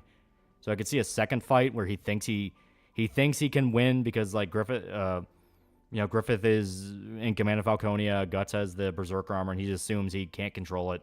Then he whoops his fucking ass.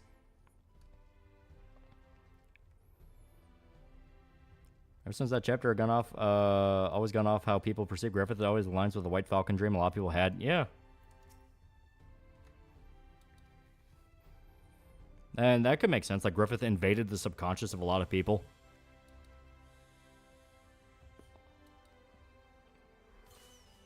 What's on the leak? Dandadan opening? I really like the song used. Yeah, the opening is great.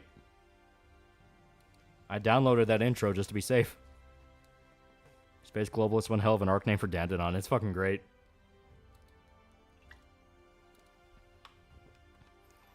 Well, adapt to part in Dandadan when the MCs are naked holding each other on the floor of their school hallway still laugh. Ew.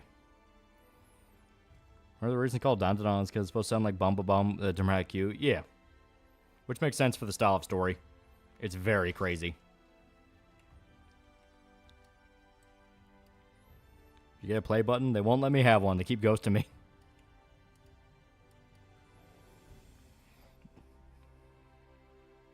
Well, if Griffith gets beaten with kindness, I'll how Galaxio got beaten.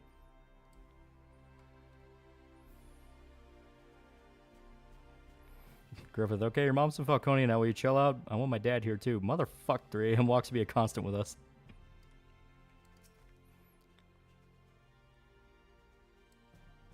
Everyone believed Griffith to be the savior and God after watching him perform miracles. If something ruins his reputation, he can be harmed. Yeah, that's kind of how I view it. I view it as a thing of, it's how people perceive him. They perceive him as a god and a savior, so that's how he appears to everyone. Because Guts knows what he is, he always sees him as like the life-ruining thing. So Griffith has come to ruin his life.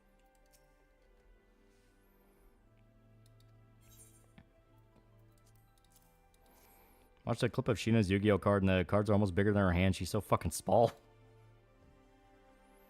Yeah, Easter is constantly depressed after losing a mermaid wife. Yeah, it's his first actual loss. Don LP is stupidly good, creepy nuts, fucking rocks. Oh, yeah. Guts does have the brand interfering with him, too. That's another thing. Maybe the brand's also playing a factor into it.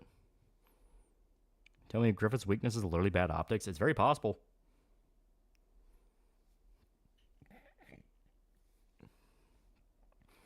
Is Griffith a were-toddler? Immediately comes out at midnight like a werewolf. If true, he has the power of a god hand and one small toddler. To be fair, that toddler is extremely powerful. They say he's the equivalent of like a full-grown elf.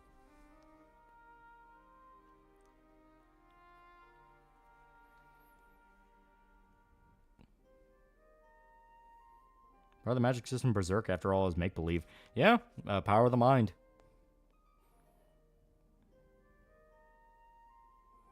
Then Costco snap out of her daze, find the conviction girls, and they spread rumors of Griffith being the Antichrist. I can definitely see... My kind of what I hope happens is Charlotte realizes Casca's there, like somehow stumbles into her or learns of her existence, and Charlotte herself kind of starts putting pieces together and going, hey, wait a minute. Because it would be extremely fitting that Charlotte was kind of the cause of Griffith's downfall, because Griffith was so convinced he had Charlotte in the bag and would do whatever he said. So her kind of being the one to kind of start the turn against him would be very fitting.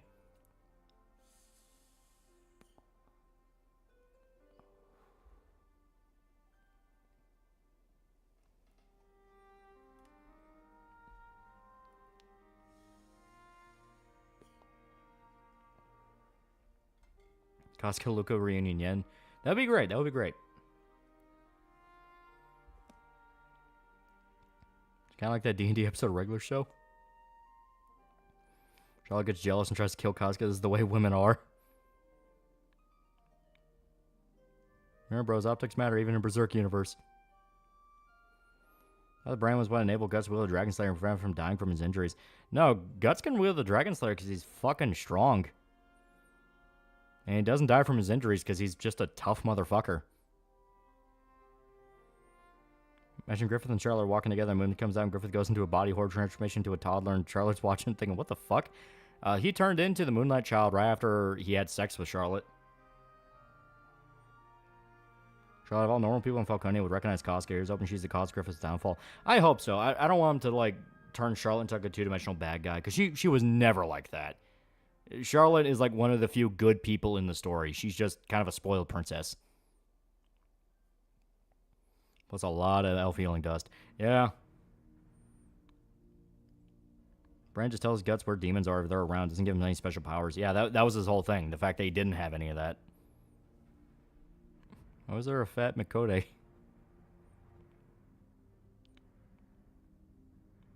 I think Brand wants Guts to die from his injuries because it feeds the God Hand idea of evil. Yeah, he's a sacrifice.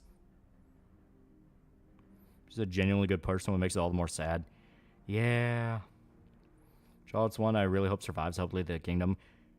The way I see Charlotte is either she helps Casca escape and ends up kind of heel turning against Griffith and plays into the ending. Maybe even conspires with Farnese's dad to fuck him over politically and kind of begin that whole thing. Or they go full Bloodborne, and after Griffith had sex with her, she is impregnated with a demon fetus, which kills her, and starts the spiral from there where people wonder, well, what the fuck happened to Charlotte?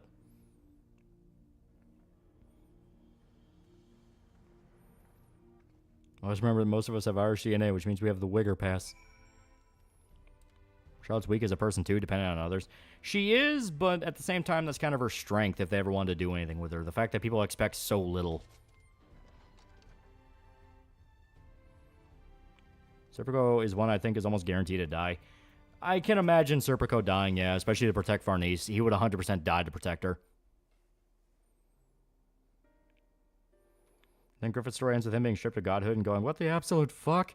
I still buy into the theory that Void has been kind of grooming him, and he will fuck him over and the rest of the God Hand to ascend.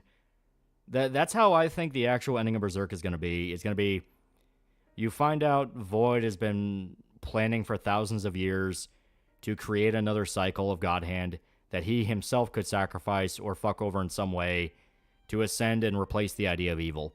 And the end lifespan of a God Hand is to become the idea of evil. Yeah, Guts is by all accounts since birth living on borrowed time. Yeah.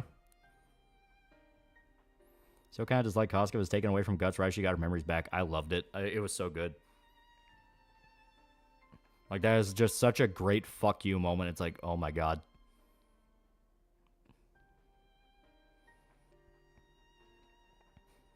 Yes, well, you also realize Void's more than likely the one that needs to kill.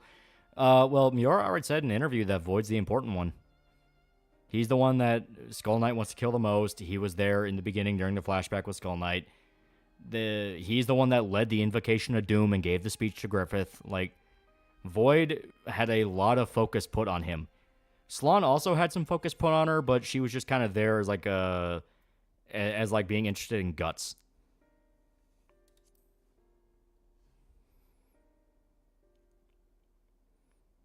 Was there any hints to how Guts can even get close to her in the God Hand?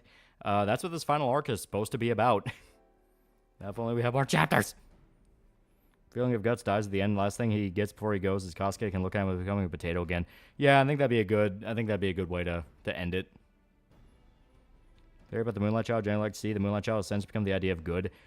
I can see that, because once again, the final arcs have kind of teased the idea of the other side of the coin. I know that pissed a lot of people off. They're like, man, I want the dark fantasy shit. And it's like, dark fantasy shit's cool, but now they've fleshed out the world. It's like you see the good side of magic and the good side of spirituality in Berserk. You know, you need to have both. So I can see the Moonlight Child essentially being the anti-Griffith, especially with how he was created. Griffith creation was through hatred and evil and selfishness, where he sacrificed all his friends and was reborn as a demon. The Moonlight Child was created through genuine love and connection, which is Guts and Casca. I can definitely see the Moonlight Child becoming a sort of legitimate Christ figure. Anyone who wins Smash Lawn is gay. Very true. Be terrifying, but very true.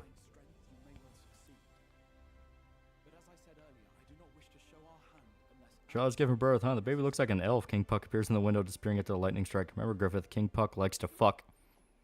Like in Hellraiser 2, the one dude was killing off all the Cenobites, but turning him human again. Yeah, but not rushed and stupid like the end of Hellraiser 2. Favorite panel of the whole story is the one of Casca smiling when asked if she still remembers Guts after getting her memories back. That is a good panel. Unlike you, we cannot contend with the Light Wardens, but so long as hope burns in our hearts, we will fight on regardless. This I will prove to you.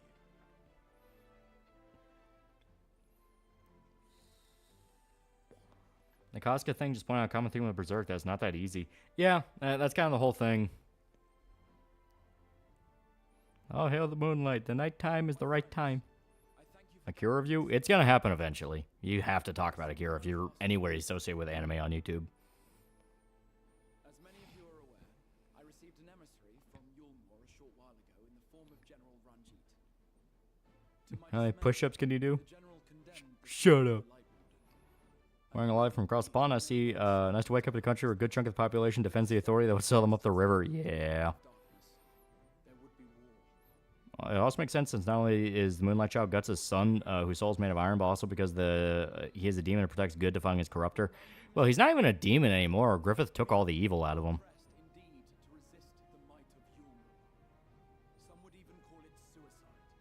Up the final showdown between Guts and Griffith calls back to their first fight, like round 3 of sorts.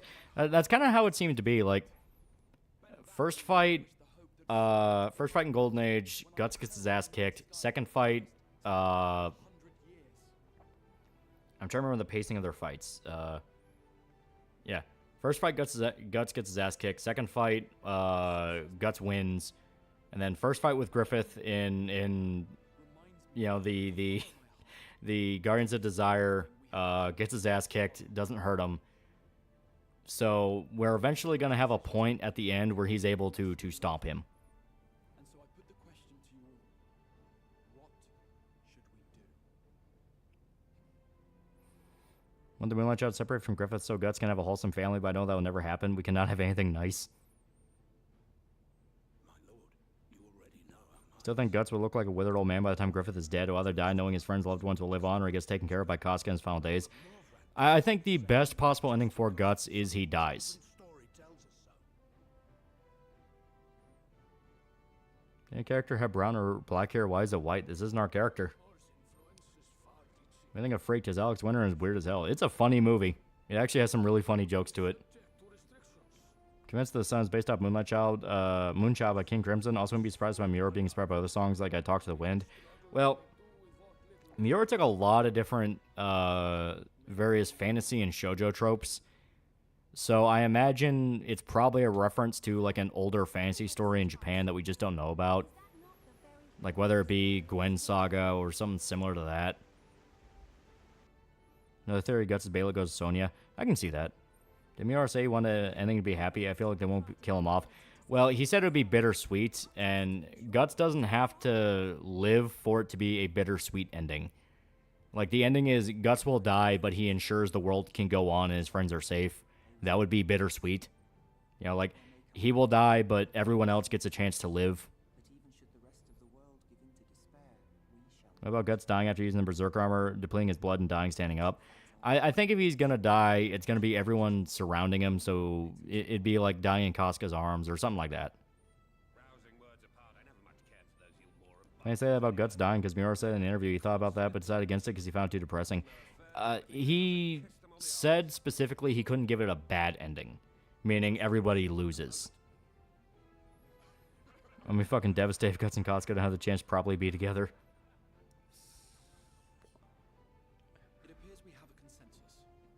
Tragedy of Guts is just that he's probably still going only because of this hatred for Griffith, not love for Casca, you think?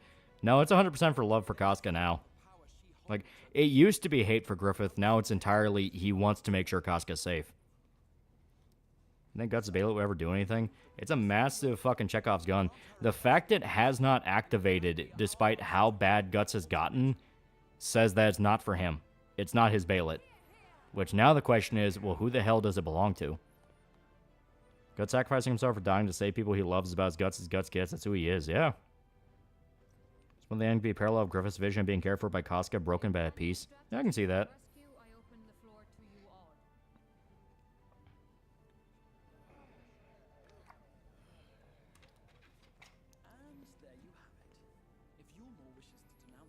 That was a joke that was made, but do you think Moonlight Boy will want to see Guts? He instinctively wants to. Skull Knight talked about it where basically, and I think the heavy implication is that Skull Knight himself had a child that was turned into a demon and he killed it. It is still a child. When it was still the demon infant, it was still a child and it wanted to be with its parents. Guts scared the hell out of it trying to kill it. So it just latched onto Casca as a mother. But now that it's the Moonlight child, it is fascinated by both of them. It's more just curious of Guts. Meanwhile, it is very clingy towards Casca. See Skull Knight melding the Bailiff into Guts' sword and giving an upgrade like his own? I could see it, yeah. Makes you wonder if the whole stronger sacrifice thing said by Slum was more non-literal. Maybe Slum was reveling in the idea that when Guts dies, it will hurt everyone more.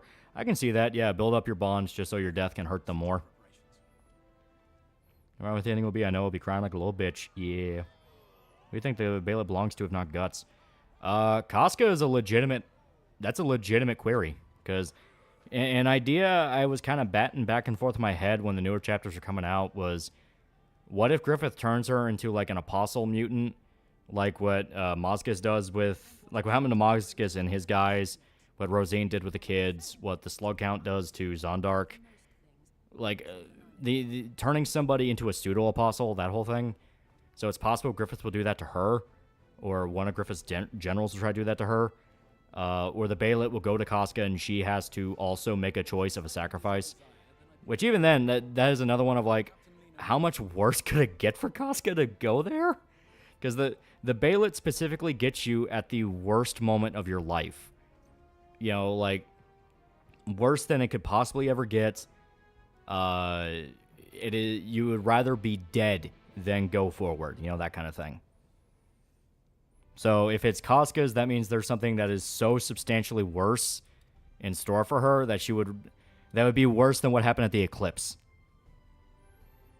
What if Charlotte sacrifices Griffith? If it's for Charlotte, that'd be another one of like, huh, that kind of come out of fucking nowhere.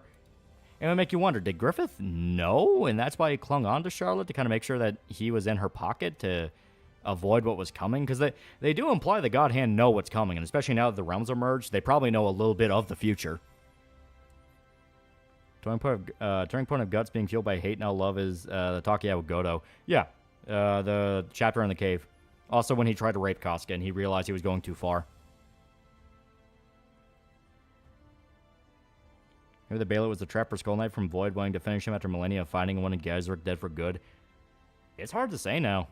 Because after what happened with Guts, after how he spiraled and the Beast of Darkness damn near took him over for good, and it seemed like the one thing that kept him from permanently losing his shit was Shrike coming in at the last second and somehow pulling him out, even though she's supposed to be in Falconia. That's something I'm really hoping they explain, because if not, then be like, So is she just like part of such a deep layer of the astral realm that she can appear anywhere? 'Cause that'd be fucking weird.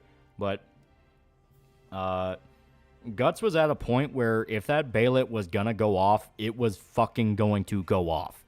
So either they're merging the realms, messed with how Bailets work, and they're just not functioning properly, which I can see, or it's not his.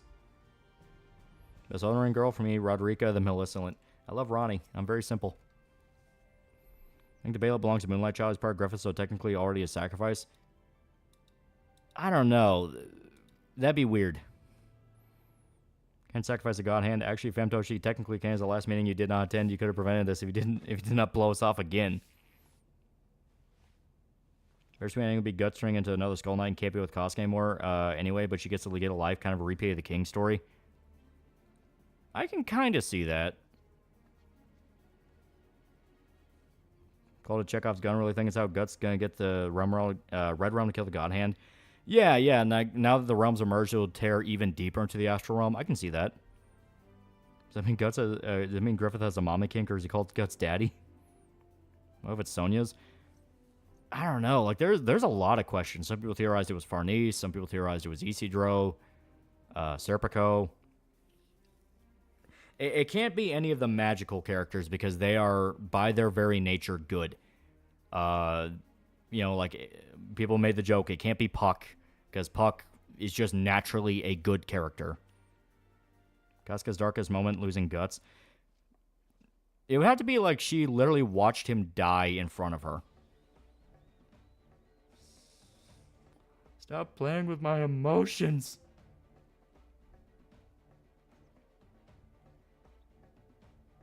Did any of the party members use the Bailet? Yeah, I don't think any of the party members will because they've already gotten past kind of their worst moments. Isidro right now is the only one that's really reeling from something. Even then, he's still on his feet. He's still moving. It's just, you can tell he's fucked up by it.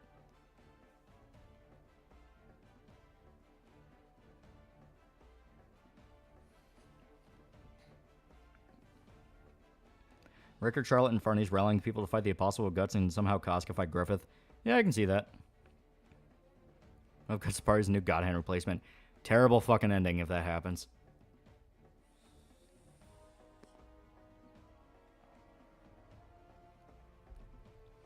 Griffith's gonna get killed by Rickard pulling out a bolt action out of nowhere and pulling off some nasty shots. Wonder if we'll ever see Isma again. Well, they made it clear she's not dead. None of the magical creatures are dead. They just moved into a deeper part of the astral realm to hide. Makes me wonder if these recent chapters are planned out before Miura died, or his associates are picking up the pieces and doing their own thing. It's kind of both. They have notes and journals left by Miura, but they're just kind of going off what they have.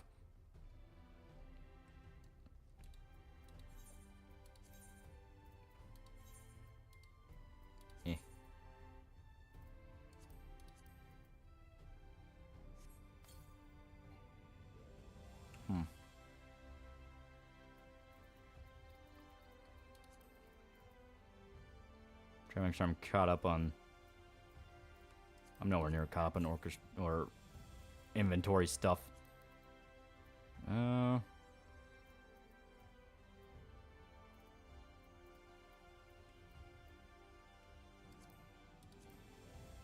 it. Okay.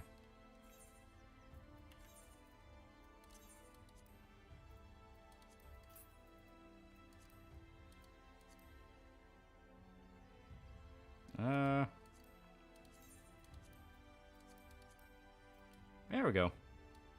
Kind of cool.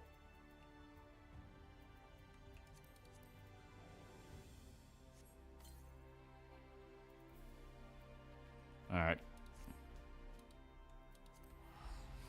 Legend Miura told Mori parts of what his overall plan was. Yeah, that as well. Mori also said that he was told a lot of what the ending was. But we do have a general outline of what will happen. It's just going to be very... It won't have as much detail. So what is the God Hand represent? Is it a mockery type thing? The God Hand?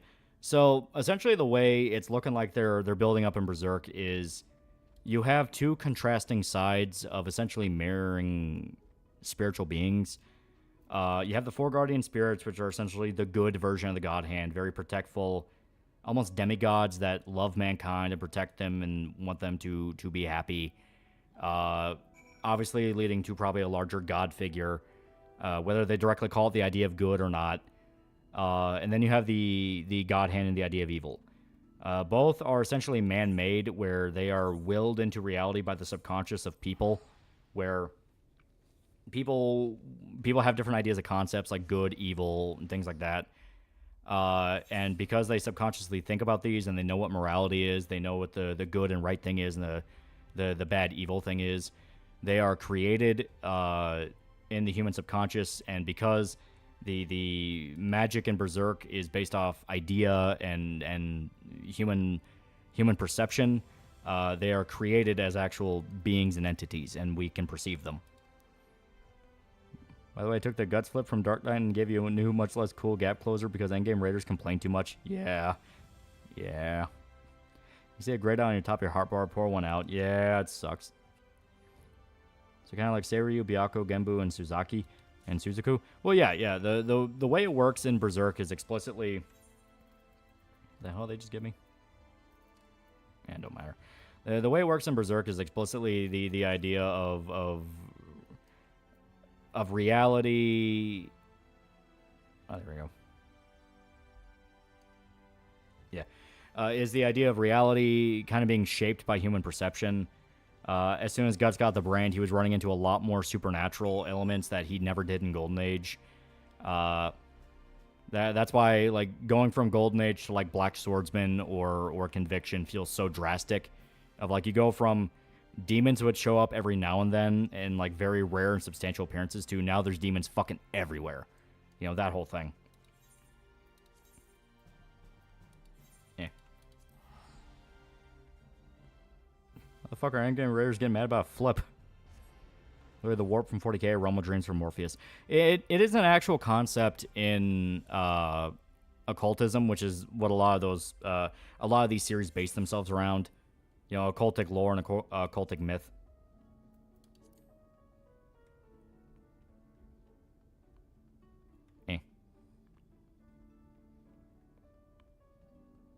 I'd say Gutzer's crew killing Griffith's name meaningful way, assuming the Moonlight Boy body is only a vessel to shrink it, still he's femto in the astral. Well, that's where they build up the idea of Skull Knight with the sort of actuation, where he can cut a hole into reality straight to hell and just throw them in there, which is what his plan for the God Hand is. Yeah, Warhammer didn't invent this. Yeah, it's been a concept in occultism for a while.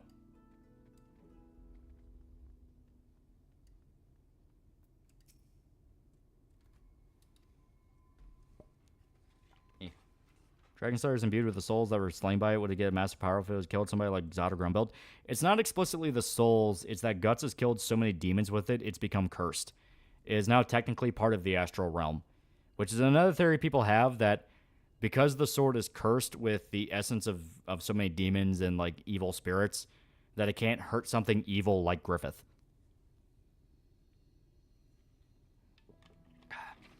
So he could kill like apostles and demons and stuff like that, because there were physical entities he could hit. Like, they had bodies, they had flesh and blood and all that. Even the ghosts, in some way, were kind of physical to him. Meanwhile, Griffith is just this complete intangible concept.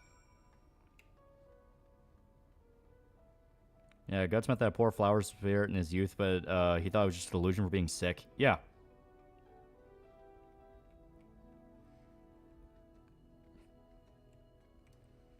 I think Skull Knight's building a kind of mirror to the God Hand, with Guts being the second finger with more members being added through the ages. I can kind of see it. But the Guardian Spirits are kind of already the conflict to the God Hand, because they are the Guardian Spirits, and there's 4 of them. So there's probably a 5th one that Shrike has to tap into, because I know it's Earth, Water, Fire. They have the Darkness one, but he feels a little weird. And probably there's going to be like a 5th one that's like light or something like that that can beat off or that can fight off the God Hand. What if the sword is subservient to Griffith and the God Hand like the apostles? That is a genuine question. Doesn't seem there's a god. As we think of gods in the Berserk universe, more like who've become more powerful beyond imagination. Yeah. Well, like, the whole idea is people would subconsciously believe in the concept of a god, and that god would will into reality. You know, that's why the God Hand infiltrated the Holy See and built them from the ground up to get people believing in that, because it got them away from the old gods and the old, almost like pagan type religion. Can't believe the endgame of Berserk is Captain Planet. Yeah, gods are ideas. Yeah, basically. So you have the idea of evil, literally called the idea of evil, and it represents, you know, it represents nihilism and evil and hate and all the worst parts of human understanding and belief. Yeah.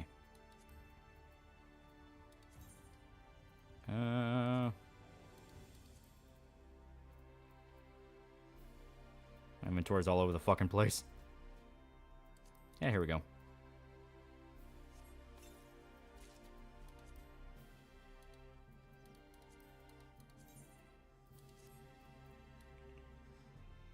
Oh, what these look like? That's fun.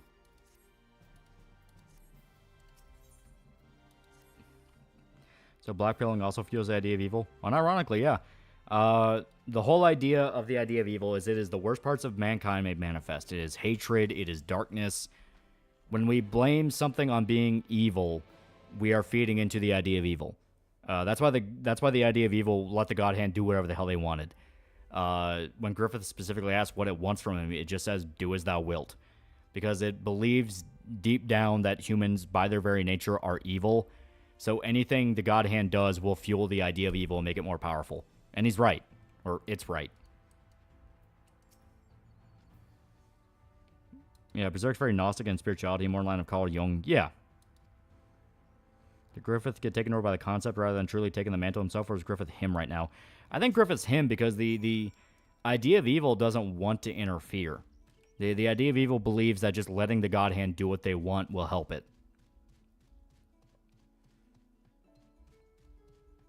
So tulpas. That's kind of a basic way to put it, but a lot of the creatures in Berserk are kind of tulpas.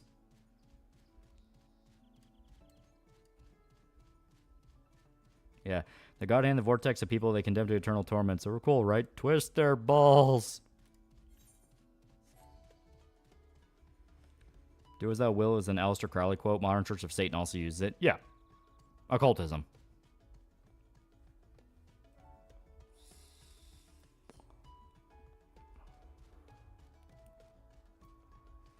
Concept of going, my villains are fueled by negative emotions, which is why there's a reason they haven't just wiped out humanity. Yeah. Isn't Topo basically an imaginary friend becoming real? Yeah, once again, it's a concept that a lot of pagan, occult, sometimes satanic circles use, where the whole idea is you are putting so much power into a concept and focusing all your mental energy on willing something into existence that it becomes real. There's a lot of different movies that talk about it because it is a legitimately interesting concept in fiction. You have The Empty Man, which is The Empty Man's a great movie. I kind of spoiled it by talking about how it's about tulpas, but go in as blind as you can. Specifically, okay, if you're going to watch The Empty Man, watch the trailer first. You need to watch the trailer first. You know how usually you want to avoid a trailer because it gives away everything in the movie? Watch that trailer first.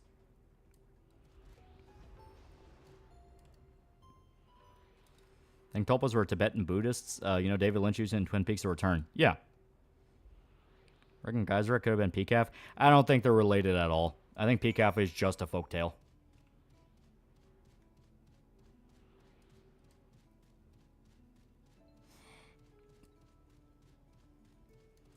I want that, though. Don't agree with your theory on Guts Sword not being able to hurt Griffith. The fact Guts is able to hurt Slán disproves it. Yeah, but that was also before the merging of the realms and a bunch of other stuff happening. And Slán still wasn't dead. Even Alita had tulpas in it at one point. Yeah. Many beings and SCP are essentially tulpas. Yeah.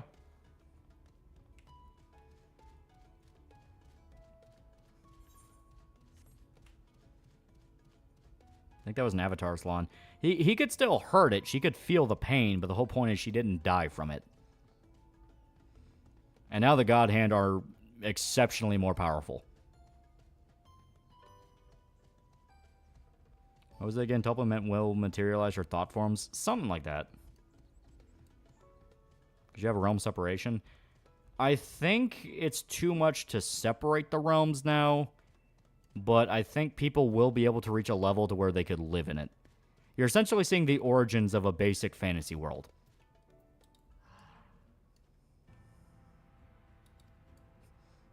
Oh god, I fucked up.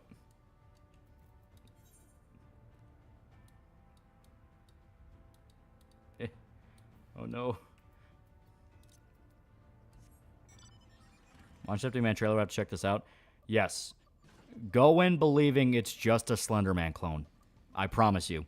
It is a legitimately great bait and switch. You say a sizable consensus believes people are inherently evil considering morality is equated to religion. Well, that's kind of the whole philosophy of Berserk. The whole philosophy of Berserk debates whether or not people by their very nature are evil, because you see a lot of different circumstances and situations where people end up being massive fucking dickbags. But you also see a lot of times where people are good and they do try to help each other. It's interesting, you know. Once again, it's an interesting debate.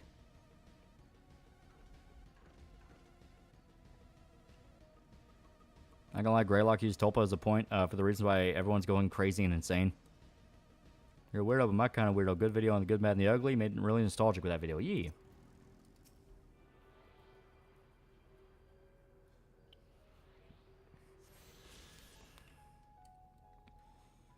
I want to get hurt by the sword because she gets off on pain. Yeah.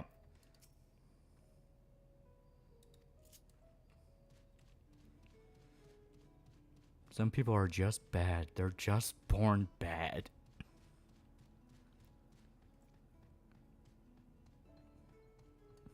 And he's the guy where the world dies and everyone gets out inside somewhere new.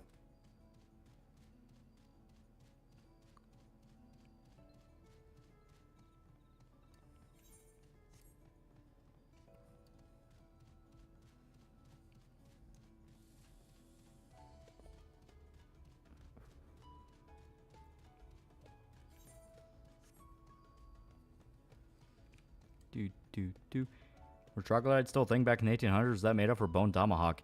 Are you talking about the backwards native tribe that they kill in bone tomahawk?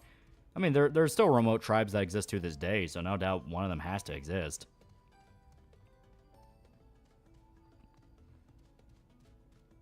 Could Farron take the God Hand on?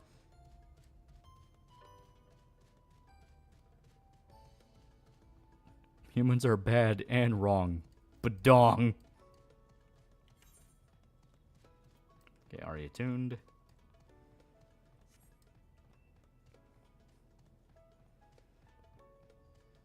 Berserk is nihilistic, but not the Reddit butchering of nihilism. Yeah, and it has a lot of moments where it's not only nihilistic. There's a lot more to it than that. Like, shocker, Berserk is complicated.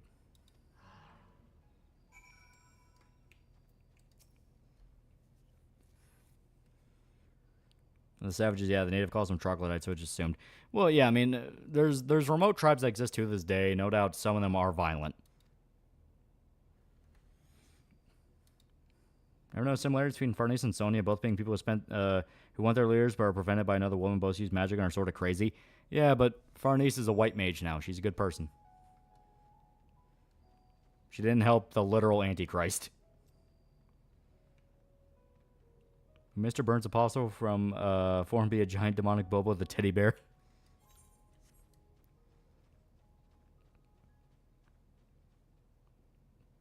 I've seen You're Good, the Bad, and the Ugly video makes me wonder what other topics you want to cover in the future. I have a whole list.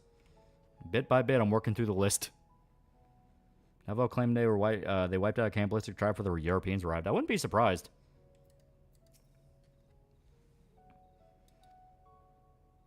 Barney's more of a red mage than white, but I get it. She's learning a lot more healing magic. And she literally wears white robes now, so white mage.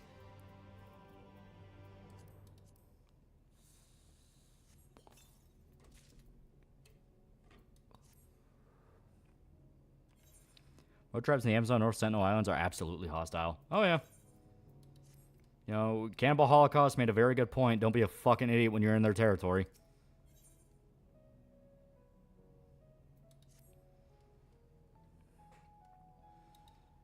True nihilism, accepting that blowjob McDonald's bathroom isn't that bad, and especially after eating McNuggets.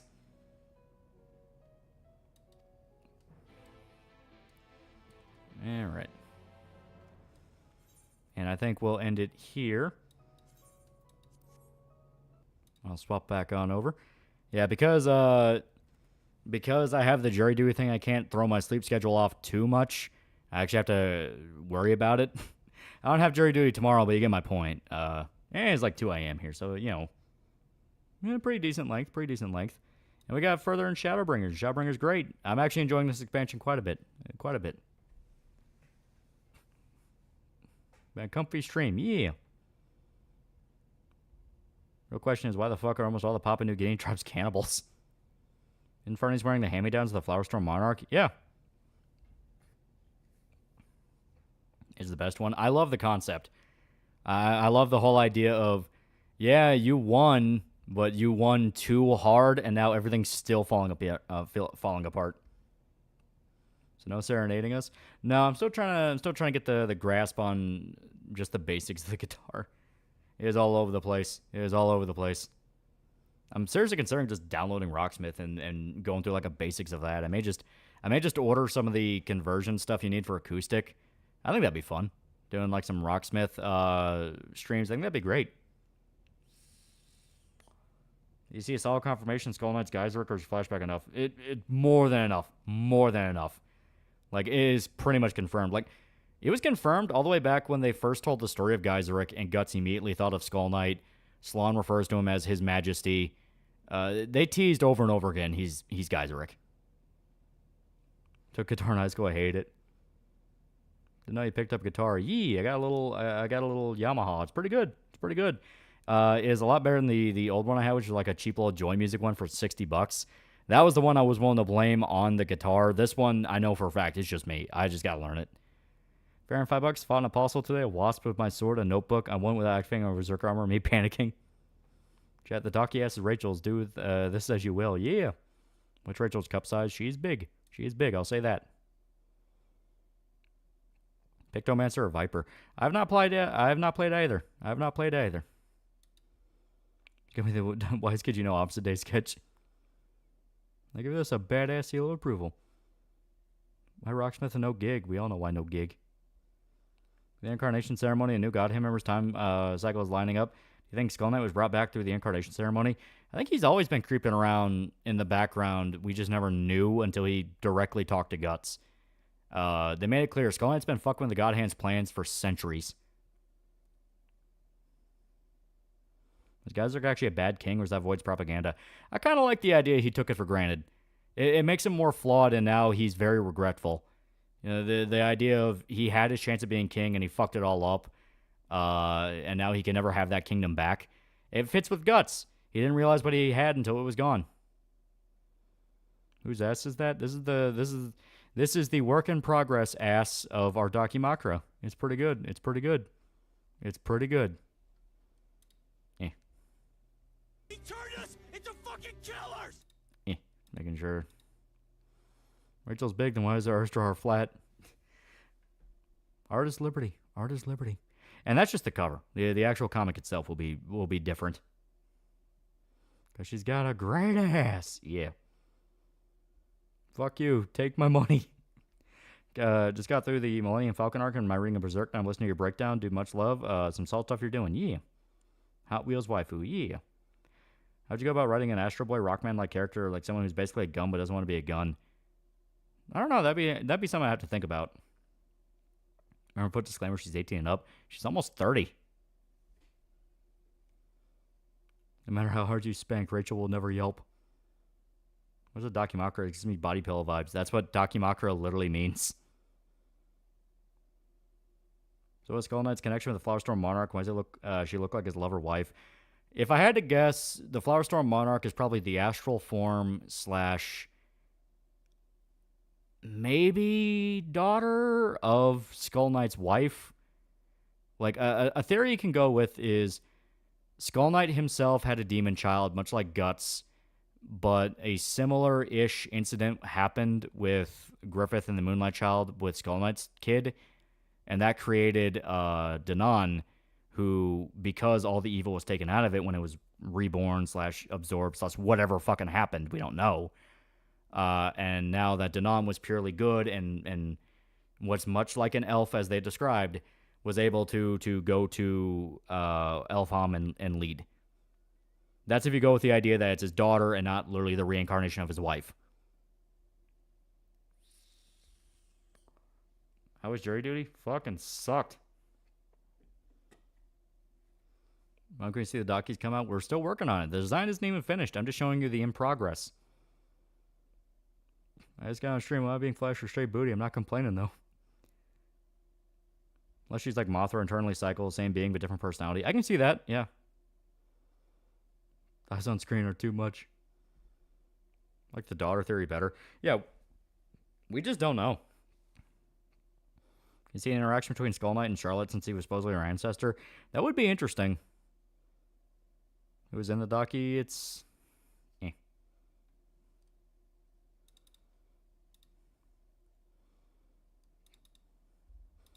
It's Rachel, the crippled protagonist.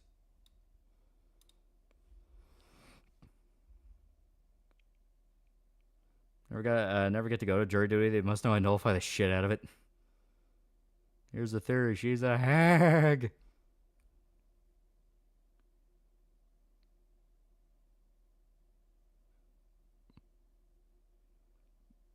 If you make documentaries, also make sex toys based off these gals? No. No. Will there be docu variations? I like the Rachel cheeks, but I prefer them and less ornate looking undergarments. Right now, we only have the 2 designs. It's something where we're trying to test the waters with the demand of it in the first place. Like, would people even really want this, or is it a purely a meme thing and they don't actually mean it? Like, we're testing the waters. We're testing the waters. And as stated, this is still work in progress, so it's not even finished yet. Be aware.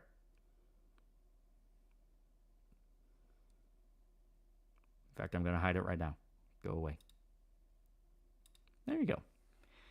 We find if Griffith's about to be crowned, but Skull Knight reveals that he's Geyseric and due to legal jargon is now the true heir to the Empire.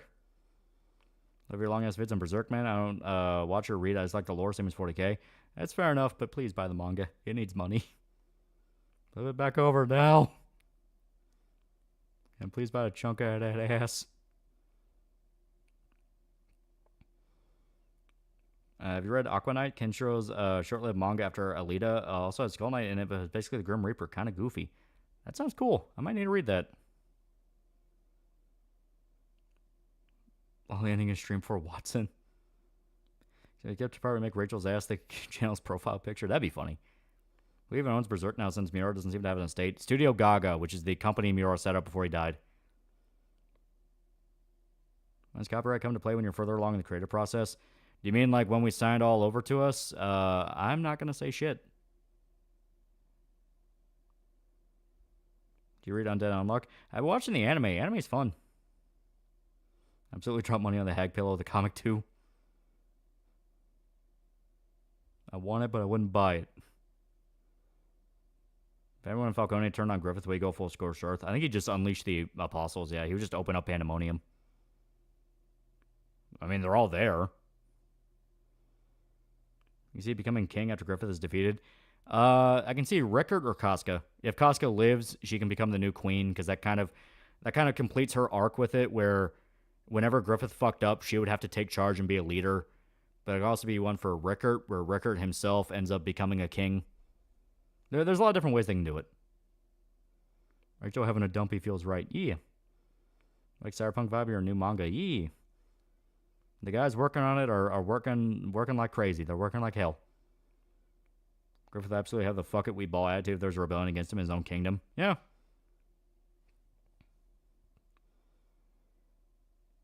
Do a loophole. Skull Knight owns 1/3 of hell and argues the property line with Void.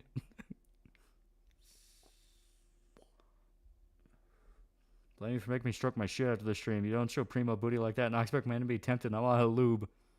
Just remember to sign up for the mailing list. Just remember to sign up for the mailing list. I'm going to associate you jerking off with the mailing list. Now you're never not going to be able to jerk off and not think of the mailing list. I got a cripple have so much ass. Why would you question it? We getting dockies? We are working on dockies. We're working on a bunch of stuff. Can I barter for the docky for 2 pieces of gum and a half-broken pencil? You can't be feeding these goons. The civil war between those who know what Griffith is and those who side with Griffith and Falconia. I can absolutely see it happening. I think that's going to be the end game. The anti-Griffith faction versus the pro-Griffith faction. That's where I think Sir Jerome and Sir Laban will come into play. I don't remember what the other guy's name is actually. Jerome. The guy with the beard versus the blonde guy. Because they've been such bros through the entire manga that at the very end, I could see the one thing splitting them apart is Griffith. American Werewolf London review? That would be good. Is it bad I already fell in love with Rachel? That's the idea. Buy a docky for your docky. Buy a docky for your docky.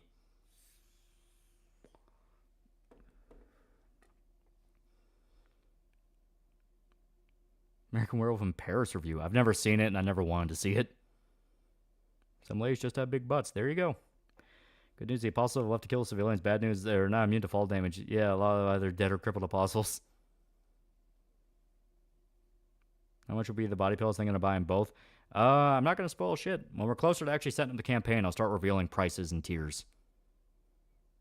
Because we haven't even been able to show off the Yuki one because it's still working on, it's still in the process. Buy a docky for your docky and give her a hat. Definitely buy one of those dockies. I'm going to make it stand up on its own with how much I love it. I'm going to review the Tekken series. I don't know. I've always liked Tekken, but it's one of those where I've never really studied it. She better have eye bags. That's actually a very good point. I should probably DM the guy.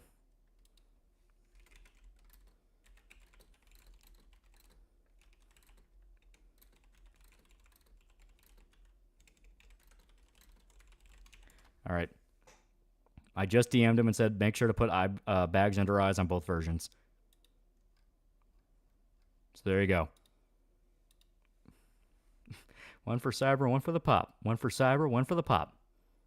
Why is that huge ass? See, this is why I knew simping for the Gooners would be a good idea. You guys can't help yourselves. I am a marketing genius. But Yuki's music be really popular in another country for strange reasons. I've thought about stuff like that. Talk to the boys about the comic dub idea. It's one of those where I want it to be further along before we start thinking of stuff like that. Because we're still waiting on a lot of the side stuff to get done. When more of the designs for like the shirts and things like that are done, I'm gonna look more into doing the side stuff like that in the trailers. Because basically it amounts to, what's the point of making the trailer right now if we don't have anything to really show off, that kind of thing. I mean, the doc design's not even finished yet. It's almost finished, but it's not finished yet. We're still waiting on some of the shirt designs. I mean, I'm wanting to have as much as possible to show off and show it's physically done before trying to push it, Yeah, Gooners have the big butts. When they have a goal, they'll throw money on it. Mm-hmm. Sex sells. Business 101.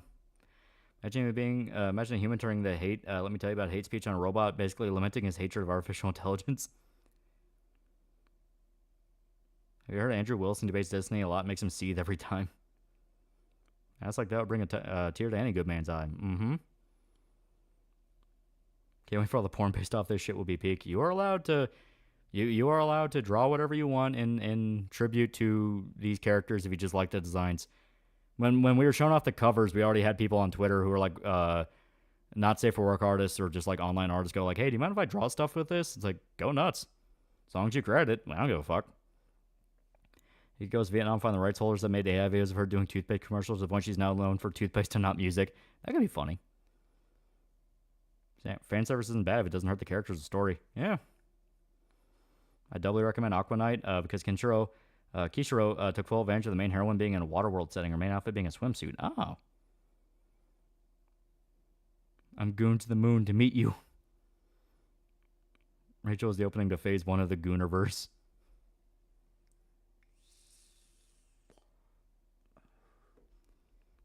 I'm thinking about expanding to Twitch, but the idea of having to curb my verbiage and making me holding a Twitch shit doesn't sit right with me. Is expanding there a good idea? I don't think it's a bad idea. Me and Kirsten's able to get away with a lot on Twitch. Duckies aren't my thing, but 100% buy a t-shirt with Rachel and Yuki on it. Yeah. Please don't give Rachel a food cock. I had no intention of doing that. How many pages? 72.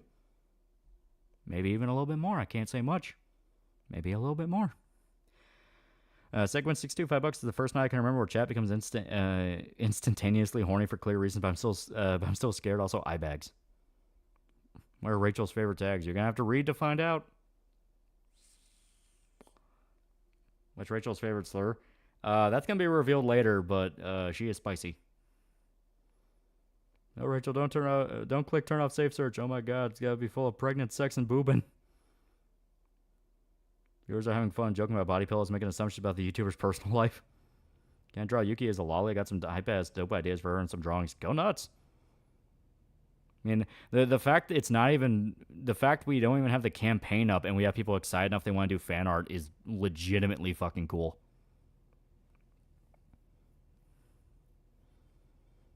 Gonna go full... Gonna go for the sterile Ghost in the Shell continuity or more classic shonen fan service. You will see later. May the comic project be completed. I don't want you to end up as some of the comics creators always late on the projects. We are still working on. We're a chunk of the way into it now. Manito's been working his fucking ass off. Dude's a fucking animal. But the campaign itself, we're gonna get launched a little bit later. I'm trying to be vague just because I don't want to give set dates for everything because I don't want to overshoot or undershoot. But the whole idea is we are chugging along exactly as we should be. It's scary how well it's worked out so far. Favorite female Devil May Cry character? Lady. Lady's awesome. I already drafted the story start to finish? Yeah. The whole script is finished. Like, that's why I'm super like, yeah, it's 72 pages. That's the thing I'm willing to say, because, like, yeah, it's 72 pages. It's done. Shocker, get the script done first, then worry about everything later. He turned us into fucking killers! What would happen if Yuki borrowed Rachel's computer to check her email? Not great things. All fun game story family members, that's why there's art of your comic character rubbing shit into their bodies. So long as they get money for it, they don't give a fuck. We have a new ad at the end of the video for the new shirts, and that'll include threats on my life. I have been thinking kind of like when once again a trailer's out, I can make like a longer, more in-depth trailer that explains everything, and then kind of a shorter, terse one I can put at the end of videos. The Netflix DMC show will be good. I don't have faith. I wouldn't feel comfortable with someone asking to draw someone as a lolly, fictional or not. He said, yes, way too quick, nigga. Why would I care? It's free marketing. It's like, what am I supposed to, like, police people that want to show enthusiasm for something I'm working on? It's like, no, go nuts. Make some patch that's Yuki getting on Rachel's case for smoking. This is Rachel. She's in a wheelchair. That's all. Favorite Slipknot song? Simple, but Before I Forget's really good. Also love the K-On! AMV for it. It's great. I think Super Kill will be a great title for this comic. Oh, no. Rose comic should help be a motivator. If you want to see change and stuff like writing, be the change. If you want something as basic bitch as fanfic, be the actual good fanfic. Yeah. Will be chibi version of the characters. That could be funny.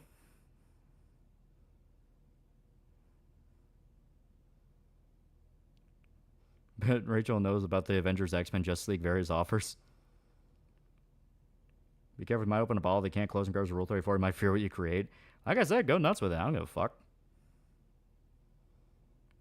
Broken is bad for electronics. Yuki's the whole ass electronic.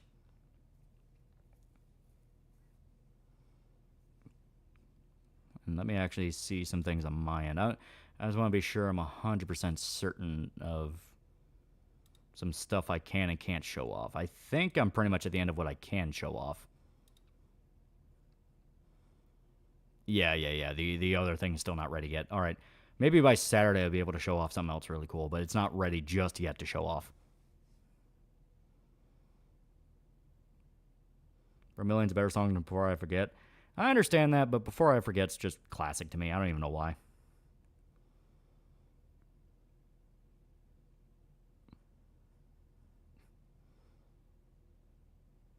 Obi Foodalali, it's inevitable. Listen, as long as it's your thing, I don't give a fuck what you do, but it's not going to be official.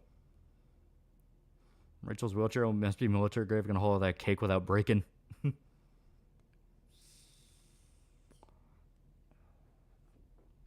Gotta make media without said media getting porn of it. Every single person making something should have the same mindset going in. Well, I mean, it's like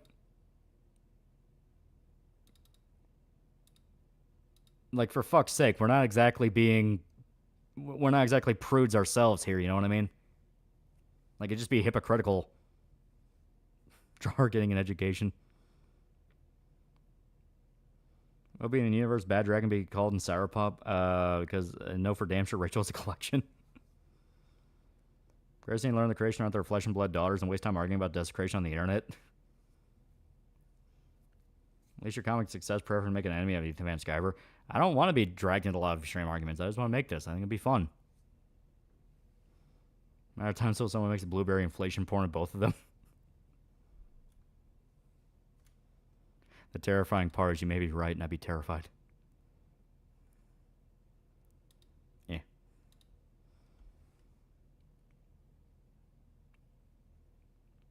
The holy cake. Why is the ass on stream? Is a body pillow? Is a body pillow of Rachel, who is one of the protagonists of the comic thing I'm working with. Ken Levine actually searched Elizabeth Rule 34 art. Guys, I super don't want porn on my theory. Please don't do it. Yeah, no, like I said, I don't care because, like, you know, people draw stuff like that because they're enthusiastic and they want people to know more about it. So I'm the exact opposite of like trying to police people on what they can and can't do. It's like, go nuts, man. The fact people once again want to draw are so enthusiastic about it, they want to draw stuff before it's even out. That's really cool. Yeah, porn of something isn't the issue. When shippers demand their fanfic porn be cans when it becomes an issue. Yeah. Yuki tries to bathtub toaster herself, thinking she's a walking toaster. It would work. She finds out she's waterproof the hard way. There it is, boys. The fourth hole, the back of the knee. Which vehicles like in Sour Pop? You will see. You will see. Look on the bright side. He may be blueberry, but he don't need a wheelchair anymore. Just roll with it, literally. Oh, God. You already have the DeviantArt draft up, don't you? Sick motherfucker.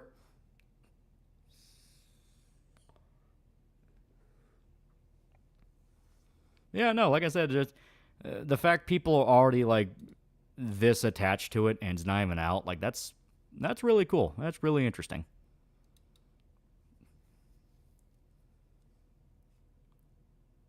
So, you know, is Doug Cannon in your series? That could be funny. That could be funny. I'm trying to limit as much as I can with in-jokes with this stuff just because it's like, you want more people to know about it as much as possible. Come turns, if I ever get my story off the ground, it'll be spicy content. My characters just hope they'll be classy with it along with degenerates.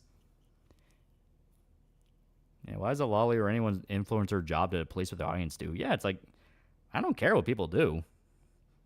Make sure the Kier's sitting in the cuck chair somewhere in the background. On our heads be the consequences. No one won't elaborate what I'm talking about. Let's just say Roald Dahl's lucky to have not seen the internet. Very true. We make all the cars and Sour Pop the car that Ryan Gosling and drive. Build a fan base is about the only way to make an original story these days.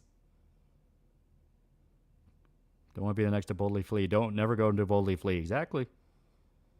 At least 40% of the enthusiasm and kind of the crippled girl failure quasi hag. Yeah. How many Easter eggs in the issue? Regarding the channel, none. But there are Easter eggs to other stuff. Like there is a Johnny Mnemonic reference. I'll say that. Lost my virginity to hot cosplayer chick dressed up as 2B. Rachel have a depressing speech like Kaz in MGS5 in the first 5 pages of the comic. Not the first 5, but she is a downer. Yeah, she's a very downer. Dobson Crypta have his whole draw lazy lesbian porn of Yuki and Rachel. Could have Rachel have a car even though she can't drive. A sweepstake was first place, like fixing tech, second, and a car she got second. You ever review Ergo Proxy? Ergo Proxy's great. There's a doorknob.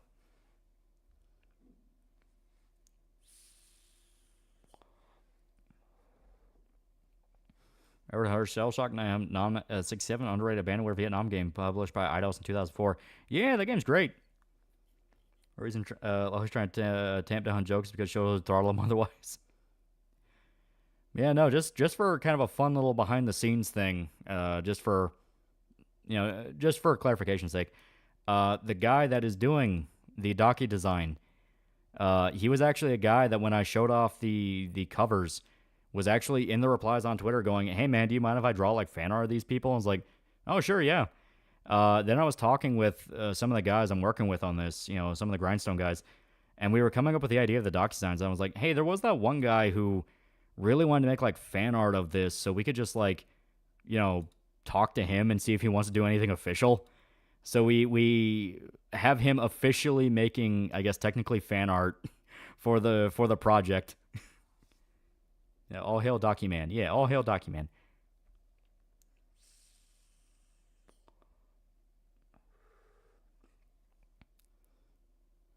Is there a way to clean dried cum out of a keyboard? Got too excited watching something yesterday. I'm having trouble cleaning it. You're an animal. You deserve the dried keyboard cum. People love the doorknob bit, but the one I love is Johnny Bo Doug Walker's face. I think this project will last. How many issues or volumes are playing a comic? We're going to figure it out as we go. Nightbreed review? I've never seen Nightbreed. I'm going to put it away now. All right. Bye, take my money. But there you go. We got to play a little bit of 14. We got to talk a little bit more about the project. Really fun stuff. Really fun stuff on the horizon. Got the Fur Affinity page pulled up right now. It's Jover. Look me in the eye and tell me that someone making a Rick and Morty comic, your comic doesn't turn your stomach. Put it back. Watch Dream Scenario is much better than Long Legs. Dream Scenario is great. Very different movie from Long Legs, but similar-ish kind of surrealist vibe. But yeah, we're gonna call it here. I'm getting sleepy, and once again, I don't want to ruin my sleep schedule too much because I still got fucking jury duty to worry about. Thankfully, I don't have to worry about it for the rest of the week, but still something to worry about. But yeah. I'll update as we go along with this because it's been a ton of fun. Hopefully, I'll have more stuff to show off by Saturday because that'll be really cool. I love showing stuff off. I love showing stuff off. I love the fact that every time I show stuff off, people get super fucking excited and they're all hyped as hell. It's like, it'll be great. But yeah, gonna go ahead and check one more time for Streamlabs, make sure they're all caught up there. Scratch my nose. But yeah. Definitely gonna swing on by more often. Good stuff. Showing stuff or showing stuff? Showing stuff. Showing off stuff that we are working on. And I plan on having the Q&A video with the Black Powder Red Earth creator up by Saturday. That won't be really easy. That won't be really easy. It's just kind of a chill little gab session between me and him. Really cool dude. Ton of stories. So I'll have that up maybe by Saturday. We have a lot of stuff coming. Next video will be after that because the Q&A one's one that's really cool. So we're in it for exciting times. And now that we're leaning into September and October, we can talk about spooky stuff. It'll be great. But yeah, I'm going to call it here. See ya.